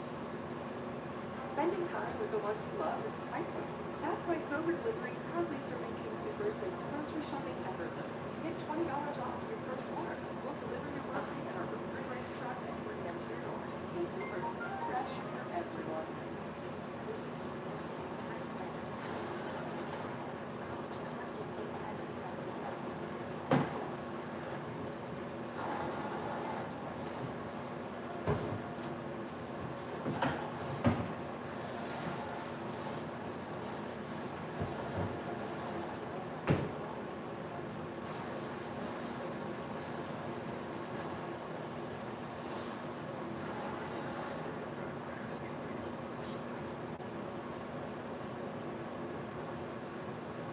Hello everyone, welcome to the February 2024 Professor Messer SY0701, our Security Plus Study Group. This is our study group for February of 2024. Thank you for joining us in this first hour. I'm going to be asking you questions that come directly from the CompTIA exam objectives.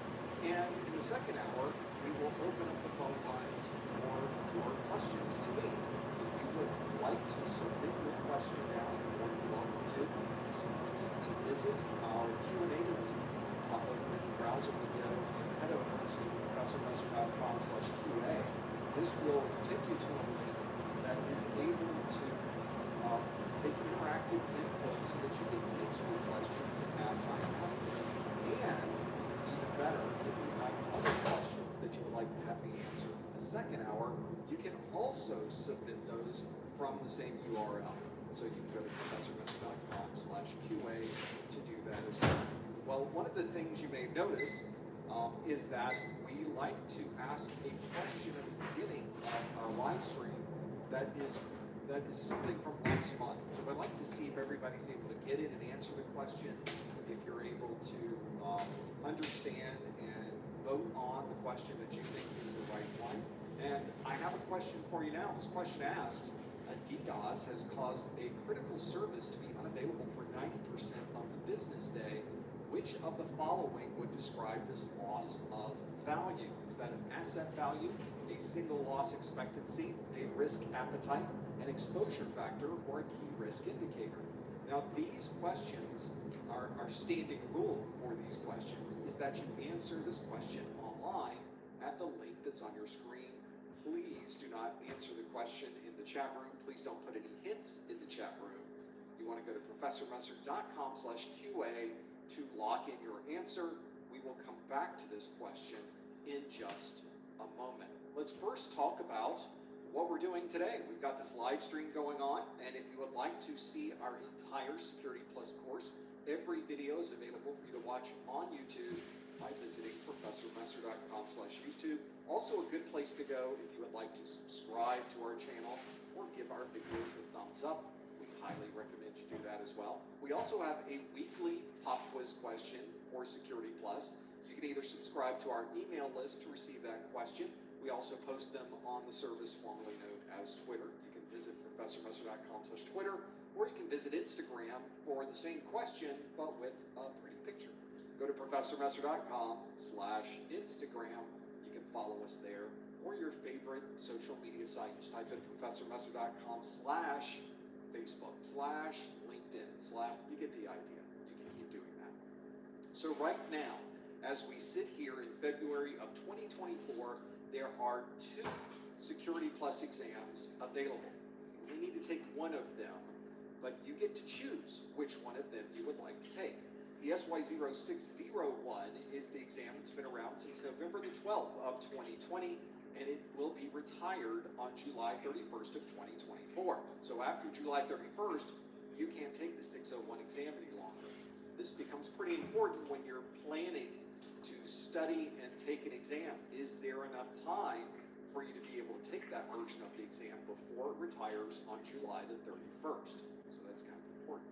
It is a single exam. It's 90 minutes long, a maximum of 90 questions, and you need to earn a 750 on a scale between 100 and 900. These 2 exams have the exact same format. They are multiple choice exams primarily, but there are also performance-based questions on these exams, and we'll talk about performance-based questions in just a bit. There is also a different exam you can take. Again, you only have to take one of these. This newer release of the Security Plus exam is called the SY0701. It was released in November, so it's only been out for 2 or 3 months now. Very, very new, relatively speaking. We estimate the retirement for that exam is probably going to be somewhere in 2027. So you have plenty of time to take that particular exam. It's not going to disappear or retire anytime soon. And again, it's a single exam, same time frame, same type of questioning, and the same score that you need to earn, a 750 on a scale from 100 to 900. It is structured identically to the 601 exam. So the style of the exam doesn't change, just the content of the exam changes. In fact, it changes quite a bit. There are huge differences between the 601 and 701 exam, so make sure that the study materials that you are using match the version of the exam that you're planning to take. Both exams, though, earn you exactly the same certification. So if you are studying for the 601 and you pass that exam, let's say you wait until July 31st to take your exam. Please don't do this. Some people will wait until July 31st to take their exam, and if you pass that exam, you will be Security Plus certified for 3 years. So even though they are retiring the exam questions, your certification continues to be available for 3 years after you pass your exam. So nothing changes there. That's the way that all of the exams work. And as I mentioned, as we sit here in February, I don't know if it's plenty of time left, because now we're starting to eat into that 6-month time frame that I like to have as kind of a cushion time frame. But now that we're starting to eat into that, and we're starting to see a lot of 701 materials available on the market, if you're starting this process, When too much work bogs you down, Asana helps you handle it. AI makes it easy to hand off routine tasks and stay focused on important work. That's how work gets handled. Visit us at asana.com.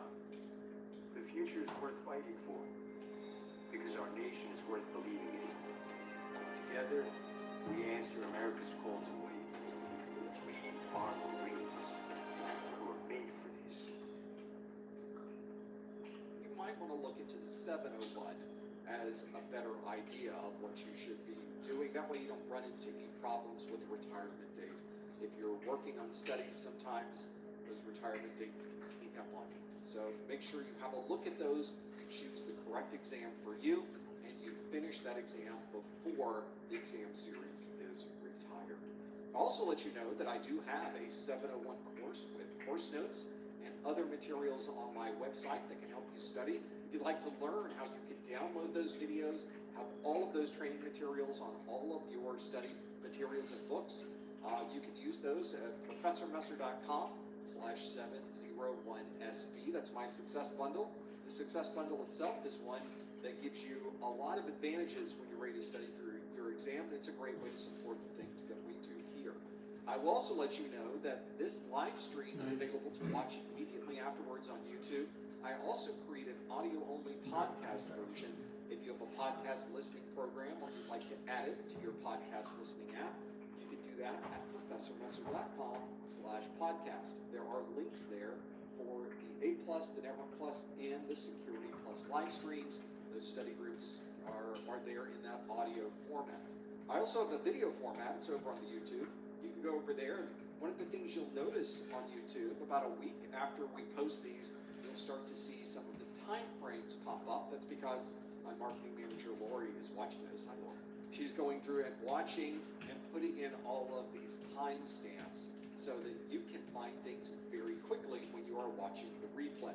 Just another thing to help you with your studies. Hopefully, it's been able to make things move a little bit faster for the studies that you're working on. Although we did a lot of live streams this week. For those of you that kind of watch what we do over time, we tend to do 1 or 2 live streams a week. This week we did 4. There were a lot of live streams, and this is the last of 4 live streams. When we are not doing a live stream, though, we're over on Discord. And if you haven't joined our Discord, it's a great community of people who are studying for their A+, their Network Plus, or their Security Plus. And it's not only people talking about the exams, people can start their own study group on the Discord and have a follow-along session where people can start studying or continue to study these different exam objectives. We'd love to have you join. All you have to do is go to professormesser.com/Discord.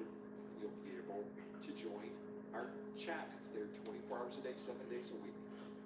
I'll also let you know, eventually, you will need to take the Security Plus exam, and the Security Plus exam requires that you purchase a voucher to be able to use the exam or to take the exam.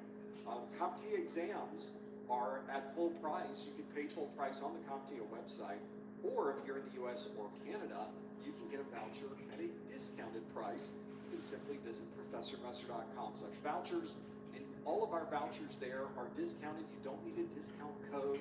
You don't have to install any extensions in your browser. They're just discounted. It's nothing to be simpler than that. You visit the website, you get a discounted price. This is something that also includes something you can't get anywhere else, which is my Exam Hacks ebook. I compiled an ebook of all of the tips and tricks that I've accumulated through the years when I've been taking my certification exams. And I think there's some tips in there that can even help you while you are taking your exam. So if you're looking to get a few extra points as you are planning or taking the exam, have a look at our Exam Hacks ebook. You might get some good ideas there as well. So find out more at professormesser.com/vouchers. let's go back to that question I asked earlier. The question is, a DDoS has caused a critical service to be unavailable for 90% of the business day. Which of the following would describe this loss of value? Is it asset value, single loss expectancy, risk appetite, exposure factor, or key risk indicator? Let's see what you chose. And if we stop the poll, you're a little torn on this one. 38% of you say it is an exposure factor. We've got 31% of you that say it is a single loss expectancy. 20% say it is an asset value. 4% or 3% say risk appetite. 4% say key risk indicator. If we have a device or system that is unavailable for 90% of the business day, then we need to think about how we are losing money and time on that device. And the thing that you are probably, certainly is a value or piece of information that is new on the 701 is the exposure factor. This is the percentage of the value of that particular component, device, or service that is lost. Febreze, when you host, your bathroom can feel like a revolving door. Keep things fresh with Febreze Bathroom. It's an outlet-free air freshener that fights odors for 45 days. So even after every flush, you know your bathroom smells amazing. I got this old thing and the bill from the store where I got it. Figured you could beat it with a better deal than one of these big boys. It doesn't work that way. Guess you're not as cool as Verizon. Bring in your AT&T or T-Mobile bill for a better deal. You don't know that? Due to some type of outage, an incident, an accident, a power goes out. Let's say your cell phone provider suddenly loses their entire network for most of the day. Things like this sometimes will happen. And when that happens, you'll be able to calculate how much of that did we lose? What percentage of that device was unavailable? Was it completely unavailable? And if it's completely unavailable, that's 100% of an exposure factor. You've got a 1.0, you lost everything. And if it's a DDoS that has caused a 90% unavailability of 0.9, that is your exposure factor. So hopefully that's given you a little bit more perspective on things you should consider when you're working through understanding some of these terms. I think that would absolutely help you. Maybe that's one of those that can give you an idea of what might help, especially if you're trying to determine how much is this device available, how much is it not available, and then you can calculate how much outage and downtime you had. That number can then be added to perhaps an expectation of services or money that you expected, and you can calculate how much money was lost due to that downtime. So that's a very good example of a multiple choice question that is provided. We talked about that question last month. Hopefully it gives you some perspective on things you can do. And now we know that you can get in and answer the questions on our front end. That means that it's time for our performance-based question of the month. Performance-based questions are questions that CompTIA asks on the exam that are not multiple choice. When you start your exam, there are a number of questions. Usually it's about a handful of questions. And the handful of questions that you will get on the exam are questions that really come directly from the exam objectives. It's not information you've never heard of before. CompTIA tells you exactly what's going to be on the exam. So this is a performance-based question. This particular one I have for you today is an authentication factor question. So let's dive into this one and see how you do. This is more of a fill in the blank, if you will. I would like you to provide the appropriate authentication factor for each of these descriptions. So let's see how you do with this. This is a login process. A login process requires an app with a pseudo-random number. What authentication factor would that be? Notice this is a fill in the blank, which is a little bit harder than a regular exam. Sometimes the exams will give you options that you can then maybe drag and drop. I made this one a little bit more difficult though. The next factor that we're looking for is a user in another country is not able to log into the VPN portal. What authentication factor are we talking about there? An ATM requires a PIN, P-I-N, for authentication. What is the authentication factor there? A text message with a code is sent during a login process. Let's see if that's the one we're looking for. See if you know the authentication factor for that. And lastly, a system administrator uses a fingerprint to unlock their laptop. What would the authentication factor be for that one? So hopefully you have some ideas of what you would be putting in as an authentication factor here. This is the one we are hoping for. If you know the exact type of multi-factor authentication, you need to add it to this list. It is a fill in the blanks. You can simply fill those in and have it there. So provide the appropriate authentication factor for each description.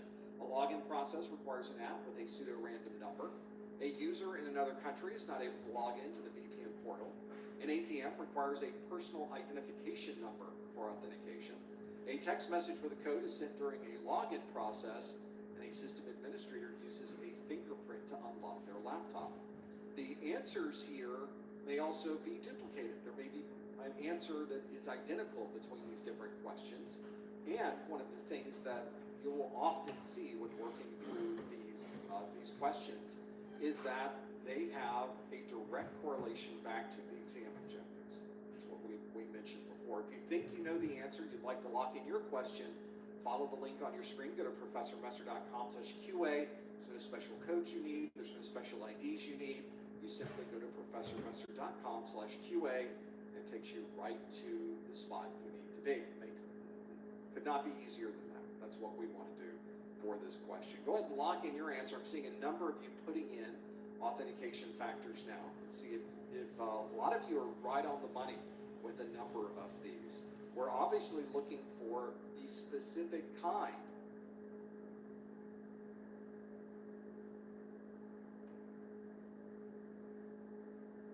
Who do you think's going to win the big game? The real winner is T-Mobile. Tell them, Zach, they won the J.D. Power Award for #1 customer satisfaction for home wireless internet. Hey, give me some. T-Mobile's got home internet, just $35 a month, and it's guaranteed for 5 years. Of multi-factor authentication. Multi-factor authentication is not the answer. We're looking for something a little more detailed than that. Give me more specifics than just multi-factor authentication. All of these are referring to multi-factor authentication. Well, I guess if we look at it that way, you got 100%. You got it absolutely right. I was hoping for more detail though. See if you can drill down into it just a little bit further and tell me what type of multi-factor authentication does it happen to be. There are broad categories of these. We would like to know what categories these might fit into. See if you know what they are. This might be a good one to understand, especially if you're in charge of implementing these factors onto someone's network. This can be pretty useful. And this is one where each one of these might be a little bit different. There are advantages and disadvantages to all of these different authentication factors.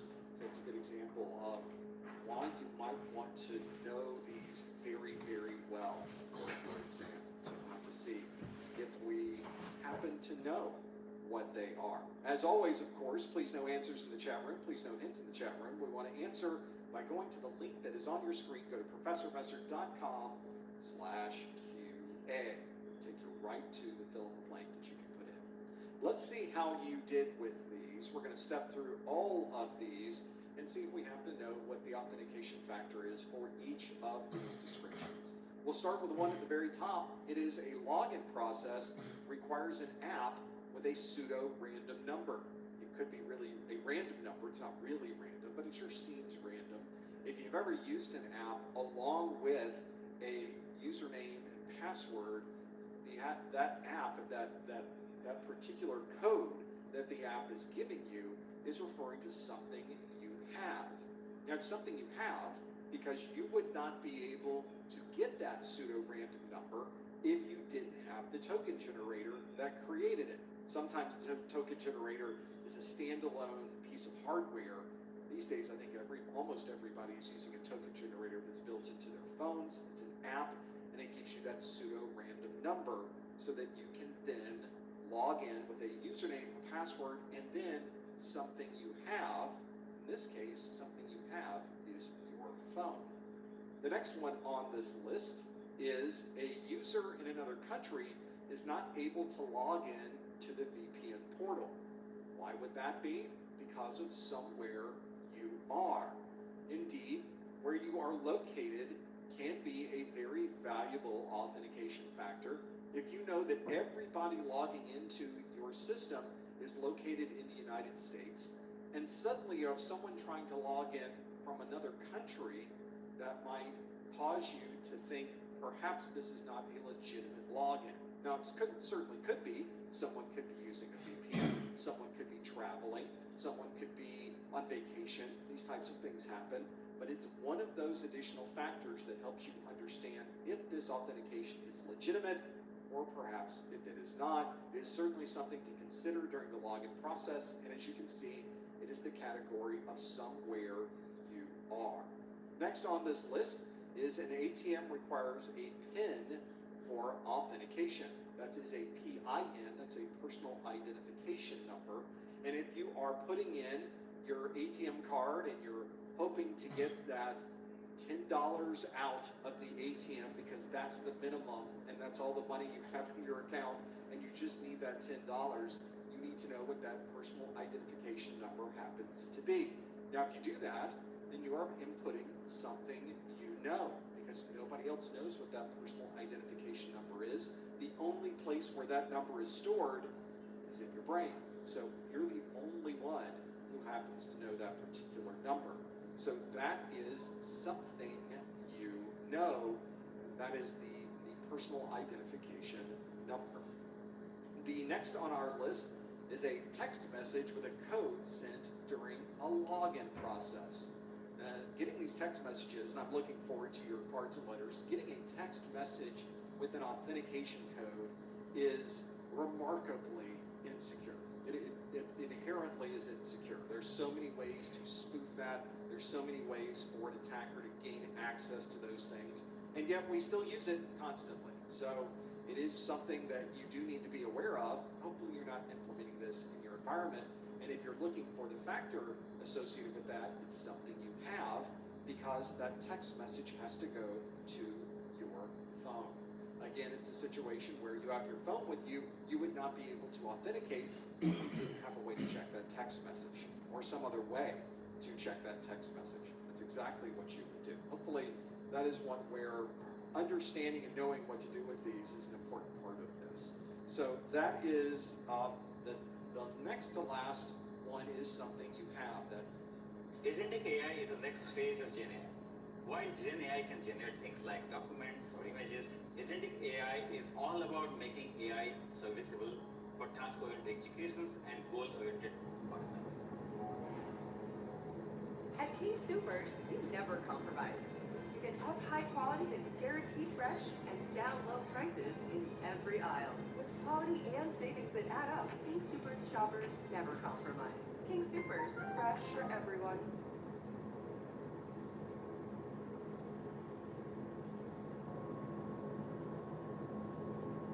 That text message and the phone is something that you have. A system administrator uses a fingerprint to unlock their laptop. System administrator uses a fingerprint. I used to have a laptop that had a fingerprint reader on the laptop itself. So you would open up the laptop, put your finger down, maybe you would slide it across the reader, and it would unlock the laptop. And indeed, there are many laptops and other devices that support a fingerprint reader, and that is a biometric style of authentication. That is obviously something that you are.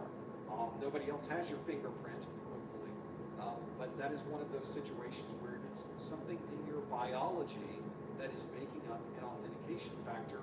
Ideally, no one else in the world has that type of authentication factor that they can use to be able to log into your device, in this case, to your laptop.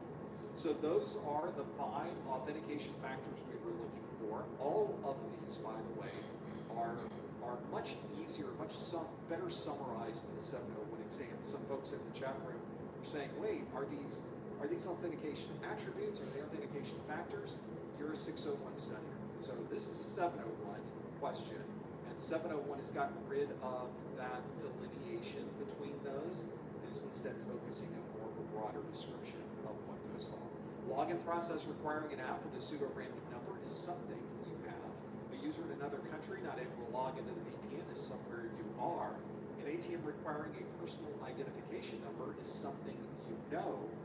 The text message sent with a code is sent during the login process. That's something you have. And lastly, a system administrator using a fingerprint to unlock their laptop is something you are. Hopefully you are familiar with those authentication types. If you're not, as it turns out, you may not believe this, I have a video on this. It is in my SY0701 course, section 4.6. The video name is multi-factor authentication, and I go through every single one of those. So if you're trying to get a stronger understanding of these different authentication factors, that is the video for you. Hopefully that's given you some perspective on things you might find with a performance-based question.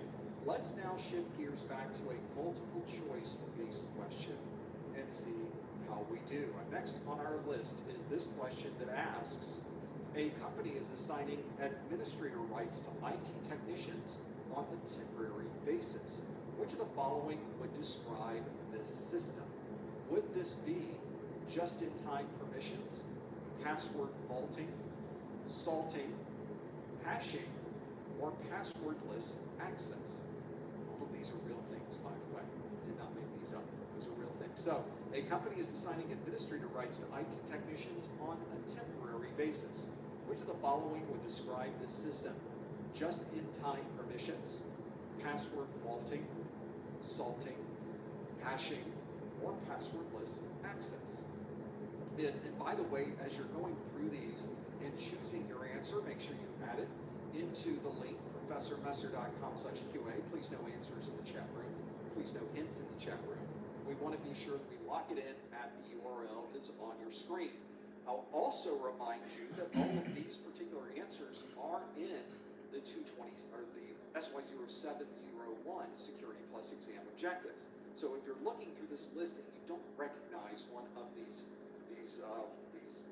words, these phrases, these terminology that we're using, go back to the exam objectives. They can help you understand, maybe use that as a checklist if you're trying to figure out what the answer might be. A number of you have locked in your answers to see what this happens to be. Hopefully, maybe even some of you are using this type of system so that IT technicians don't have a permanent password that they would use for administrator rights.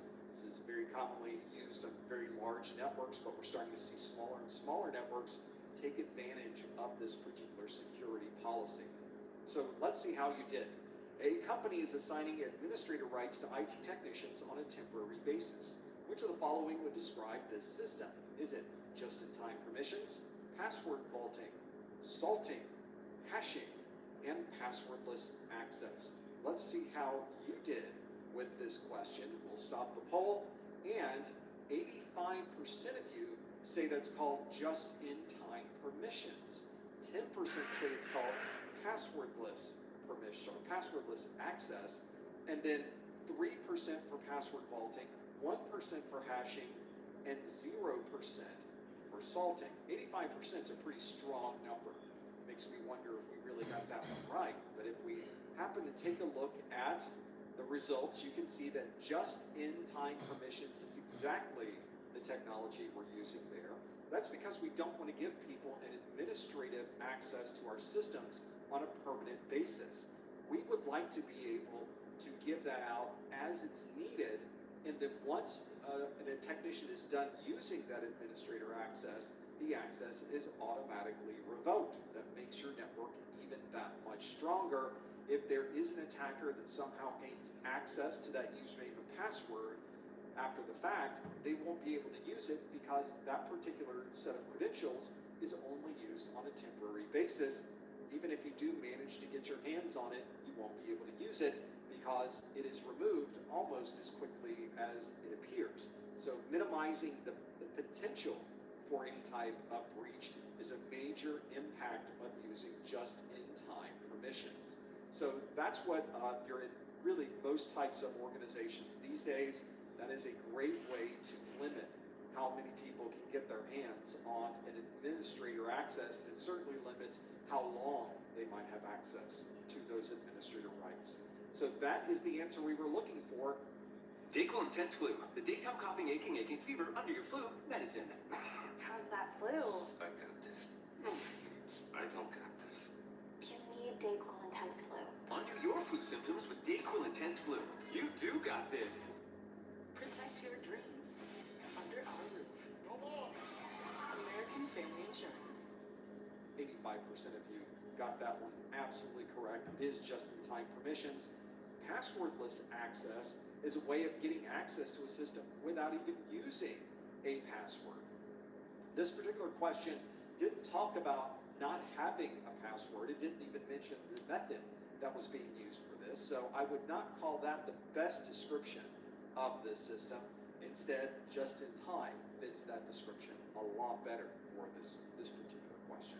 Password vaulting is a way that you can have all your passwords in a secure vault. That way, you're able to keep everything secure, but then be able to gain access to those passwords when you might need them. I use 1Password. I've used LastPass in the past, and of course, there are many different password vault applications that you can use. They are a very useful thing to have, especially logging in.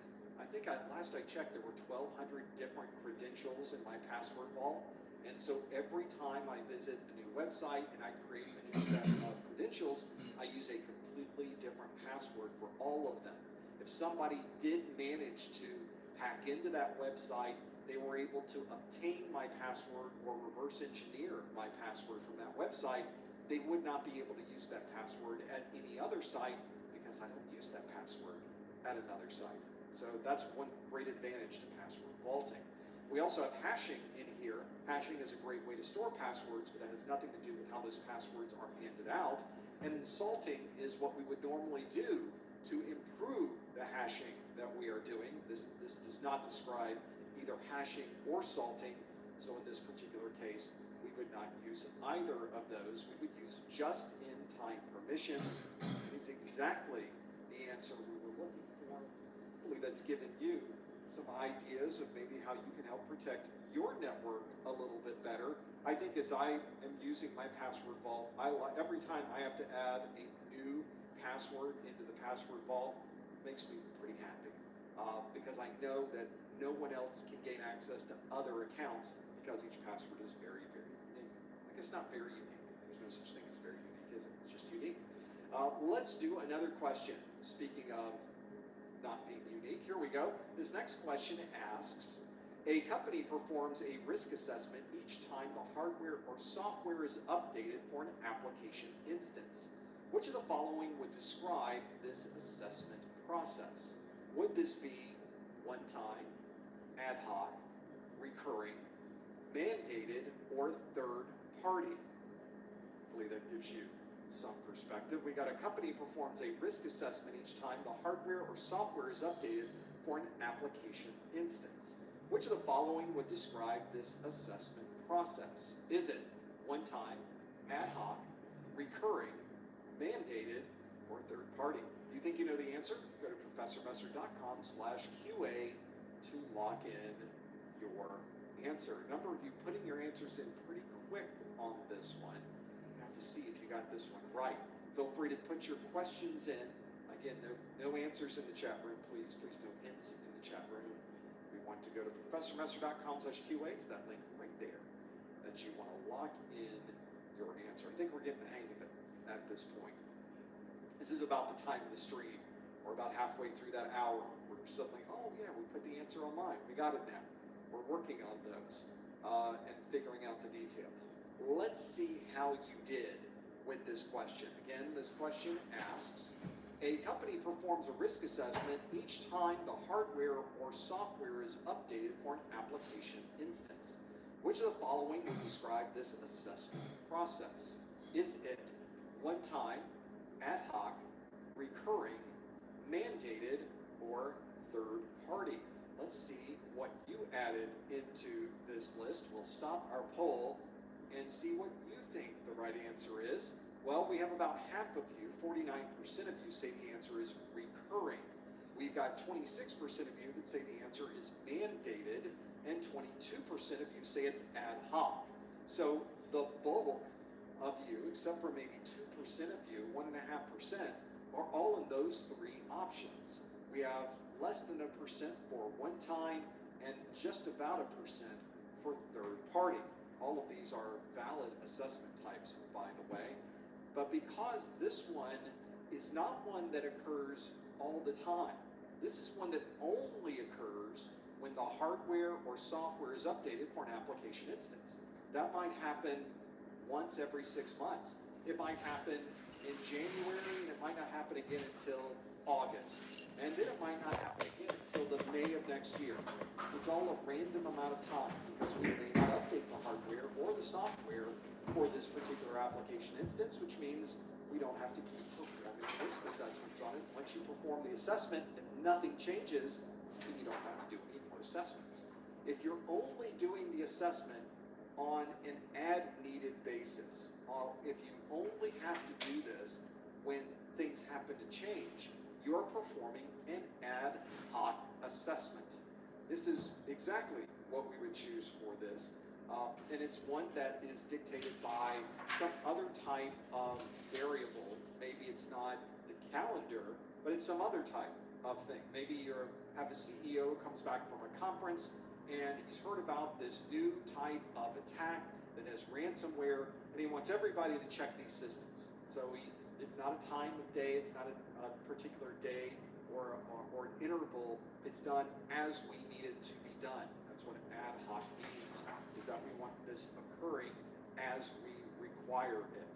So that is the one that at least best describes this scenario where we are only performing this check if something changes. When you don't use bounce, dryer heat can be a real monster. It turns clothes into static magnets for your hair. Use bounce to stop it. If you want static-resistant clothes, Welcome to Huntington, a bank that believes we should all get more for money. Like a path to turn late nights into beach days. And a nudge when you've got enough for the go. Go for it, Daryl. Let's get more for money. Huntington Bank. And maybe if this happens, maybe this changes every day. So we're going to perform another risk assessment every single day. Or this might change every 6 months, every 9 months. Maybe it only changes every year. It's not a normal cycle of change. It only happens maybe even sort of randomly. And because of that, we need an ad hoc method. We need to be able to do this on an ad hoc basis, an as-needed basis. And that is exactly what we would choose for this one. 49% of you chose recurring, but there's nothing in here that mentions a standard recurring. Recurring implies that there is a standard time frame that we would use. So let's say that we would perform this risk assessment every 3 months. Whether something changes or not, we're performing this risk assessment every 3 months. That would be a recurring risk assessment. In this particular case, we are doing an ad hoc assessment. 26% of you, though, say a mandated assessment. There was nothing about this particular question that said it was a mandated process. A mandated assessment would be one that is either required based on policies you're setting internally, perhaps even more often than not, we have a mandate from a third party that requires that we do a risk assessment. For example, if your organization collects and stores credit card numbers, you may be required by your credit card provider to perform a PCI DSS assessment, and that may be something that is mandated for you to continue to store those credit card numbers. So in this case, mandated is not the right answer we were looking for. Indeed, it was ad hoc at 22%. Folks did a great job at finding that one as well. More details on that. The information on that can be found on section 5.2 of the SY0701 exam objectives. The video name for that one is called Risk Assessment. Well, as you've already seen, there is a lot of information you need to know for the SY0701 exam. And one of the things that I've tried to do is put every single exam objective into the videos. I have a checklist that I go through when I make these videos. That's why you'll notice that all of my videos are perfectly conforming with the content that CompTIA has provided to us. Now, if you put all of that together for the SY0701, it's 177 videos, 21 hours of information for the 601, and for the 701, it's a very similar number as well. So if you're someone who's working on the 701, course notes, practice exams, and other things, you can find those at professormusser.com/601cn.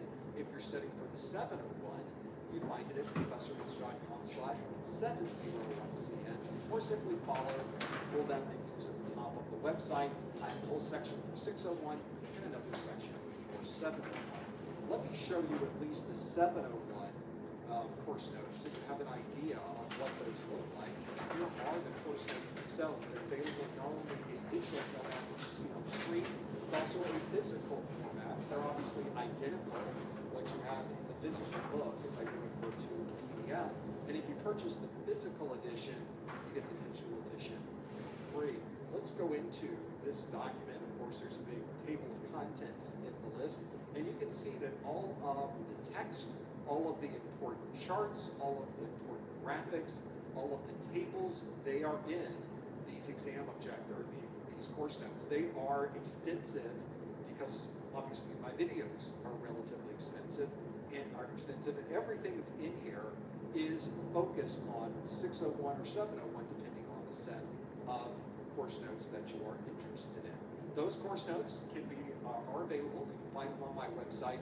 They're not only a great way to consolidate everything and keep it with you wherever you happen to go, you can put it on all of your different devices that you use every day, but it also helps support the things that we do here, and everybody here at Mr. Studios absolutely appreciates that as well. Find out more information on my website.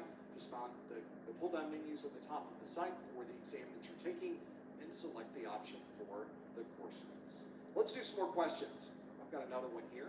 This question asks, which of the following would best describe a honey token? A honey token. Would that be a publicly accessible password.txt file? Would it be intentionally incorrect API credentials? Would it be a virtual machine with a known vulnerability? Would it be a workstation without a locking screensaver? Or would it be a random access code used during login? If you think you know the answer, please know answers in the chat room. You want to go to professormusser.com/QA to lock in your answer. That question again asks, which of the following would best describe a honey token? Is it a publicly accessible password.txt file? Still taking yours? Every day, Nature Made. Maids that care for you every day. She saw the difference and picked the real deal. It's got to be tied. Intentionally incorrect API credentials, a virtual machine with a known vulnerability, a workstation without a locking screensaver, or a random access code used during login. If you think you know the answer, follow the link on your screen, go to professormusser.com/QA. Folks in the chat room have been asking, as we've been going through these, what really is the difference between the 601 and the 701 exam? And it's not a simple answer, quite honestly. So if you want to wait for the after show, I do have a quick summary where you visually look at the differences between these two exams. And we'll go through the details in the after show. Stick around for that. It's just in about 20 minutes or so we can do that as well. So if you know the answer to this one, lock in your answers now. I'm going to shift over to the answer. Let's see what I think the answer is. Let's see if it matches what you think the answer is. The question again asks, which of the following would best describe a honey token? Is that a publicly accessible password.txt file? Is it intentionally incorrect API credentials? Is it a virtual machine with a known vulnerability? Is it a workstation without a locking screensaver? Or is it a random access code used during login? What do you think the answer is? 47% of you say the answer is intentionally incorrect API credentials. But 26% of you say the answer is a publicly accessible password.txt file. We also have 14% that say it's a random access code used during login. About 9% say it's a VM with a known vulnerability, and 2% say it is a workstation without a locking screensaver. So what would a honey token be? A honey token is a piece of information that you put somewhere an attacker can get. Very often this is put into a honey net. And so you put this intentional piece of data, and then you start looking for that data out on the public internet. And if that piece of information is stolen and suddenly appears publicly, then we know they were able to get into that system. This may be something where we would like them to steal this little bit of information, but it's one that allows us to sort of track the process of where this data goes and how they were able to get their hands on that data. Something that can be used. For example, a good example of a honey token would be API credentials. API credentials often give someone access programmatically to data or to an application. And if you happen to look out on the internet, a good example of someone who's gaining API credentials, we see this all the time, are people that would grab cloud-based API credentials and ultimately gain access to someone's legitimate data. What we're doing is creating intentionally incorrect API credentials. So the API credentials don't work. But when somebody steals that from you, whenever they grab that information and post it publicly, they don't know that those credentials don't work. All they get to say is, this is something that we were able to steal. So this is exactly what we would put out on our honeynet. It might be part of a server that we have as a honeypot, and we're putting those credentials there for somebody to gain. Another good example of a honey token is an email address that is not a real email address. So we're constantly looking for that email address on the public internet, and if it shows up, it's continued access to that honeypot or to where that data happens to be. So, very good example. Anything that might be a trackable piece of data, whether it's an email address, part of a database record, it's a browser cookie, it's some other type of data, and something that we can monitor for out on the internet so we can track what the attackers happen to be doing. Honey tokens is what we were looking for, and if we look at our list of what a potential honey token might be, we have a publicly accessible password.txt file. Well, that's the entire file. That's not really a token. It's really a honey file that we have out there. So that would not be the best description of a honey token, given all of the other options that we've had. A virtual machine with a known vulnerability is just a bad thing. That's not a honey token. We would not expect to find that virtual machine with the vulnerability out on the internet. Instead, that may be one of the devices that's part of our honeynet. A workstation without a locking screensaver, that's just a bad idea. That's just someone who does not have a system that is set up to have a proper security and locking mechanism on their screensaver, and it does not describe a honey token. And then a random access code used during login. We've already talked about multi-factor authentication. That would be something you have, probably because it was in an app or it was texted to you. So a random access code used during login would not be a honey token. The thing that the honey token would be intentionally incorrect API credentials, something, little piece of data that we would be able to track later on the public internet.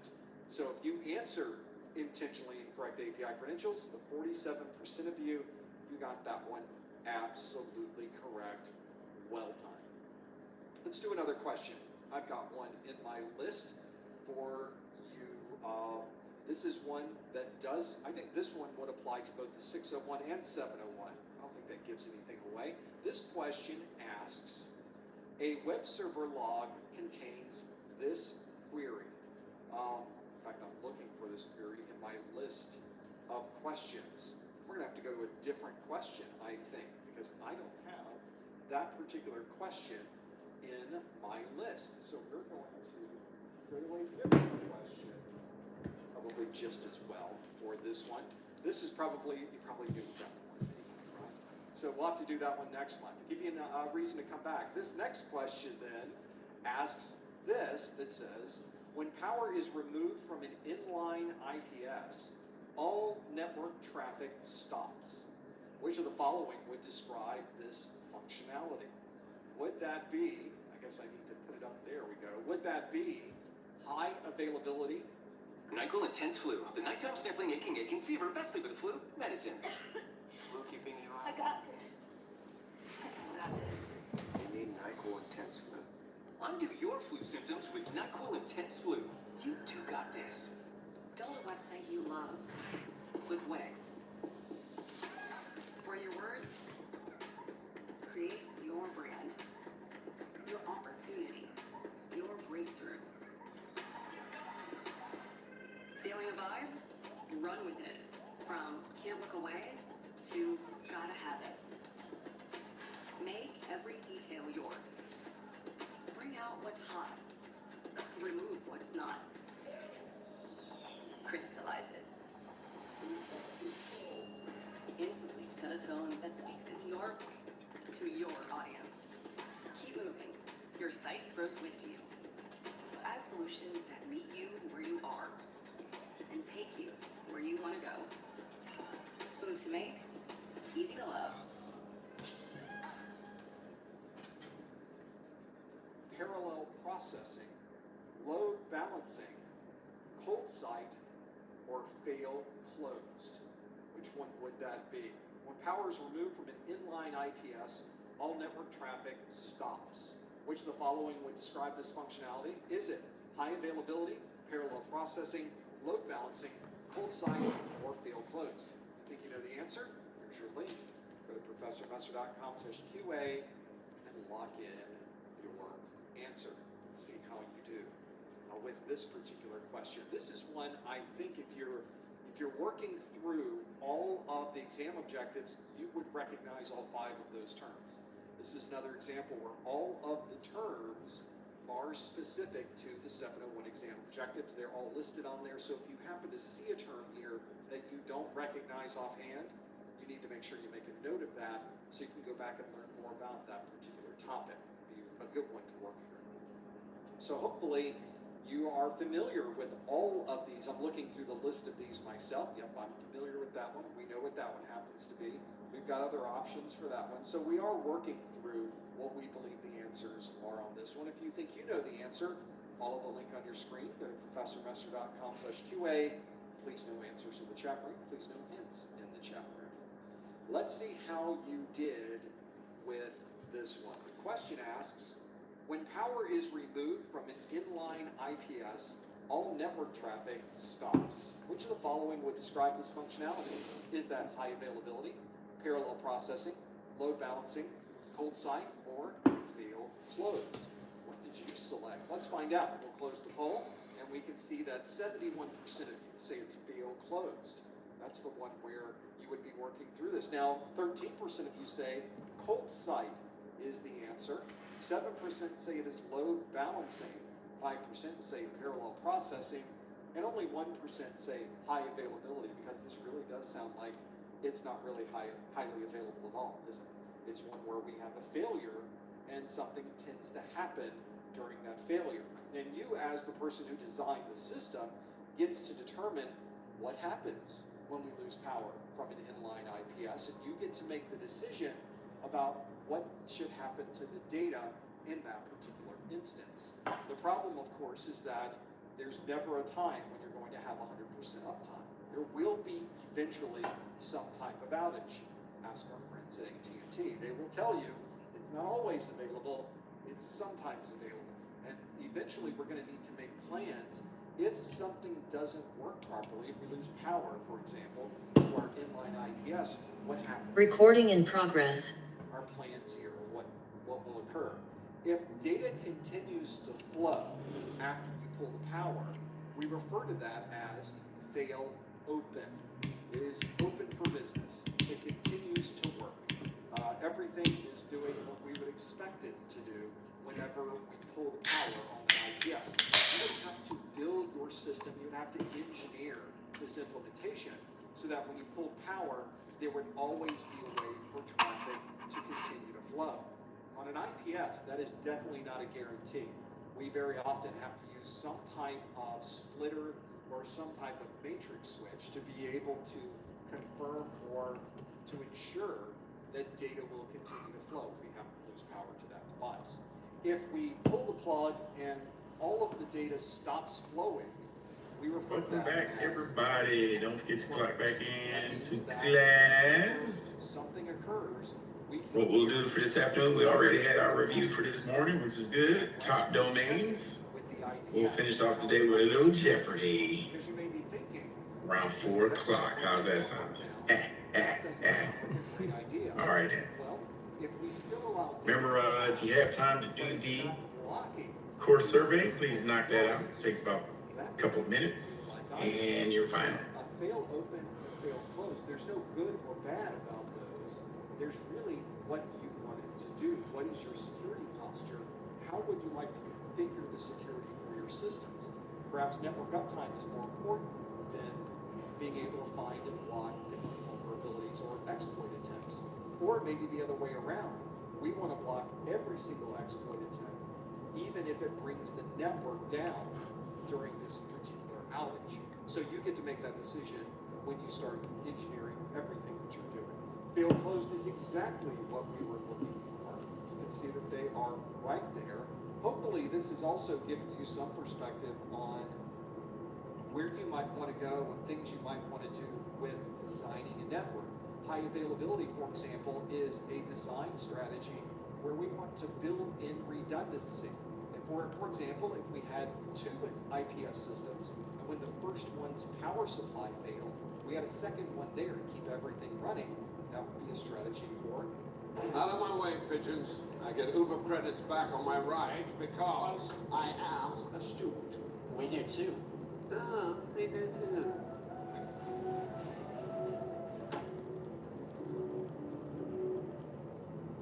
Wouldn't it be great if our kids knew how to use money? Like, you gotta settle your debts before you settle on a new hoodie. Good call. Let's get more from Huntington Bank. High availability. It's certainly an important strategy on many of our large corporate networks. Parallel processing is one where the processing is Great question. between different systems. They do count as labs. I wouldn't put them in as 101 labs. But I will say, have worked in a lab environment to perform across multiple systems and have performed DHCP setup, Active Directory setup. Anything that you've done, you're telling them, I got hands on. Yep, definitely. Any of our data, we have to bring all of that with us, but at least we have a building and ostensibly. Yes, you can. You can count it as a career gap. Yep. That would describe a cold site. In this particular case, the answer that we were looking for is indeed fail closed, and 71% of you got that one absolutely correct. If you're watching this video and you would like to earn 1 hour on a webinar category CEU, I would be glad. Also, when you say use it as a lab, you don't want to, let's see, how did they say? Don't follow these instructions. You don't want to use the terms with I'm familiar with. Because if you're doing lab situations, now it's turned too familiar with to I have performed. Like, you know what I mean? Yeah. You want to click that contact us link, it will bring up a form, put in your name, your email address. In the subject line, put February 2024 Security Plus. And in the body of the message, on a line by itself, put today's super secret code words of the month, fail closed. Fail closed is the super secret code words of the month. You could then also put anything else you would like into that message. I do read through every single one of them. Unfortunately, I'm not able to respond back to every single one of them because I get hundreds of these CEU requests, well, in this case, this week. So I do read through all of them, however. I do enjoy reading through them. So thank you for the comments that you put in there. Sometimes they're a lot of fun to read through. Again, if you would like to earn that 1 hour of a webinar category CEU email from me, go to the top or the bottom of the Professor Messer website, click the Contact Us link, put in your name, your email address, in the subject line, put February 2024 Security Plus, and in the message, the body of the message on a line by itself, put the super secret code words of the month, fail closed. I think we have time for another question, so let's do another one. I've got one ready for you. Hopefully, let me check before I start giving you the questions that we have here. I don't know. Sometimes I wonder if I'm typing the right things into my screen or if I'm not typing the right things into my screen. I think I am this time. This question that we're going to go through. It's a long one. Here it is. This question asks, a server was previously infected with malware, and a technician is re-imaging the system and updating the application software. Which of the following best describes this incident response step? Is that preparation, analysis, recovery, lessons learned, or detection? We have a few options available there. Let's see if you know what those options happen to be. We have a server was previously infected with malware, and a technician is re-imaging the system and updating the application software. Which of the following best describes this incident response step? Is it preparation, analysis, recovery, lessons learned, or detection? If you think you know the answer, go to ProfessorMesser.com/QA and lock in your answer. Should be one of these, right? That is only some of the incident response steps. You have to know all of them for your exam. Make sure you are familiar with those. This will be an important part of understanding and having a response to any of these security incidents. So this is an important consideration, especially if you're working on this for your exam. These were also in the 601 exam. So if you are someone studying for the 601, this should look relatively familiar. I think they've made it a little more concise and clear in the 701, but it's the same content. So I think you'll do fine either way, depending on what you're working with. See if you happen to know. Go to ProfessorMesser.com/QA and lock in your answer. A number of you locking in that answer. When they go really quick, I think somebody at least works all the way through those pieces. We'll have to see if you know this one. Let's see how you did with this question. It asks, a server was previously infected with malware, and a technician is re-imaging the system and updating the application software. Which of the following best describes this incident response step? Is it preparation, analysis, recovery, lessons learned, or detection? Let's see what you chose on this one. We've got 83%, another gimme. You guys were spot on this month with these questions. 83% of you say the answer is recovery. 9% say it's lessons learned, which is sort of how many of us go through life. And then 4% say preparation, 1% say analysis, and another 1% say detection as the incident response step. Once you have an incident, eventually you're going to need to start bringing things back to normal. And that recovery process is an important one. We'll need to somehow figure out what was affected during this particular incident. It might be a single file, it might be access through a firewall, or you might have to recover an entire system from scratch. It just depends on what the incident happens to be. Obviously, when we do this, we want to be sure that we have properly identified how this particular incident occurred, and we want to be sure that it doesn't occur again. So there may be some patching or some checks to be sure that a vulnerability was closed on that particular system, be able to work through it. This is also one of those situations where it may be a number of different things that we use to be able to recover this particular unit. It might be that we are performing a recovery from an existing known good backup. Maybe we are rebuilding the whole thing from scratch because we can't trust our backups. We have many different ways to recover. Some take a little bit longer than others. This is certainly something to consider if you're going through the process of recovery during the incident response. At Grainger, we're for the ones who pay attention to every little detail. The ones who fuss, tinker, and sweat the small stuff. Because you know the tiniest thing can make the biggest difference when it comes to keeping business moving. We get it. We're the same way, offering access to product experts to help you quickly and easily find what you need. So whatever your industry, you know you're always getting professional-grade products. Call, click Grainger.com, or just stop by. Grainger, for the ones who get it done. Process. Well, indeed, this was what we were looking for. It's the recovery phase as we are re-imaging the system and updating the application software. So this is a good idea if you're someone working along those lines. The preparation phase is one that you would do before you even get any type of incident We want to prepare. We want to have all of the backups in place. We want to be sure we understand the reimaging process. We want to be sure that we've got all the tools that we need to be able to quickly react to any type of security incident. So that's a good example of where we might want to begin the process with incident response, is before there's even an incident. We also have analysis, which gives us an idea of how we can determine that an incident is occurring. Many different ways that we can analyze data and have an understanding of what we might believe to be an incident in our network. We've got the detection of that system, and of course we talked about the recovery. Lessons learned got about 10% of these votes.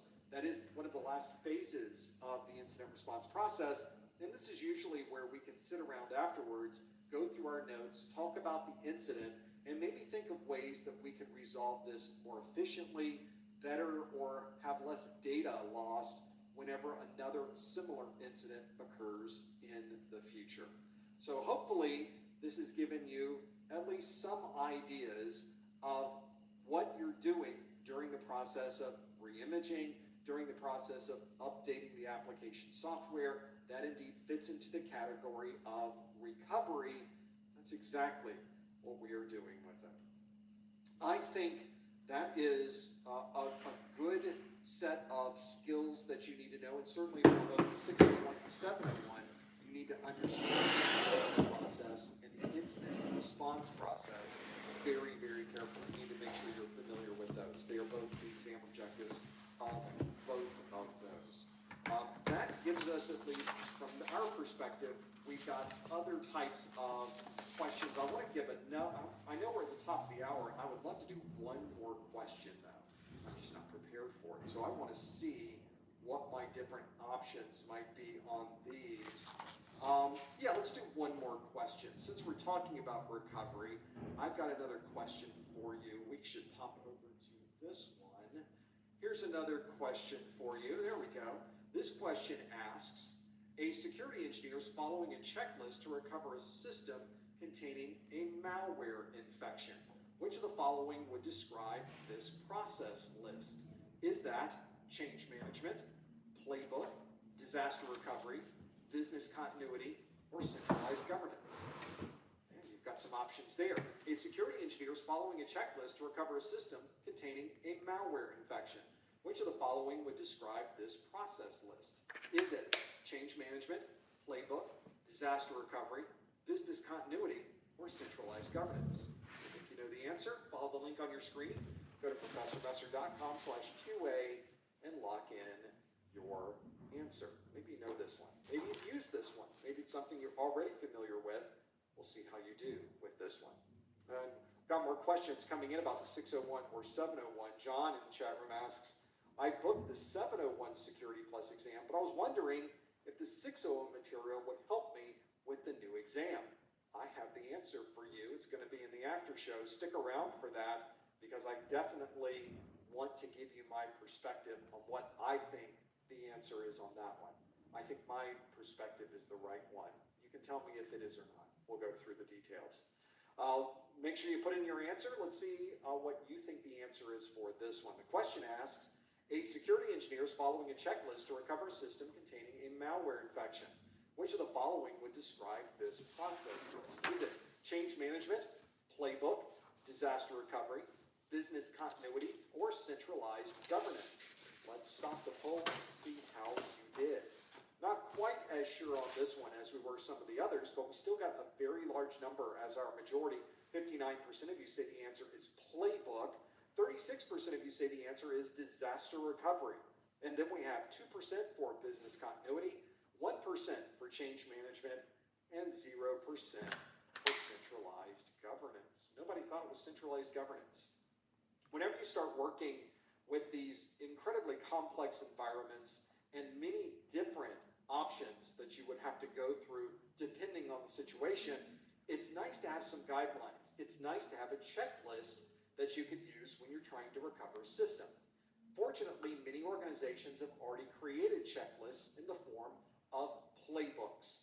These are broad processes that you can follow when you are investigating a data breach, you're recovering from a malware infection, or many of the other things that could be occurring on your network.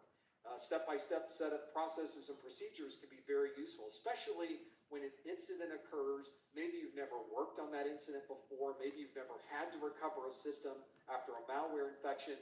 Having some documentation that takes you step by step through the process, and one that has been checked, it has been verified, it's well documented, that really helps a lot, not only in the process of getting the job done, but it's also very educational, especially if you've never had to go through the process before. Even if you have gone through the process before, it's nice to have something that you can check things off of a list. And I think that's one that... Longing for lazy summer days in Santorini or a dreamy drive down the Blue Ridge Parkway in the fall? That if you're ever trying to recover a system, there's a lot of things going on. Having that checklist can really speed things up quite a bit. It comes in handy. So these playlists can be very, very valuable from that perspective. Not only that, if you have a list, these lists could possibly be automated using something like security orchestration, automation, and response, or SOAR. And that's another great thing that you could do is, instead of you performing this process, let's see if we can automate this process now that we have a formal list. It is the playlist. It's what we were looking for in that playbook. The playbook is exactly what we would use. So if you start looking at the details of this, 59% of you chose playbook, but disaster recovery is also 36% of the vote for. Well, in this particular case, we are recovering a system containing a malware infection. Malware infections are relatively normal. This is something that occurs every day in very large environments, sometimes multiple times a day. And I would not really qualify a malware infection on a single system as being a disaster. The network is still up and running. People are still able to work. The company is still in operation. We don't have any problem with connectivity. Other people are still doing their normal job. It's not a disaster yet. Now, if every system in the company was suddenly infected with malware, then we would have a disaster. But that wasn't the scenario that we have here. So in this particular case, disaster recovery does not apply to this particular kind of incident. So that's exactly where we would focus our efforts, is understanding, is it a disaster? If it's not a disaster, we don't need to go through a disaster recovery process. Normally, disaster recovery is a big deal. Someone calls a disaster. That's something that has affected the company in a very major way and is going to cause everyone to change or move things to another system so that we can get back up and running.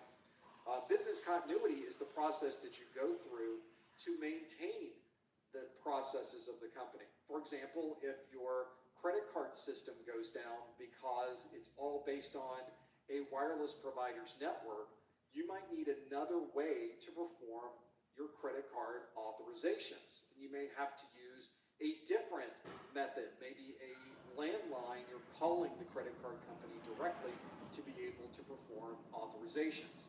That is a business continuity plan, and it's an important consideration, especially when our technology sometimes drops off of the face of the earth for more than a day.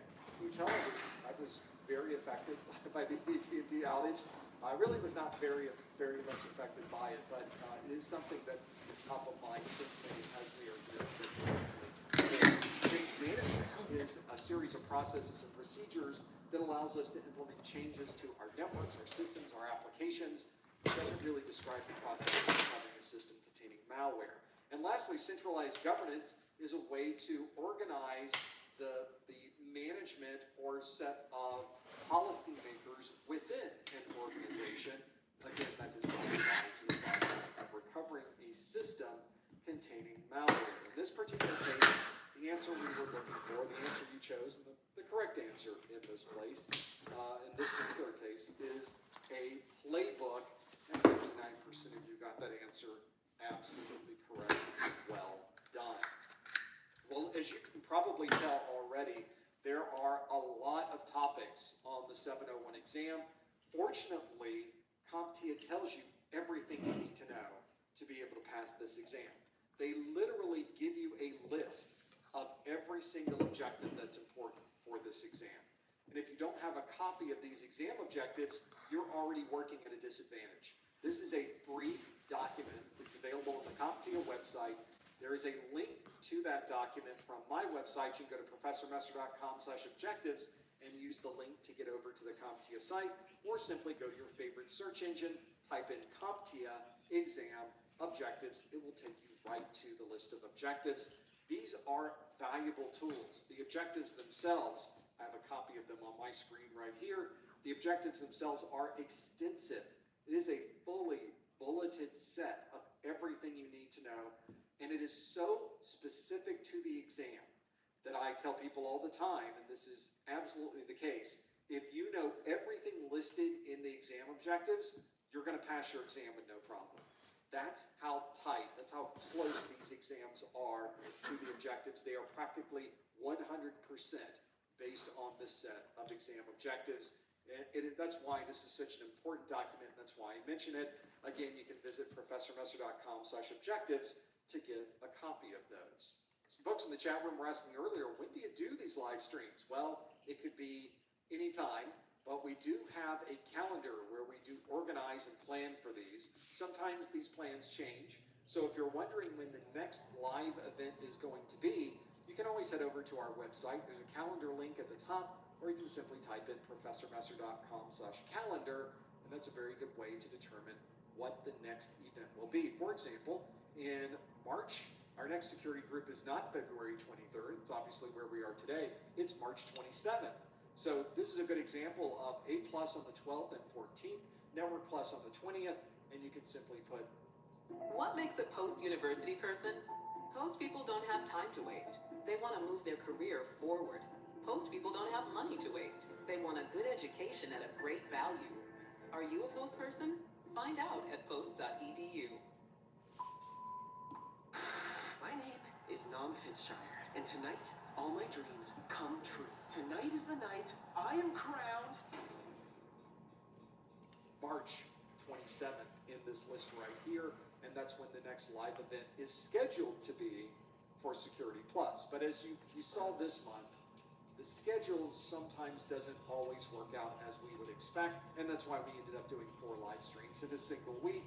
Hopefully we won't be doing that again. But you may be watching this video 3 months from now, and you're wondering, when is the next live event? It wasn't even talked about because I have no idea when that live event will be 3 months from now. But you can guarantee that I've got a list of the next live events on my calendar. You can always go to professormesser.com/calendar.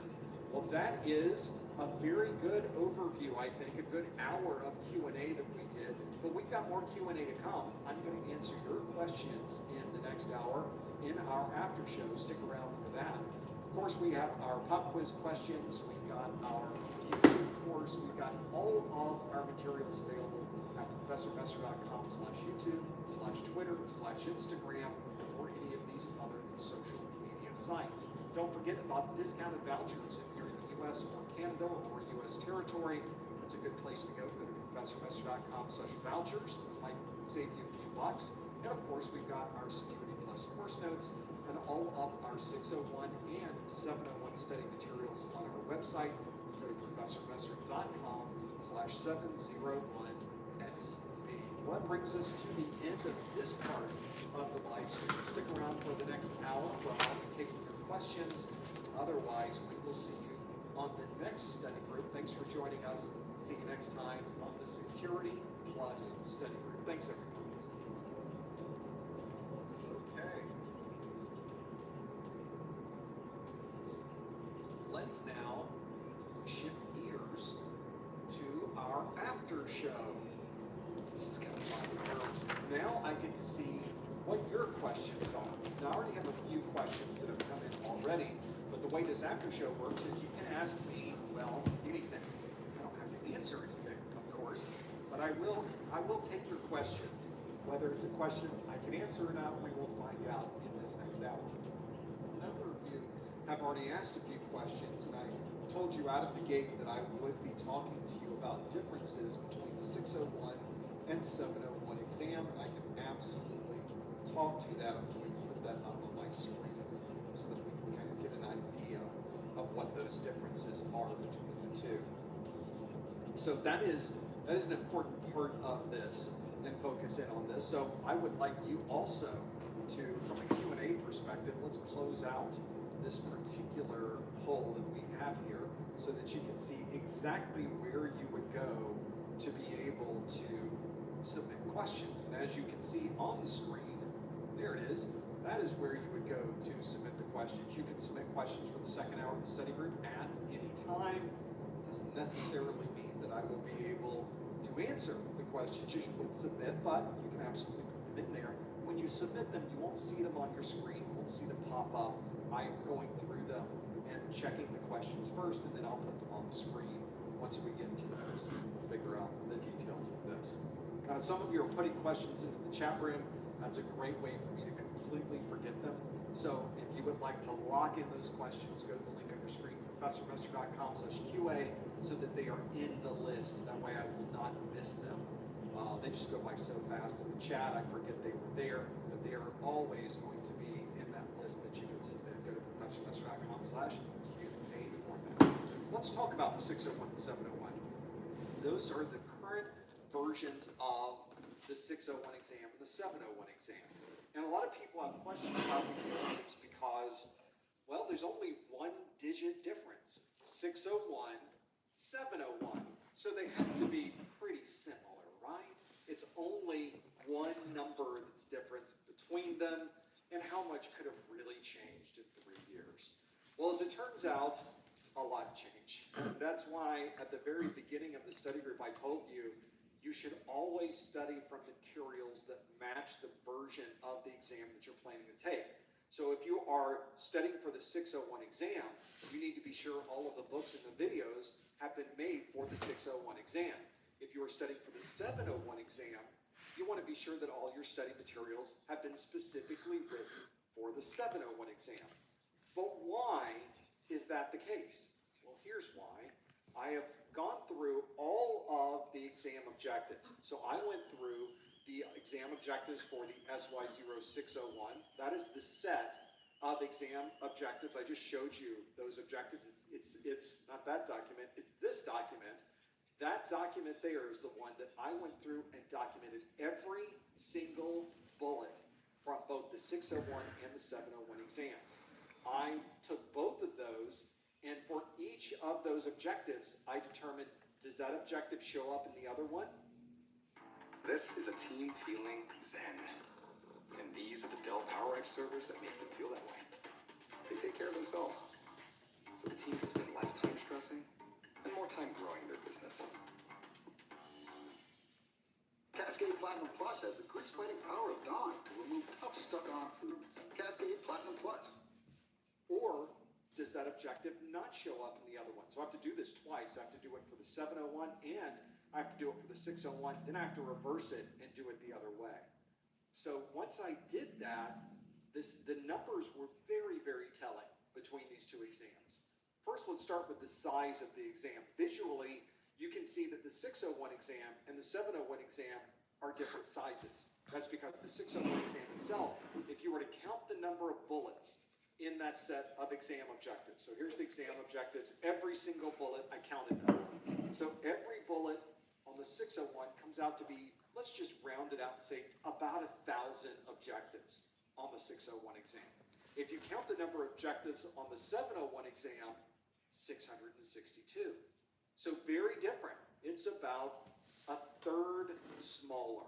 And you can see visually on the screen, I have made these are not just randomly drawn circles, these are to scale, perfectly to scale.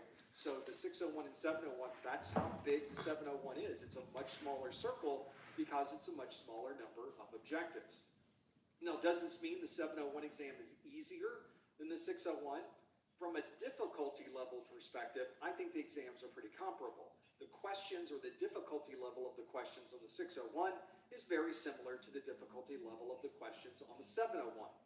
But for the 601, you have to memorize more stuff. So in some ways, you might say that the 601 slightly more difficult because we have to know more when we walk in the door of the exam. Even though both of these exams ask you the same number of questions, even though both of these exams have the same grading, you can see that it's a very different set of foundational topics that we need to know between those exams. Now, on top of that, you'll also notice there's not a lot of overlap between these two exams. So on the 701 exam, 324 topics are shared between the 701 and 601. 338 are brand new.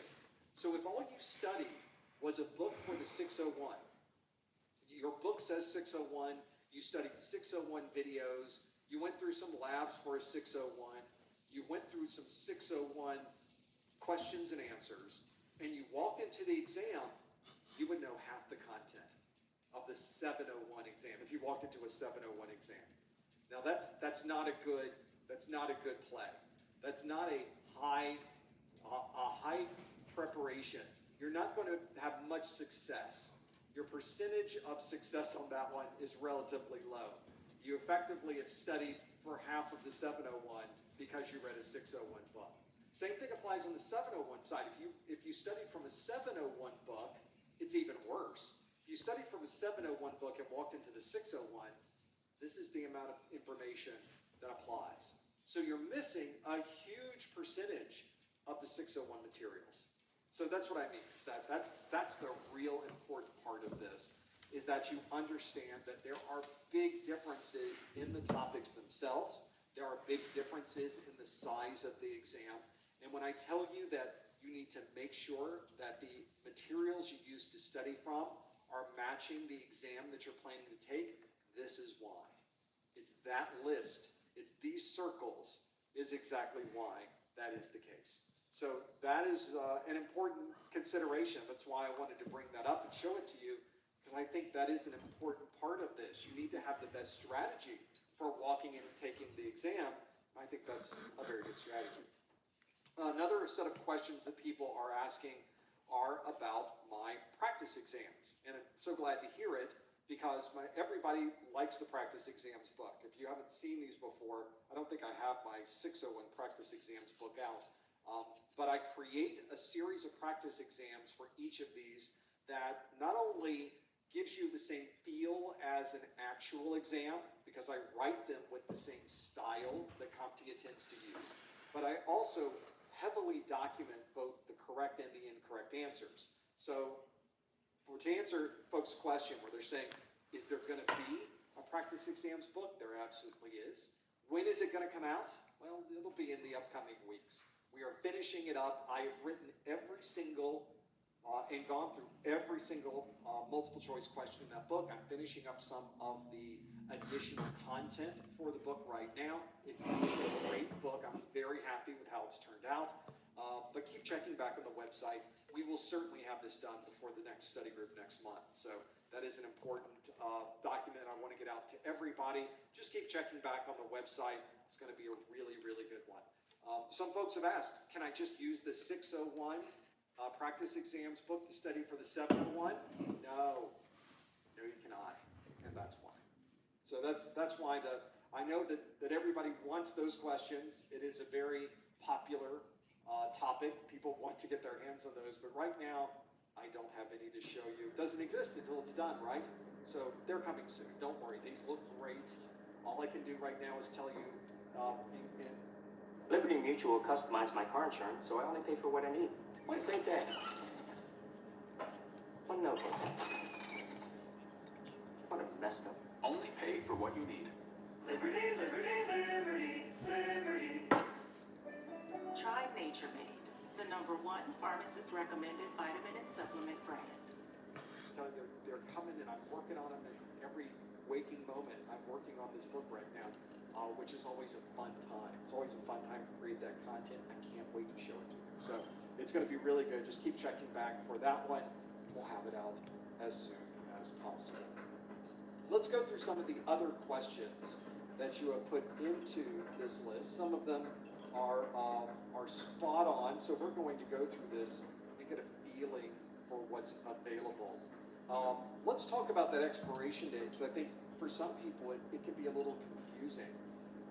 It's Mr. Reed's again. Let's talk to this question Mr. Reed's has, which is, if I take the SY0601 exam, do I then have to take the 701 exam after the 601 retires? I changed the words that you have here, because an expiration refers to the validity of an existing certification. A retirement describes an exam list that is going away, that you can no longer take the exam. So, all right, y'all, my Zoom is acting weird. So I'm gonna have to restart Zoom. Hopefully y'all will just go slide into a waiting room, but I'm gonna have to restart. But you know the deal, come on back in. It means nothing to someone who is already certified. Yep, I think that's what happened before you in the waiting room. So let me try it again. Security Plus certified, doesn't matter. The instant you pass your Security Plus exam, whether it's a 601 exam or a 701 exam, the instant you pass, you are certified for 3 years. Doesn't matter what happens with the exams, doesn't matter what goes on with the testing process. You're not part of the testing process anymore. You're Security Plus certified. And passing a 601 and passing a 701 results in exactly the same certification, a Security Plus cert. The certifications themselves aren't numbered.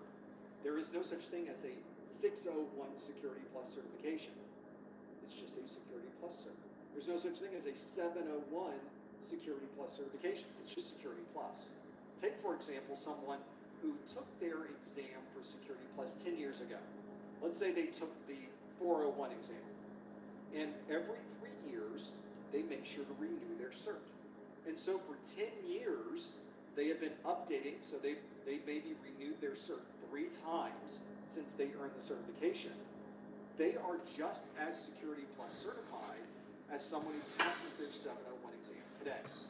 And the 701 exam holder, that person who took that exam, is just as Security Plus certified as somebody who has earned theirs 10 years ago. So that's the difference. There is a big difference between a numbered exam and the Security Plus certification that you earn. So as Mr. Reed's question asks, if you take the 601 and pass it, do you have to take the 701? No, you don't. You're good for 3 years. In fact, you probably will never have to take a Security Plus exam ever again, as long as you renew the certification every 3 years. That's it. So that's kind of nice. So if you're someone who's working, maybe you've been working on the 601 exam for 6 months. The 701 exam wasn't out 6 months ago. You've been working on it. Just complete your studies before July. You will become Security Plus certified, and you will have that certification for 3 years. Nice one to have. So definitely an important question, and thank you, Mr. Reed, for asking that one. Let's go through some more questions on our list. Let's talk about, well, this is kind of personal. We'll talk this from Stanley, who says, what previous cybersecurity jobs have you had? I'm assuming you're referring to me since you sent me the question. This is one, the last job I had working for a third party was a cybersecurity position. I was a senior systems engineer for Palo Alto Networks. I would be the person who would come to your place of business, and you're maybe thinking about upgrading your firewall. Maybe you need a new firewall. Maybe you need a particular feature in a firewall, and you would talk to us about the challenges or the things that you're trying to resolve. And then I, as the systems engineer, would talk to you about how this technology would solve that problem for you. I can talk about how other people have implemented the technology and how I have used the technology to be able to solve those particular kinds of problems. Maybe it's the application aware capabilities. Maybe it's the built-in antivirus and anti-malware. Maybe it's the intrusion prevention. Maybe it's the cloud-based malware detection. Maybe it's the SSL and VPN capabilities. Maybe it's the IPsec capabilities. All of these things surround firewalls and intrusion prevention and cybersecurity. So that was the last position I had. I was working there. I guess I stayed there about 7 years. It was one of those jobs where it's just too good to leave. Palo Alto Networks was a great position to have. I really enjoyed my time there. And I learned a lot. That's one of the great things about security in general is constant change. And I was able to learn quite a bit. Businesses everywhere are turning to Gusto for payroll, benefits, and more. Save time. Save money. It's no wonder Gusto is named Tech Republic's best payroll software. Get started for free at gusto.com. Cole, he's my miracle child. So how does your miracle child get cancer? How does that happen? It was a mass. basically a tennis ball sized tumor at the base of his brain. We were then rushed over to our local children's hospital, and that's when they told us that he had cancer. Couldn't believe that something that big was inside his little head. And everybody always says the worst sentence in the world is you have cancer, and it's not. The worst sentence in the world is your child has cancer. Our oncologist reached out to St. Jude. St. Jude knew exactly what was happening. They already had a clinical trial going on. The discoveries that St. Jude makes are shared freely around the world. What was important to me was knowing that anything that we did would help future kids, because no child should die of cancer ever. We never got a bill from St. Jude, ever, nor will we ever. Thanks to generous donors like you, families never receive a bill from St. Jude for treatment, travel, housing, or food, so they can focus on helping their child live. Nobody expects their child to get diagnosed with cancer. But then when they are, you are so grateful that there's a place like St. Jude. We were just treated from the very beginning like family. I think it's the most worthwhile place to put your money when it comes to childhood cancer. Join with your debit or credit card right now, and we'll send you this St. Jude t-shirt that you can proudly wear to show your support. If it were St. Jude and people who would donate and give money, I wouldn't have my boy.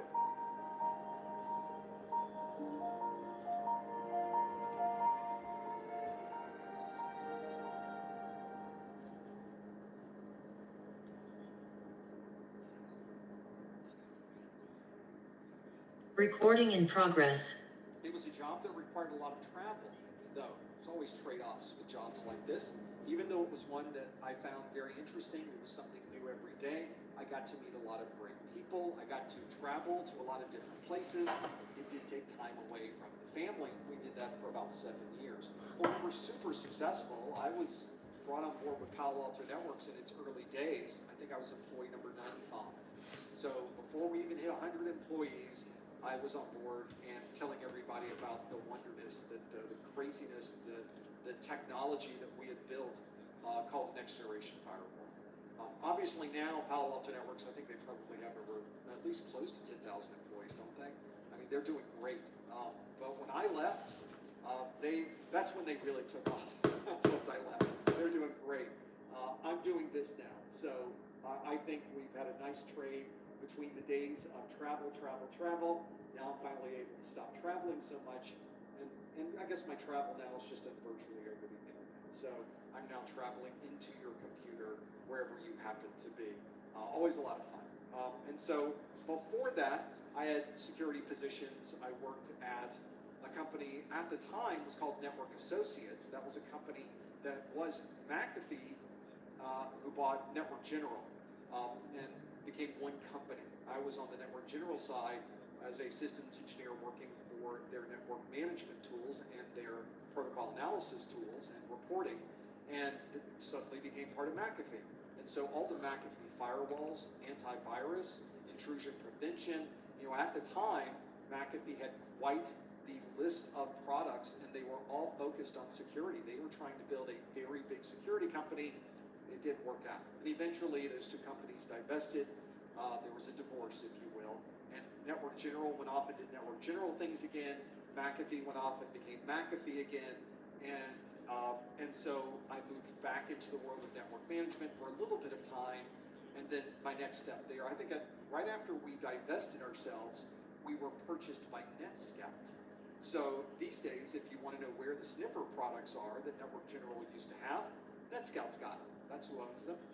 And then I moved from NetScout to Palo Alto Networks, and the rest there is apparently history. I think cybersecurity jobs, security in general in IT, is such a fun place to be because there's so much to learn. There's something always different, unique, different challenges coming down the line, and it gives you a chance to really be technical because you're working with applications, with networks, with security, kind of combining them all together to do some very, very interesting things to protect data, to protect networks. A lot of fun. So that was my previous cybersecurity jobs. It is an advantage, I think, for people that come to watch my videos, I like to think, because I've had time in the field, I've had time in the trenches, I've been doing this with people in some of the largest networks in the world from a security perspective, that I hope I bring some of that into the videos themselves so that you get a real world understanding of how people are really using these technologies out in the world. And they are. I would not be talking about these and showing you these technologies unless it was something that might be useful for you to learn. What makes a post-university person? Most people don't have time to waste. They want to move their career forward. Most people don't have money to waste. They want a good education. Let's go with some other questions. There's a lot more that you've submitted, so let's keep going through this list. This is a pretty good one. It's a common one that shows up. We did some performance-based questions earlier. The performance-based question that I asked you today had 5 or 6 answers. You might have gotten some of them right and some of them wrong. And so you may be thinking to yourself, do you get partial credit on these performance-based questions? How does that work? Well, CompTIA has, in fact, maybe we can find it. I talk to this very often. CompTIA performance-based questions and partial credit. Let's see how well our search engines work on this. There is a performance-based question, frequently asked questions, which is redundant, but you know what they're saying here. And one of the things they ask in this list of questions for performance-based questions is, let's see if we can find it. In here, there is a list that says, is partial credit given if I answer part of a performance-based question correctly? And they say, there may, I think they left a B out, there may be questions for which partial credit is offered. However, exam questions and their scoring are confidential, so no further information can be provided regarding which questions may offer partial credit. So there they are telling us very specifically, maybe. You might get partial credit, or you might not get partial credit. They have told you definitively, perhaps. That's sort of where that one showed up. I don't know that that was really helpful. I don't know if that really gave us a lot of detail. Well, actually, it did tell us there's a chance. So what you're saying, CompTIA, is there's a chance. And indeed, there is a chance. So hopefully, with questions like we had today, I would like to believe that that is one that really does lend itself towards partial credit. And I would like to believe that on an exam, that would be a partial credit question. The problem, though, is you'll never know. They don't tell you the grading. They don't tell you the scoring. They don't tell you if you got partial credit. They don't tell you if you didn't get partial credit. You will never know. So although it's interesting to think about the grading process, and it's interesting to try to reverse engineer the things that they are doing, it's ultimately impossible to reverse engineer it. So my recommendation to you is don't worry about it. You're never going to know either way. There's no way to prove it. There's no way to disprove it. So it's more of an interesting conversation we can have, but ultimately it doesn't tell us anything about whether we got the credit or not. Okay, well that's one of those situations where we just have to do the best we can on the exam. The score is going to take care of itself at the end. That's my recommendation to you, is don't worry about it. Focus on the exam objectives, focus on knowing the material, and then it doesn't matter because you're just going to pass the exam anyway. And ultimately the score doesn't matter. You either pass or you don't pass. You get that passing score, you're fine. As long as you get a 750. If you get a 750, you can come back and say, I passed the exam. Like, you passed the exam just as well as someone who got a perfect score. It's true. Except you probably studied just the right amount of it to be able to get that 750. That's the benefit. Whoever got the perfect score studied way too much. What were they doing? What were they thinking, right? So that's my recommendation. Don't worry about the details. 750 is not a percentage. We know that the questions themselves are worth a different number of points. So there's no way to calculate a percentage either. That's what I mean. Reverse engineering this, it's a process that's fruitless and pointless. Don't worry about that part. So, and there can be questions that actually don't count. How you like that? Happens on the exam. We'll work through those. Let's keep going through this list. list and get a feel for what's here. The other questions that you've submitted, there's some great stuff in here. We've answered a number of them, so if I don't get to your question, we've probably already covered it during this session. Don't feel bad, I do see them on the screen, but there's no reason to repeat ourselves for this. This is a common question. I'm going to address it again because I think it's important. Because a lot of sites, for some reason, focus on this, and I don't know why. The question from Graham is, do I need to know all the ports and their common uses, or just the common ones? Well, what a good question. So my response to this is always, what list of ports from the exam objectives are you referring to? And the ultimate answer, it's a trick question, by the way. The answer to that is, when we start looking at these, the answers, let me see if I can find my exam objectives. There they are. If you look through the exam objectives, you go through this entire list of exam objectives. There's a lot here. There's no port numbers. See the port numbers? None there. Nope. There's no port numbers there. How about this one? No port numbers. Let's do another. No port numbers on that. Those two pages. Let's keep going. Port numbers there. All right. How about the acronym list? Let's go through the acronym. Any port number? No. Port numbers here. No. Are there even any protocols here? Not really. Not a lot. There's some, but no port numbers. No port numbers there. And now we're at the end of the exam objectives. We just went through the entire 701 objectives. There's no port numbers on that list. Zero. I got this old thing and the bill from the store where I got it. Figured you could beat it with a better deal on one of these big boys. If you go back and look at the 601 objectives, there are also no port numbers on the 601 objectives either. They don't exist. So my recommendation always is port numbers are interesting, and there may be questions on the exam that reference some very well-known port numbers. So if you know HTTP, HTTPS, SSH, and Telnet, you're sort of done. But those are things you sort of know already. That's not even a concern. Other than that, there's not really much you need to know from a port number perspective. In fact, CompTIA tells us in their exam objectives, you really don't need to know anything. And I think that's probably, if you are studying for the exam, I think what you should be doing is studying everything listed in the exam objectives and spending all of your time on the objectives. Let's say that I'm wrong. Let's say that for some reason, CompTIA puts one question on the exam that has something to do with port numbers. Let's say that it's just an odd port number from out of the blue that nobody even thought would be there. Whenever you take the exam, you get that one question. You might get it wrong because I just advised you not to study any port numbers. But it's okay because the other 89 questions on, possible maximum 89 questions on the exam are all from the exam objectives.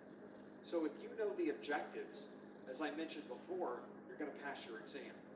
Why are you bothering the process? Why are you bothering to study more than what's on the objectives?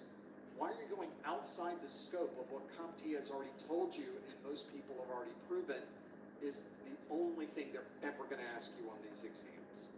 Now here's, when I bring this up to people, because they're seeing these port numbers, in fact, pages of port numbers being presented to them by other people on the internet saying, you need to know these pages of port numbers. And they say, yeah, but the port numbers aren't in there. They will always come back to these exam objectives and they will go to this section at the bottom that says, please note, the list of examples provided in bulleted format are not exhaustive lists. Other examples of technologies, processes, or tasks pertaining to each objective may also be included on the exam, although not listed or covered in this objectives document.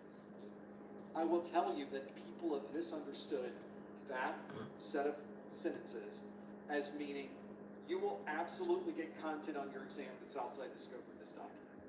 And in reality, nothing of that ever occurs. CompTIA does not go outside the scope of this document. This is what the lawyers asked them to put into this document so that I guess nobody can complain about it. But as it turns out, The list of examples provided in bulleted format in this document are pretty exhaustive. They stay very, very close, probably 99.9% to the exam, which effectively is 100%. It says that other examples of technologies, process, or tasks pertaining to each objective may also be included on the exam, except once you take the exam, you realize, hey, there's nothing else on this exam other than what's in this list of objectives. So although it says they may also include more stuff on the exam, as it turns out, they don't. So I would highly recommend, you stick to the objectives. If you stick to the objectives, you're going to do fine. You will pass your exam. Don't bother with understanding port numbers. Don't bother going back to older exam objectives and pulling documents out of that one. Don't do it. There are no port numbers listed in the objectives, therefore don't waste your time on that.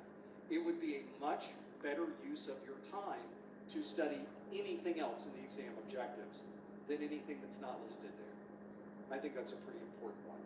So there are people, in fact, in the chat room now, people are trying to justify, no, but wait, the objectives, they talk about protocols. They do talk about protocols. They don't talk about port numbers. That's the difference. And that should give you a clue that knowing the protocol is important. What does that protocol do? When would you use that? All right, everybody, let's get in a break. Woohoo! But it has nothing to do with port numbers. So that's what I would recommend you focus on as well. Stick to the objectives. Don't let them lead you astray somewhere else. Be very smart about the time you spend studying, and I think you'll do fine. I think that's pretty important. Let's keep going through the list of questions that you have. We're running out of time quick. Let's go through some more. I would describe Underline as fast, affordable, and local. Incredibly fast, very reliable, zero lag. That's kind of fast. Consistent, fast, simple. No brainer.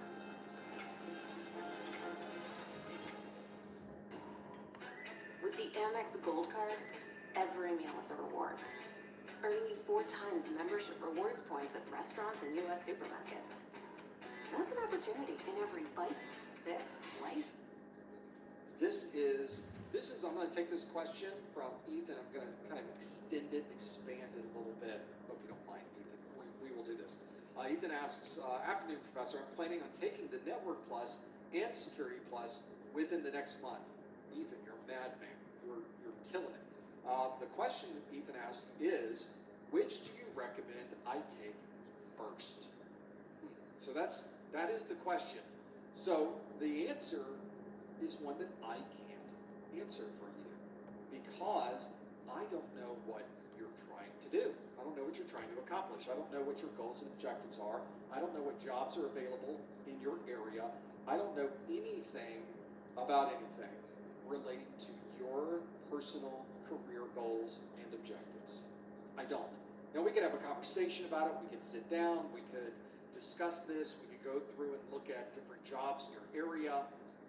But there's a whole scalability problem when it comes to that because I can't do that for everyone. So this is what I would recommend for you and for everybody is first figure out what you want to do. Now that's a very broad question. Maybe you have a goal over the next 5 years. Maybe you see yourself, I'd love to get into cybersecurity. That's a pretty good goal. It's a common goal a lot of people have. It's a good goal. But you also need to be much more specific. Often we go to interviews, they always ask that interview question. Where do you see yourself in 5 years? Where do you see yourself in 10 years? And then you have to come up with what 5 years down the road is going to look like, which, by the way, no one can predict and very difficult to even plan for a 5-year plan because the technology is moving under our feet constantly. Even if we come up with something 5 years from now, it's probably going to be different than what 5 years actually turns out to be. So what I tend to tell people or ask people, what do you want to do next?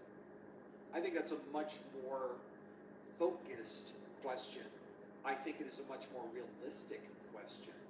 What do you want to do next? What is the next job that you reasonably could see yourself in? Now, if you ask somebody the question, they go, I'm going to be the CEO of AT&T.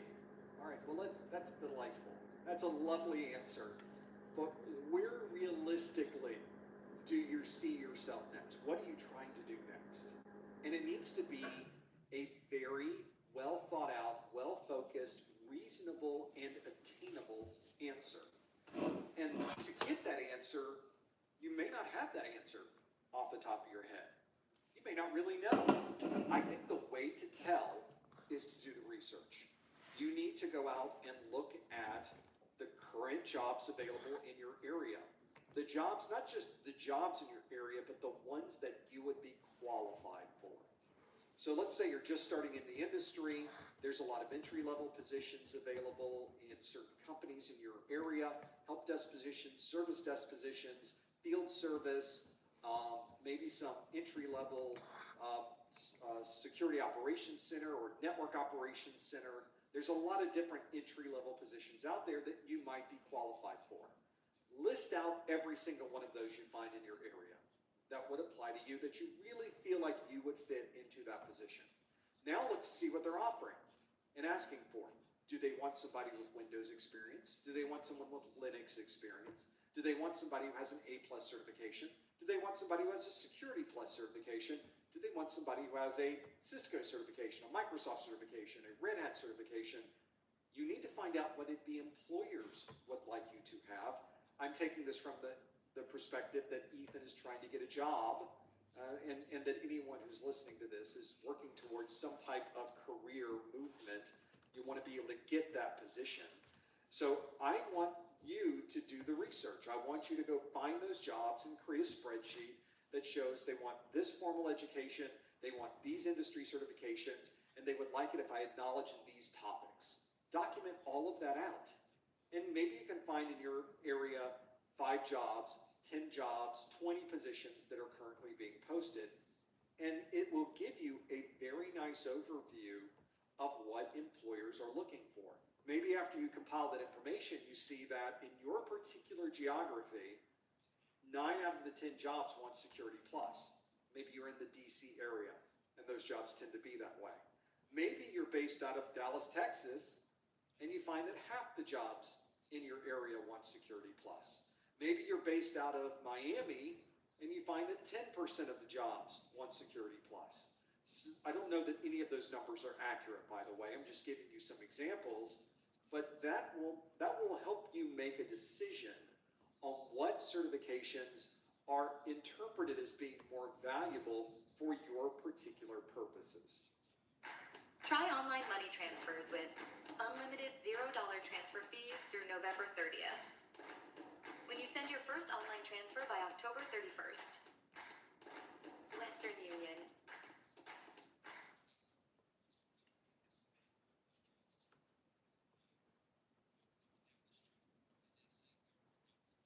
Making SOPs can definitely make you want to smash your computer. That was until I found Scribe. Right, here's my honest review of Scribe, aka the tool that will basically write your SOPs for you. I'm not the type of person who's sitting around taking screenshots all day. I'm not doing it. There's a million other things I'd rather be doing, and that's why they call me the workflow wizard. Why? Because I'm using Scribe. When I sign up, all I do is hit record, click through the process, boom. Scribe turns it into this beautiful guide. I don't take a single screenshot. It's, what's the catch? There's no catch. I made a 98-page guide in 5 minutes on a Tuesday. Make the switch to Scribe, save your time, and take that deep breath, because you deserve it.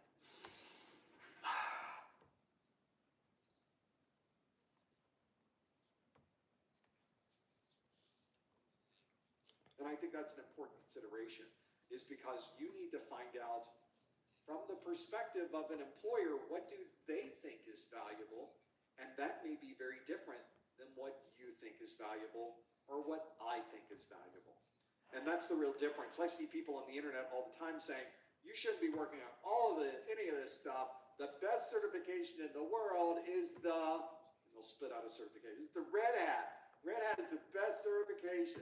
Cisco CCNA, that's the best certification. By themselves, those certifications have no value. They have zero value. The value of a certification is what you do with it. And the value of that certification hopefully matches what employers would like you to do with it. So that's where you need to focus. Don't worry about what other people think is the best, or what they tell you is the best, or what they perceive is the best. The best certification is going to be the one that helps you achieve your own personal career goals. So ultimately, it doesn't matter what I think you should take first. It doesn't matter what someone else thinks you should take first. What really matters is what the employers or what the ultimate goal that you have focuses you into taking first. And then you get to make the decision. Maybe you look at everything and you realize everybody in my area wants Security Plus, but I just don't like Security Plus. I want to go do networking. Okay, that is a reasonable answer. It may have some disadvantages when it comes time to look for a job, but now you're working on something that's more important to you personally. So that's the idea. That's the focus. That's where I think you should go, and that's why I almost never answer questions about what do I take next, because I really don't know what you should take next. And ultimately, if I gave you an answer to what I think you should take next, that answer is probably going to be less than qualified, because I have no idea what your goals and objectives happen to be. Let's do some more questions. I've got some more on this list. This is good because it's another one of these that I can't answer. I love those questions. Kyle asked the question I can't answer, which is, can we expect the domain percentage splits among the questions to be exact? So that is the question from Kyle. I guess we can sort of answer the question. Kyle is referring specifically, if we go to the exam objectives, there is a section right at the beginning that says, here are the domains of the objectives. The Security Plus SY0701 has 5 domains. They have general security concepts, threats, vulnerabilities, and mitigations, security architecture, security operations, and security program management and oversight. And each one of these has a percentage that you will expect to find on the exam. 12%, 22%, 18%, 28%, 20%. So you can see, for example, on your exam, you can reasonably expect that there will be twice as many questions on security operations as there are general security concepts. Because general security concepts is 12%, security operations is more than twice that at 28%. So you could reasonably assume that the question distribution you get on your exam, it may not be exact, but it's going to be pretty close to this. That's why else would they give us this percentage breakdown if it wasn't something that was covered on the exam? And in fact, I use the same percentage breakdown when I'm building out my practice exams list. And I get it pretty close. And I try to get it pretty close intentionally, because CompTIA has told us this is what they shoot for on the exam, is that set of percentages. Is that percentage correct? Is it perfect? Is it exact on the exam? I don't think any of us could ever tell, because you would have to have every question you took on the exam, and then you would have to cross-reference all of those questions, and then finally determine if you got a similar distribution. I will also tell you, as someone who has gone through these exam objectives with more than one fine-tooth comb, that some topics occur in multiple times in the objectives in a different scope. So for example, in the objectives, let me see if I can figure out one off the top of my head. There is one section that talks about protecting data on the 701 exam objectives, and one of those topics is about full disk encryption. But there's another section on the exam that also talks about full disk encryption that's not more of a general topic of protecting data, it's more about encryption technologies. So you have that similar topic, but depending on the question, that might come from domain 3 or it might come from domain 1. So where do you categorize that? That's the problem, of course, is there's sort of a gray area in between where it could be neither one of those depending on the context. So that's why I tell you, don't worry so much about specifics of or exactness of the exam, because ultimately you have no way to confirm or deny any of this. And so that's why I tell you, don't worry about it. You'll get the list of questions. It could be a nice guideline to use for your studies. But again, if you know everything on the exam objectives, you're going to pass your exam. That's the important part. Don't worry about everything else is an interesting conversation. It's an interesting thing that we can discuss on these live streams, but ultimately it has no impact on your final score. You're the one who has to study the materials. You're the one who has the impact on the final score, not the exam. So that's what I would say. A lot of port number questions. This one is there a good method for learning all the port numbers on the 701 exam? There is. Don't learn them. That was easy. That was fast. So that's why. Work through this. Here is an example of, well, we're going to keep going. I'm not going to actually address that question. Some of the questions that you've submitted are questions specific to the 601 objectives. And in fact, one of the things you find in the 601 objectives, because they were so big, is there were multiple topics that broke down these ideas into smaller bits where it just got too convoluted on the 601. And on the 701 exam, they are much more focused. And so that's why I think if you're someone focusing on the exam, the 701 is a little tighter. It doesn't have a lot of extra material there. And so you don't have these similar topics fighting with each other. It's much more clear, much more straightforward. Let's keep going through these questions and see if we can find. A lot of these are specific to the exam and the objectives that are there. So here's another good one, a good question to talk about. And I think this one's worth bringing up. This is a question that comes up quite a bit. It's from Gotham, who asks, at the end of the official CompTIA exam objectives, there is a huge list of acronyms, some of which do not appear in the domains, in the 5 main objectives. For example, ASLR, not a camera, it's an address space layout randomization. I don't even know what that is. I do know what that is, but I can explain to you why it's not important that you know what that is.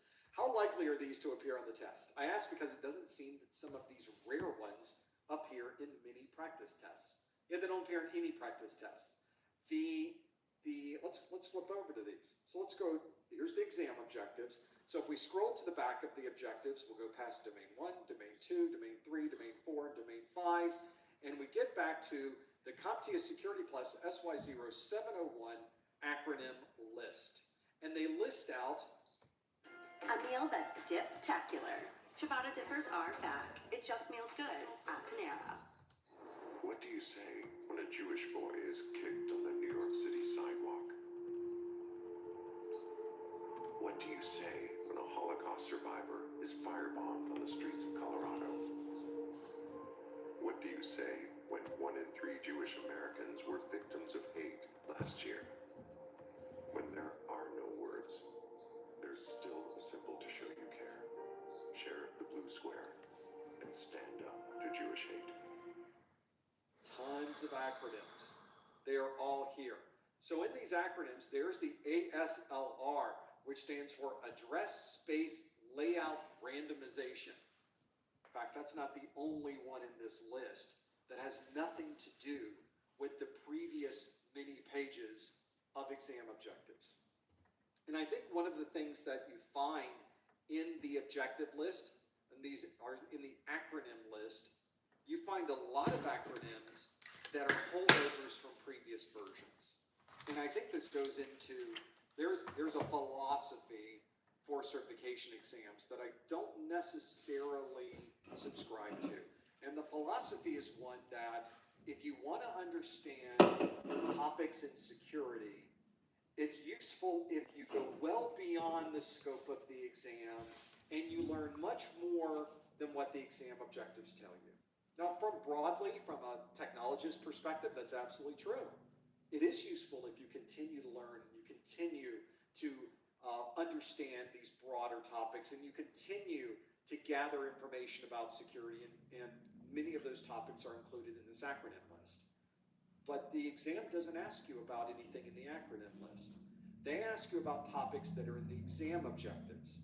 And I think the acronym list is an interesting glossary of acronyms, but ultimately, they're not going to help you with the exam objectives. I think as you go through the objectives, the important acronyms automatically appear.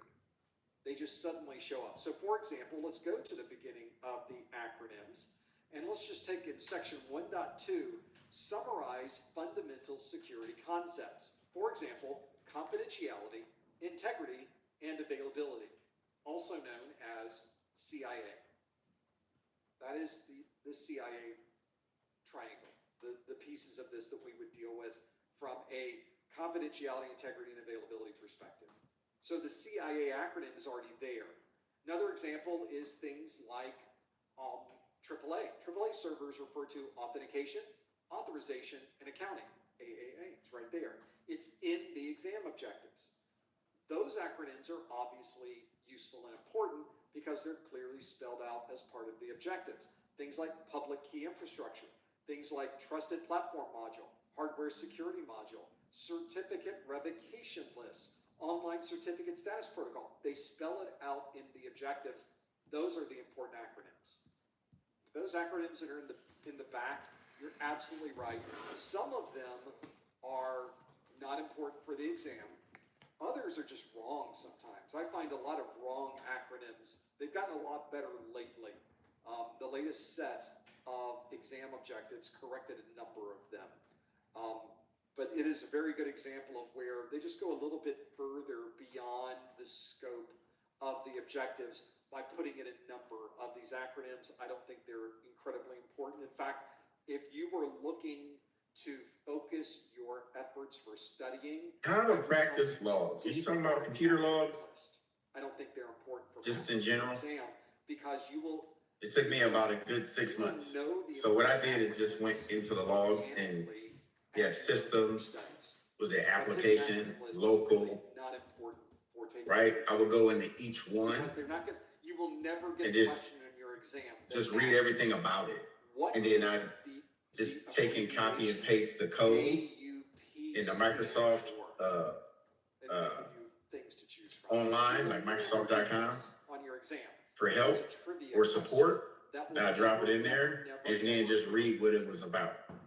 So that's a way to do it. Don't try to tackle them by, let's say, all over the place when something happens.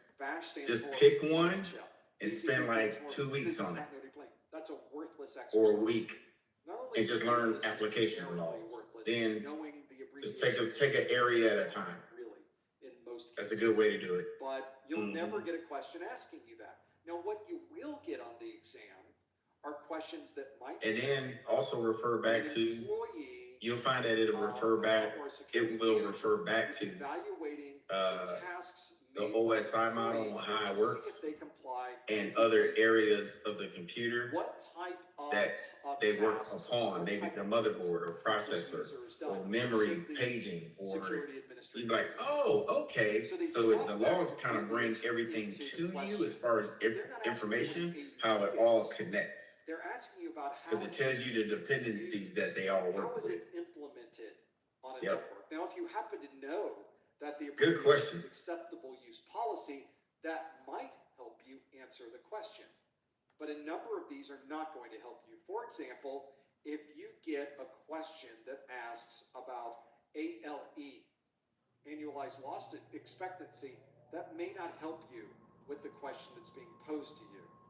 So I would not necessarily spend my time memorizing letters versus the words the letters mean. I would take it a little broader and get a better understanding of how is that used? How is that useful in the scope of cybersecurity? And I think that's a better use of the acronym list than simply memorizing letters and what the letters mean. I mean, ultimately, we always talk in acronyms. We talk in abbreviations during the normal workday. We often forget ourselves what APT means, what BYOD means, what CERT stands for. You know, we have to think about, oh yeah, that's the Computer Emergency Response Team. But we're just, we need to look and see what CERT says. Let's see what the CERT team is doing. You know, that's a very good example of how these letters and acronyms may not be as important as you think they are, but there is a context for them It's just the acronym list is a very, very bad example of that list. Stick to the objectives and I think you'll be fine. So that's why and you're absolutely right, Gotham is correct. Like, why are they asking me about these odd names that never show up anywhere else? That's why. They just stuck them in there. I don't know why they stuck them in there, but they did. It's just one of those mysteries of life that we'll have to figure out. And it's been that way forever, since I've been doing these training courses, which at this point is kind of a long time.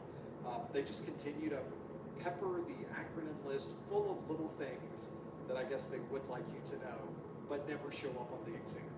So the point of that is really up to you. Where do you spend your time studying? Stick to the objectives. Pretty important. Let's keep going through the list of questions. We're already at the top of the hour. We're in overtime now, so we'll do a couple more just to get these through.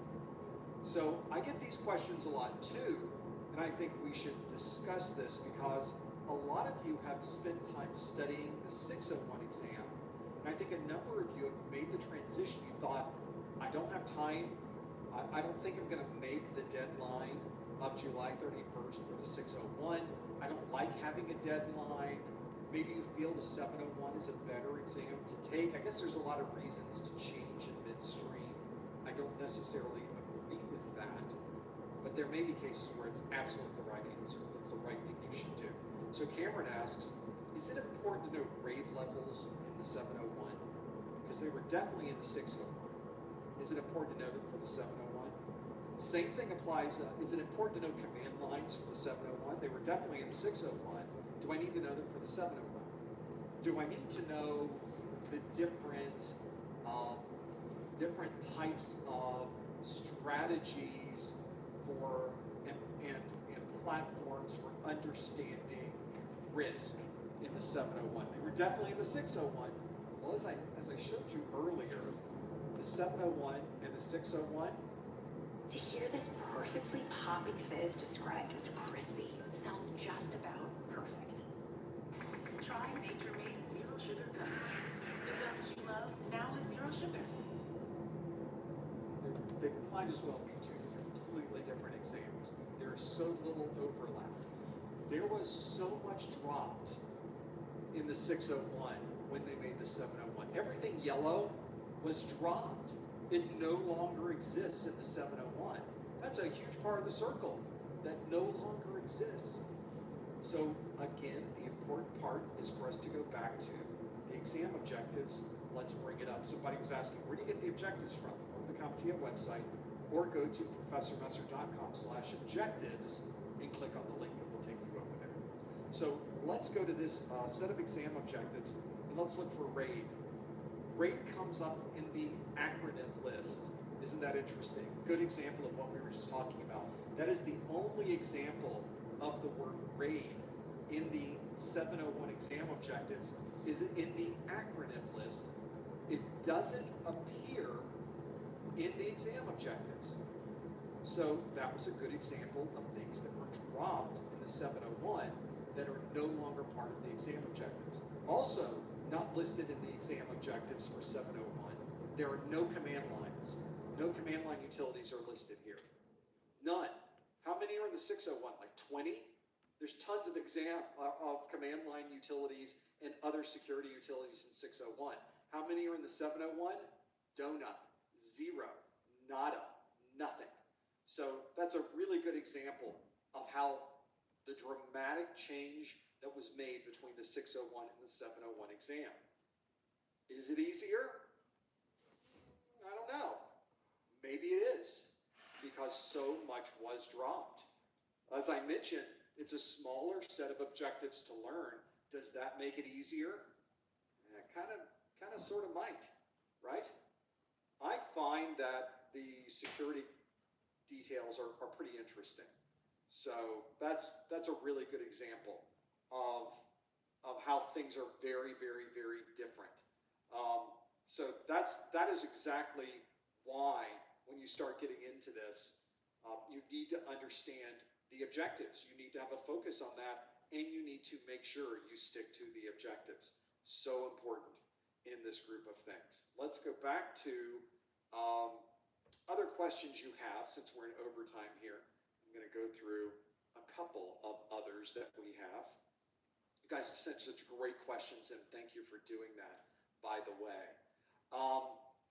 So other topics we have here. A lot of people, oh, this is a pretty good question, actually. I know this one's kind of specific to what we're doing here from our product perspective, from our training materials. The question asks, if we purchase the Success Bundle for the 701, will we have access to the practice exams when it's released? If you purchase the Success Bundle for the 701, the practice exams book will be automatically added to your download list the instant it is available. So it is just going to be automatic for you to be able to earn those. So make sure that if you are someone who has already purchased the Success Bundle, or you're planning to purchase the 701 Success Bundle, check back in about a week or 2 weeks, maybe 3, I think 1 or 2 weeks. Check back in a couple of weeks. Just keep checking back in. You'll suddenly see on the download page, oh, now the practice exams are available. I can download them. They will be added to your account at no additional charge because you are a Success Bundle owner. You get everything. And so if I create a new set of exams, you're going to get those because I will add them to the existing Success Bundle for everyone else as well. You lose or miss nothing because you are a Success Bundle owner. You've already made the investment in your training. You've already purchased that Success Bundle from our site. Of course, you're going to get access to those. I will absolutely make sure that it happens immediately and being able to use them. Other questions? Let's keep going through that list. Question is from a 701 perspective is, hey, when can you sit for the 701 exam? They started offering the 701 exam in November for English-speaking countries.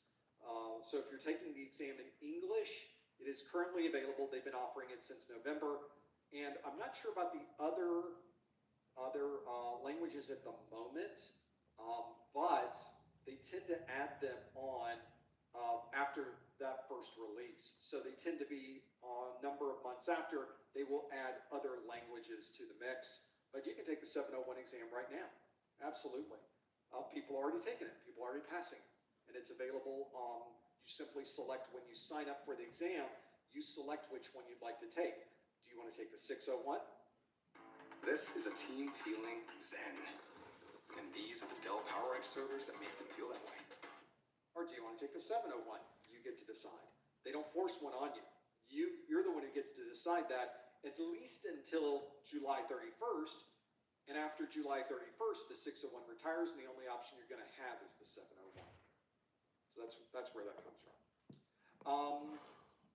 Let's talk about this. So there is, Anonymous asks, how does the renewal process work? Do I take another exam, either the same length or shorter? What is the process? How do you do this? And the answer is there's a number of different ways to renew the exam. So reading through the exam objectives and taking these exams and getting through the exam part and passing the exam is the first part. Then you have this exam, your certification, once you pass that exam, is good for 3 years. You are certified for 3 years. You need to renew that certification before that 3-year period is up to renew it for another 3-year cycle. And there's a number of different ways to do it. You can collect continuing education unit credits. I talked about some of those earlier today. Some people collect credits, some people don't. You could take a higher level CompTIA exam. CompTIA lists what those different levels are on their website. So you can take a higher level exam and it renews all of the certifications underneath that. You can take a third-party certification exam. For example, you can take a Microsoft exam, a Cisco exam, a Palo Alto Networks exam. A third-party exam also counts towards a renewal. It could do a full renewal depending on the exam. They list and document those exams on the CompTIA website. You could also take the CertMaster CE computer-based training. They have this training program where you sit through the training, you answer the questions, and if you get all the questions right, then you've renewed your certification. If you don't get all the questions right, you can go back and take the test again, until you get them all right. And once you finally get all the questions right, you've renewed your certification. It's a very easy way to do it. Now, I have a video that's in the YouTube video description of this video, how to renew your certification in just a few hours. And that is one that steps through all of those options, kind of gives you an advantage and disadvantage of all of them. And then it talks a lot about the CertMaster CE, because I just find that an easy, quick way to renew your cert. Well, we've had people come to our site before. They've come into our Discord and they've said, I'm in a bind. I just realized my certification expires tomorrow and I need to renew immediately. How can I collect enough CEUs to renew immediately? It's very difficult to collect CEUs in such a short period of time. So what I recommended to this person was, you need to go buy the CertMaster CE.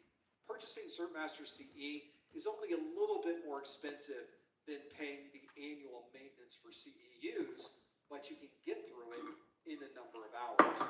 And that's what they did. They bought the CertMaster CE. They got through the entire thing that same day. They submitted it to CompTIA, and they renewed their certification on the last day of its eligibility, and now they were good for another 3 years. So it just depends on your specific requirements. There's different ways to renew. You need to find the one that works best for you. But CompTIA gives you a lot of ways to do that. What you don't want to do is not renew it, and then after the expiration date, you go back to CompTIA and said, oh wait, it's expired, what do I do? And their answer almost inevitably is, you have to go take the exams again. So don't be in that position either. That is pretty important. Whenever you start worrying about those certifications, I highly recommend you put it on your calendar so that before that date shows up, you already know that you need to work on renewing all of that. Pretty important. Okay, let's get another couple questions in before my voice goes out. Since it's Friday afternoon, I thought we would just get through as many questions as we possibly could. Since I know I don't have a live stream tomorrow, which is amazing to me at this point. We had a live stream Monday, we had one Tuesday, we had one yesterday, and we have this one today. So I'm looking forward to the weekend from this perspective. Let's keep going through this list. People are talking a lot about the acronyms. I think we covered that in excruciating detail. So I'm not going to repeat that particular question, but hopefully we were able to get that answer for you. If not, you can always watch it on the replay, covering in the details of that. Other question, this is a pretty good one. This one is a common one, and I think it's a worthwhile question to consider. Mr. LTU asks, how can one land an entry-level cybersecurity job with zero experience and just the Security Plus cert? I'm brand new. I'm thinking of the route consultant or pen tester, which are both good. Those are good routes. Both of those are good. Let's talk about the market for security. Let's talk about getting a job in we'll call it the cybersecurity market. I tend to call it the IT security market because I think that gives it a little more context. But you can just assume that we're talking about the same thing. And this question that comes up is about the zero experience question, the getting your first job question are all good questions. And security is such an interesting arm of information technology. Everybody wants a part of the cybersecurity because it is interesting, it is fun, and as you've probably seen, pays pretty well. Who wouldn't want to be part of that? But indeed, IT in general, when you start moving up the ranks in databases and networking and operating systems and security, all of them tend to pay pretty well. So that is sort of an across-the-board kind of thing. Cybersecurity, IT security in general, tends to be, I don't want to say over-marketed on the internet, but it is over-marketed on the internet. It absolutely is. A lot of people know that there's a demand for people who want to learn cybersecurity, and I think there are some people on the internet that would want to take advantage of that demand, even though the actual jobs don't tend to be at the same demand level. The supply level is definitely not there based on the demand. That's because IT security positions are positions that are generally not entry level. You tend to need to know a lot about operating systems. You need to know about Windows. You need to know about Linux. It helps a lot if you know about mobile operating systems.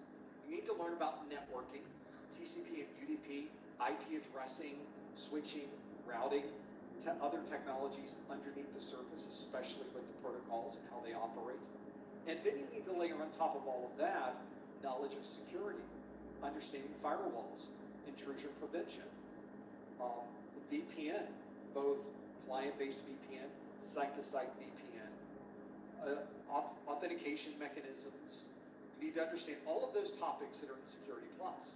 Well, that takes years to be able to accumulate that kind of knowledge and accumulate it to any significant degree so that you can then be at least at the point where you can apply to a security role. So you really have to build up to that security job to be able to get one of those positions.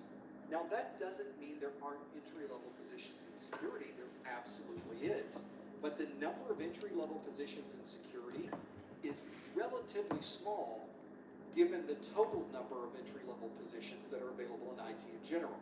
There are a lot more help desk positions and a lot more service desk positions and a lot more entry-level technician positions than there are IT security positions.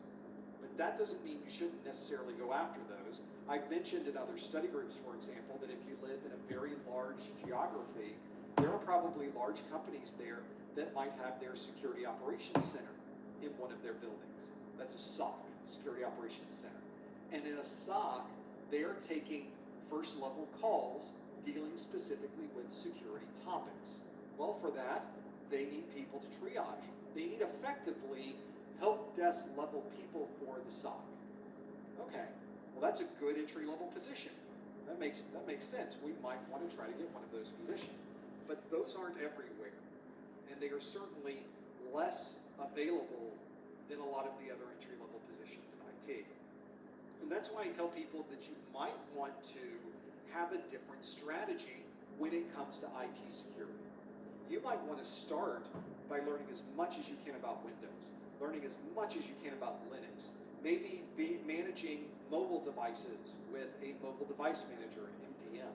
Maybe you want to get into the world of networking and understand how networks operate. How do switches communicate to each other?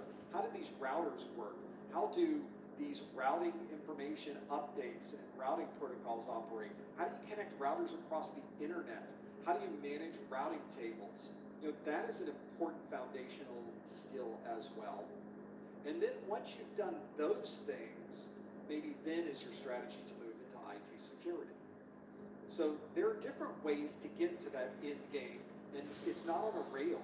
You know, there's a lot of different paths that an individual can take to get from point A to point B, and everybody has a different path that they're going to take.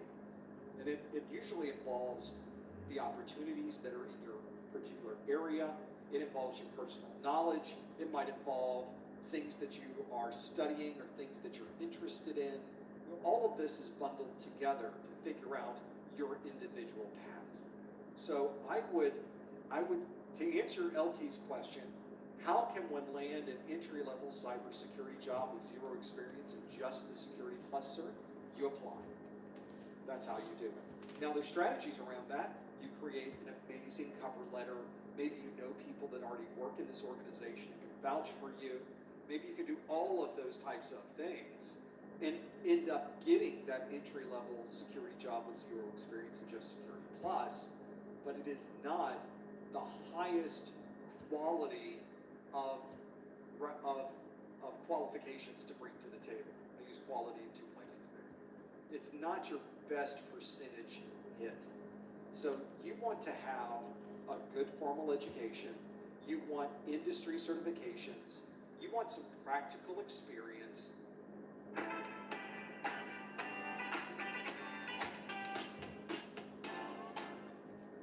Are you guys here for the halftime show? Oh no, we're here to help people customize and save and live neutral. So that's why the Eagle was here? And it really helps if you know someone who works there. Those 4 elements I cover ironically, in a video that's in the YouTube video description of this video, how to get a job in IT with no experience. And it's a 30-minute video. It's a big video. But like most of my videos, it is chock full of information. There's no slack time in that video. But those are the 4 things I focus on in that video. Get a formal education. What does that look like? Get industry certifications. You probably know what that is. Get some practical experience. You might want to watch the video for that one. I've got some good suggestions in there. And lastly, I think many people weren't expecting this one. You know someone who works in that company. As a hiring manager and a former hiring manager, one of the things that concerns me is I don't want to hire someone who's only going to last a limited amount of time in that role, and then they move on to something else. They leave after a month. That is the worst possible scenario. You spend all of this time going through getting the resume.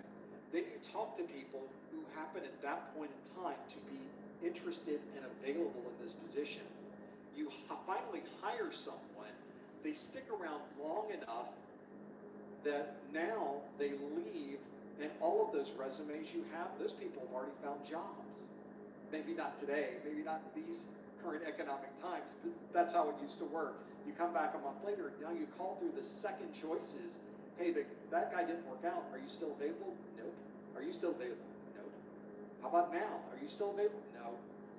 So then you basically have to start over again. Nobody wants to be in that position. And that's why knowing someone who works there is so good. It gets rid of the squirrel factor. If somebody's acting squirrely, if you think somebody's going to leave after a month, you're not going to hire them. You want somebody you know is going to be there for the long term. So that's why if you're someone who's really focusing on entry level and trying to find that job and trying to be different than anybody else who is putting in their resume, you need to find somebody who works there. Well, how do you do that if you don't currently know somebody who works there? Well, one of the best ways is to meet them. Go to a Microsoft user group meeting. Go to a Palo Alto Networks user group meeting. Go to a Cisco user group meeting and start meeting these people. That's what you need to do, because that's how you're going to meet the people in your particular neighborhood. They're the ones they're in that building that you drive by every day working on those networks. They're the security people that are managing those systems for that international conglomerate that is headquartered down the street. They are the ones who are the ones you want to meet. In fact, most of the time, it's just as useful to them that they get your resume as it is for you to give them your resume, because almost all of these big companies have an employee referral program. Oh, they don't tell you that, do they? That means that if you give them your resume and they turn that resume into their HR or to their hiring manager, and then they end up hiring you, the person who submitted your resume gets a finder's fee. They get an employee bonus for hiring you because you brought them the name. They brought your resume in, and they ended up hiring you. It's a win-win from that perspective. So very often when you go to these user group meetings and you start asking people, oh, where do you work? Oh, you work at that big conglomerate down the road. That's great. I'm interested in getting an entry-level job with your organization. They might ask you, oh, do you have a resume? It's almost automatic. I work with some people that they spend all of their time gathering resumes. It's almost like a second job because they were able to get so many bonus dollars from submitting all of these potential employees to the organization. So absolutely take advantage of that. That is one thing that I think meeting the people that are there not only helps you understand the job roles in your area, but ultimately it can get you that job, because now the person hiring you, oh, you know Bob, you met him at the user group meeting? Oh, okay. So now my squirrel factor for you drops dramatically. Oh, you already know us. You've worked with us for a while. You've met with these guys. You've known them for months. That is an important consideration when you're hiring someone. So I think that's an important consideration.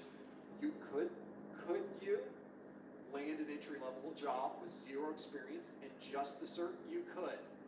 It's not the highest percentage of success, but it is possible. And certainly, if you get that entry-level position, regardless of whatever it is, it could be in operating systems, it could just be at the help desk, it could be doing something with the cloud, it could be something on the network. But whatever it is allows you to build a foundation that you could eventually use to become a security systems engineer, a consultant, professional services engineer, a pen tester, or any of these other jobs in the world of IT security. Absolutely there is, but you need to think about what's going to be your highest percentage of success, and there's no easy button. There's no simple thing, oh, I'll just get a security plus cert, now I can get a security job. It doesn't work quite that easy. It might, if you know some people, but now you know people. Now you can see how the strategizing works. All right, I need a good resume. I need a good cover letter. I need to know people that work there. I need to maybe work on an actual firewall. I talk about that in my video, so you may want to go look at the video just so you get a perspective of how the value might come from working with that. So have a look at it, maybe that can help you as well. Let's do some more questions for those of you that are working through it. Some folks are asking about how to claim CEUs. We're not going to back up. Part of the benefit of watching this and getting the CEU is you watched it to get the CEU, so you have to watch it to get the CEU. So what I would recommend is to watch the first hour of this study group that we did, not the after show, the actual study group, and that will be your best way to determine how you would earn that CEU. So that's just part of the process, I guess. We work through that. Now, this is a good question for many of us that are working on this exam. This is something that CompTIA does on their exams. You might want to consider doing this. If you're in a non-English country, is there extra time automatically for the exam? And it's not really country specific. It's more specific on your knowledge of the language. So, because of Rossman, I am ready for it all. With a breathtaking 268 horsepower, the all-new Audi A5 brings the thrill to every. Let's look for CompTIA exam accommodations for language, and let's see what options we can get. Language. I have to spell. Language is difficult to spell. There is English as a second language accommodation from CompTIA. That if you're taking the exam in English in a non-English speaking country where a localized version of the exam is not available, then you can get extra time. And so there's a lot of caveats there to be able to figure that out. So for example, if you're in a country and let's say in that country they speak Spanish, but there is not currently a Spanish language version of the exam. So if that's the case, then what you may want to do is reference this English as a second language accommodation, and they add more time to the list. Right now, there is an interesting thing around that, and you see it's even mentioned here. Candidates in Quebec are not automatically granted the ESL accommodation. Actually, this is a candidate's testing with Pearson VUE in Quebec. Requiring an ESL accommodation must contact Pearson VUE. This is actually outdated because the laws in that particular province of Canada have recently changed, and you cannot take an exam in Quebec that does not have a fully French version. And interestingly enough, the Pearson VUE testing front end can give you the test in French, but everything in the user interface is not in French, therefore it is illegal in Quebec. That means currently, right now, as we sit here on February the 23rd, 2024, you can't take a CompTIA exam in anything in the geography of Quebec. You can't. It's not available. They won't give it to you because it's illegal. So I think what they're probably working on is getting Pearson VUE to update their testing software so that it's fully internationalized and that every aspect of the user interface is then in that localized language so that they can offer a fully French version, which would then also allow them to offer an English version. So that just happens to be one of the interesting things about languages and certification exams right now, isn't it? There's a number of people that I have worked with, students on my website, people have tried to take an exam in Quebec right now. Can't take one. It's not available. You literally can't sign up for an exam in the geography of that province. You have to go outside of the province just to take the exam. Can't even take it online. Can't do it. It's illegal. They will arrest you. No, they won't arrest you. But they can't. CompTIA can't offer it. It is illegal for CompTIA to offer it, not for you to take it. And that's why you can't take it right now. So I think they're probably going to fix that as fast as they can, but that takes time. But it's a really good example of how sometimes these language rules, they work out to be a little bit different than you might expect on there.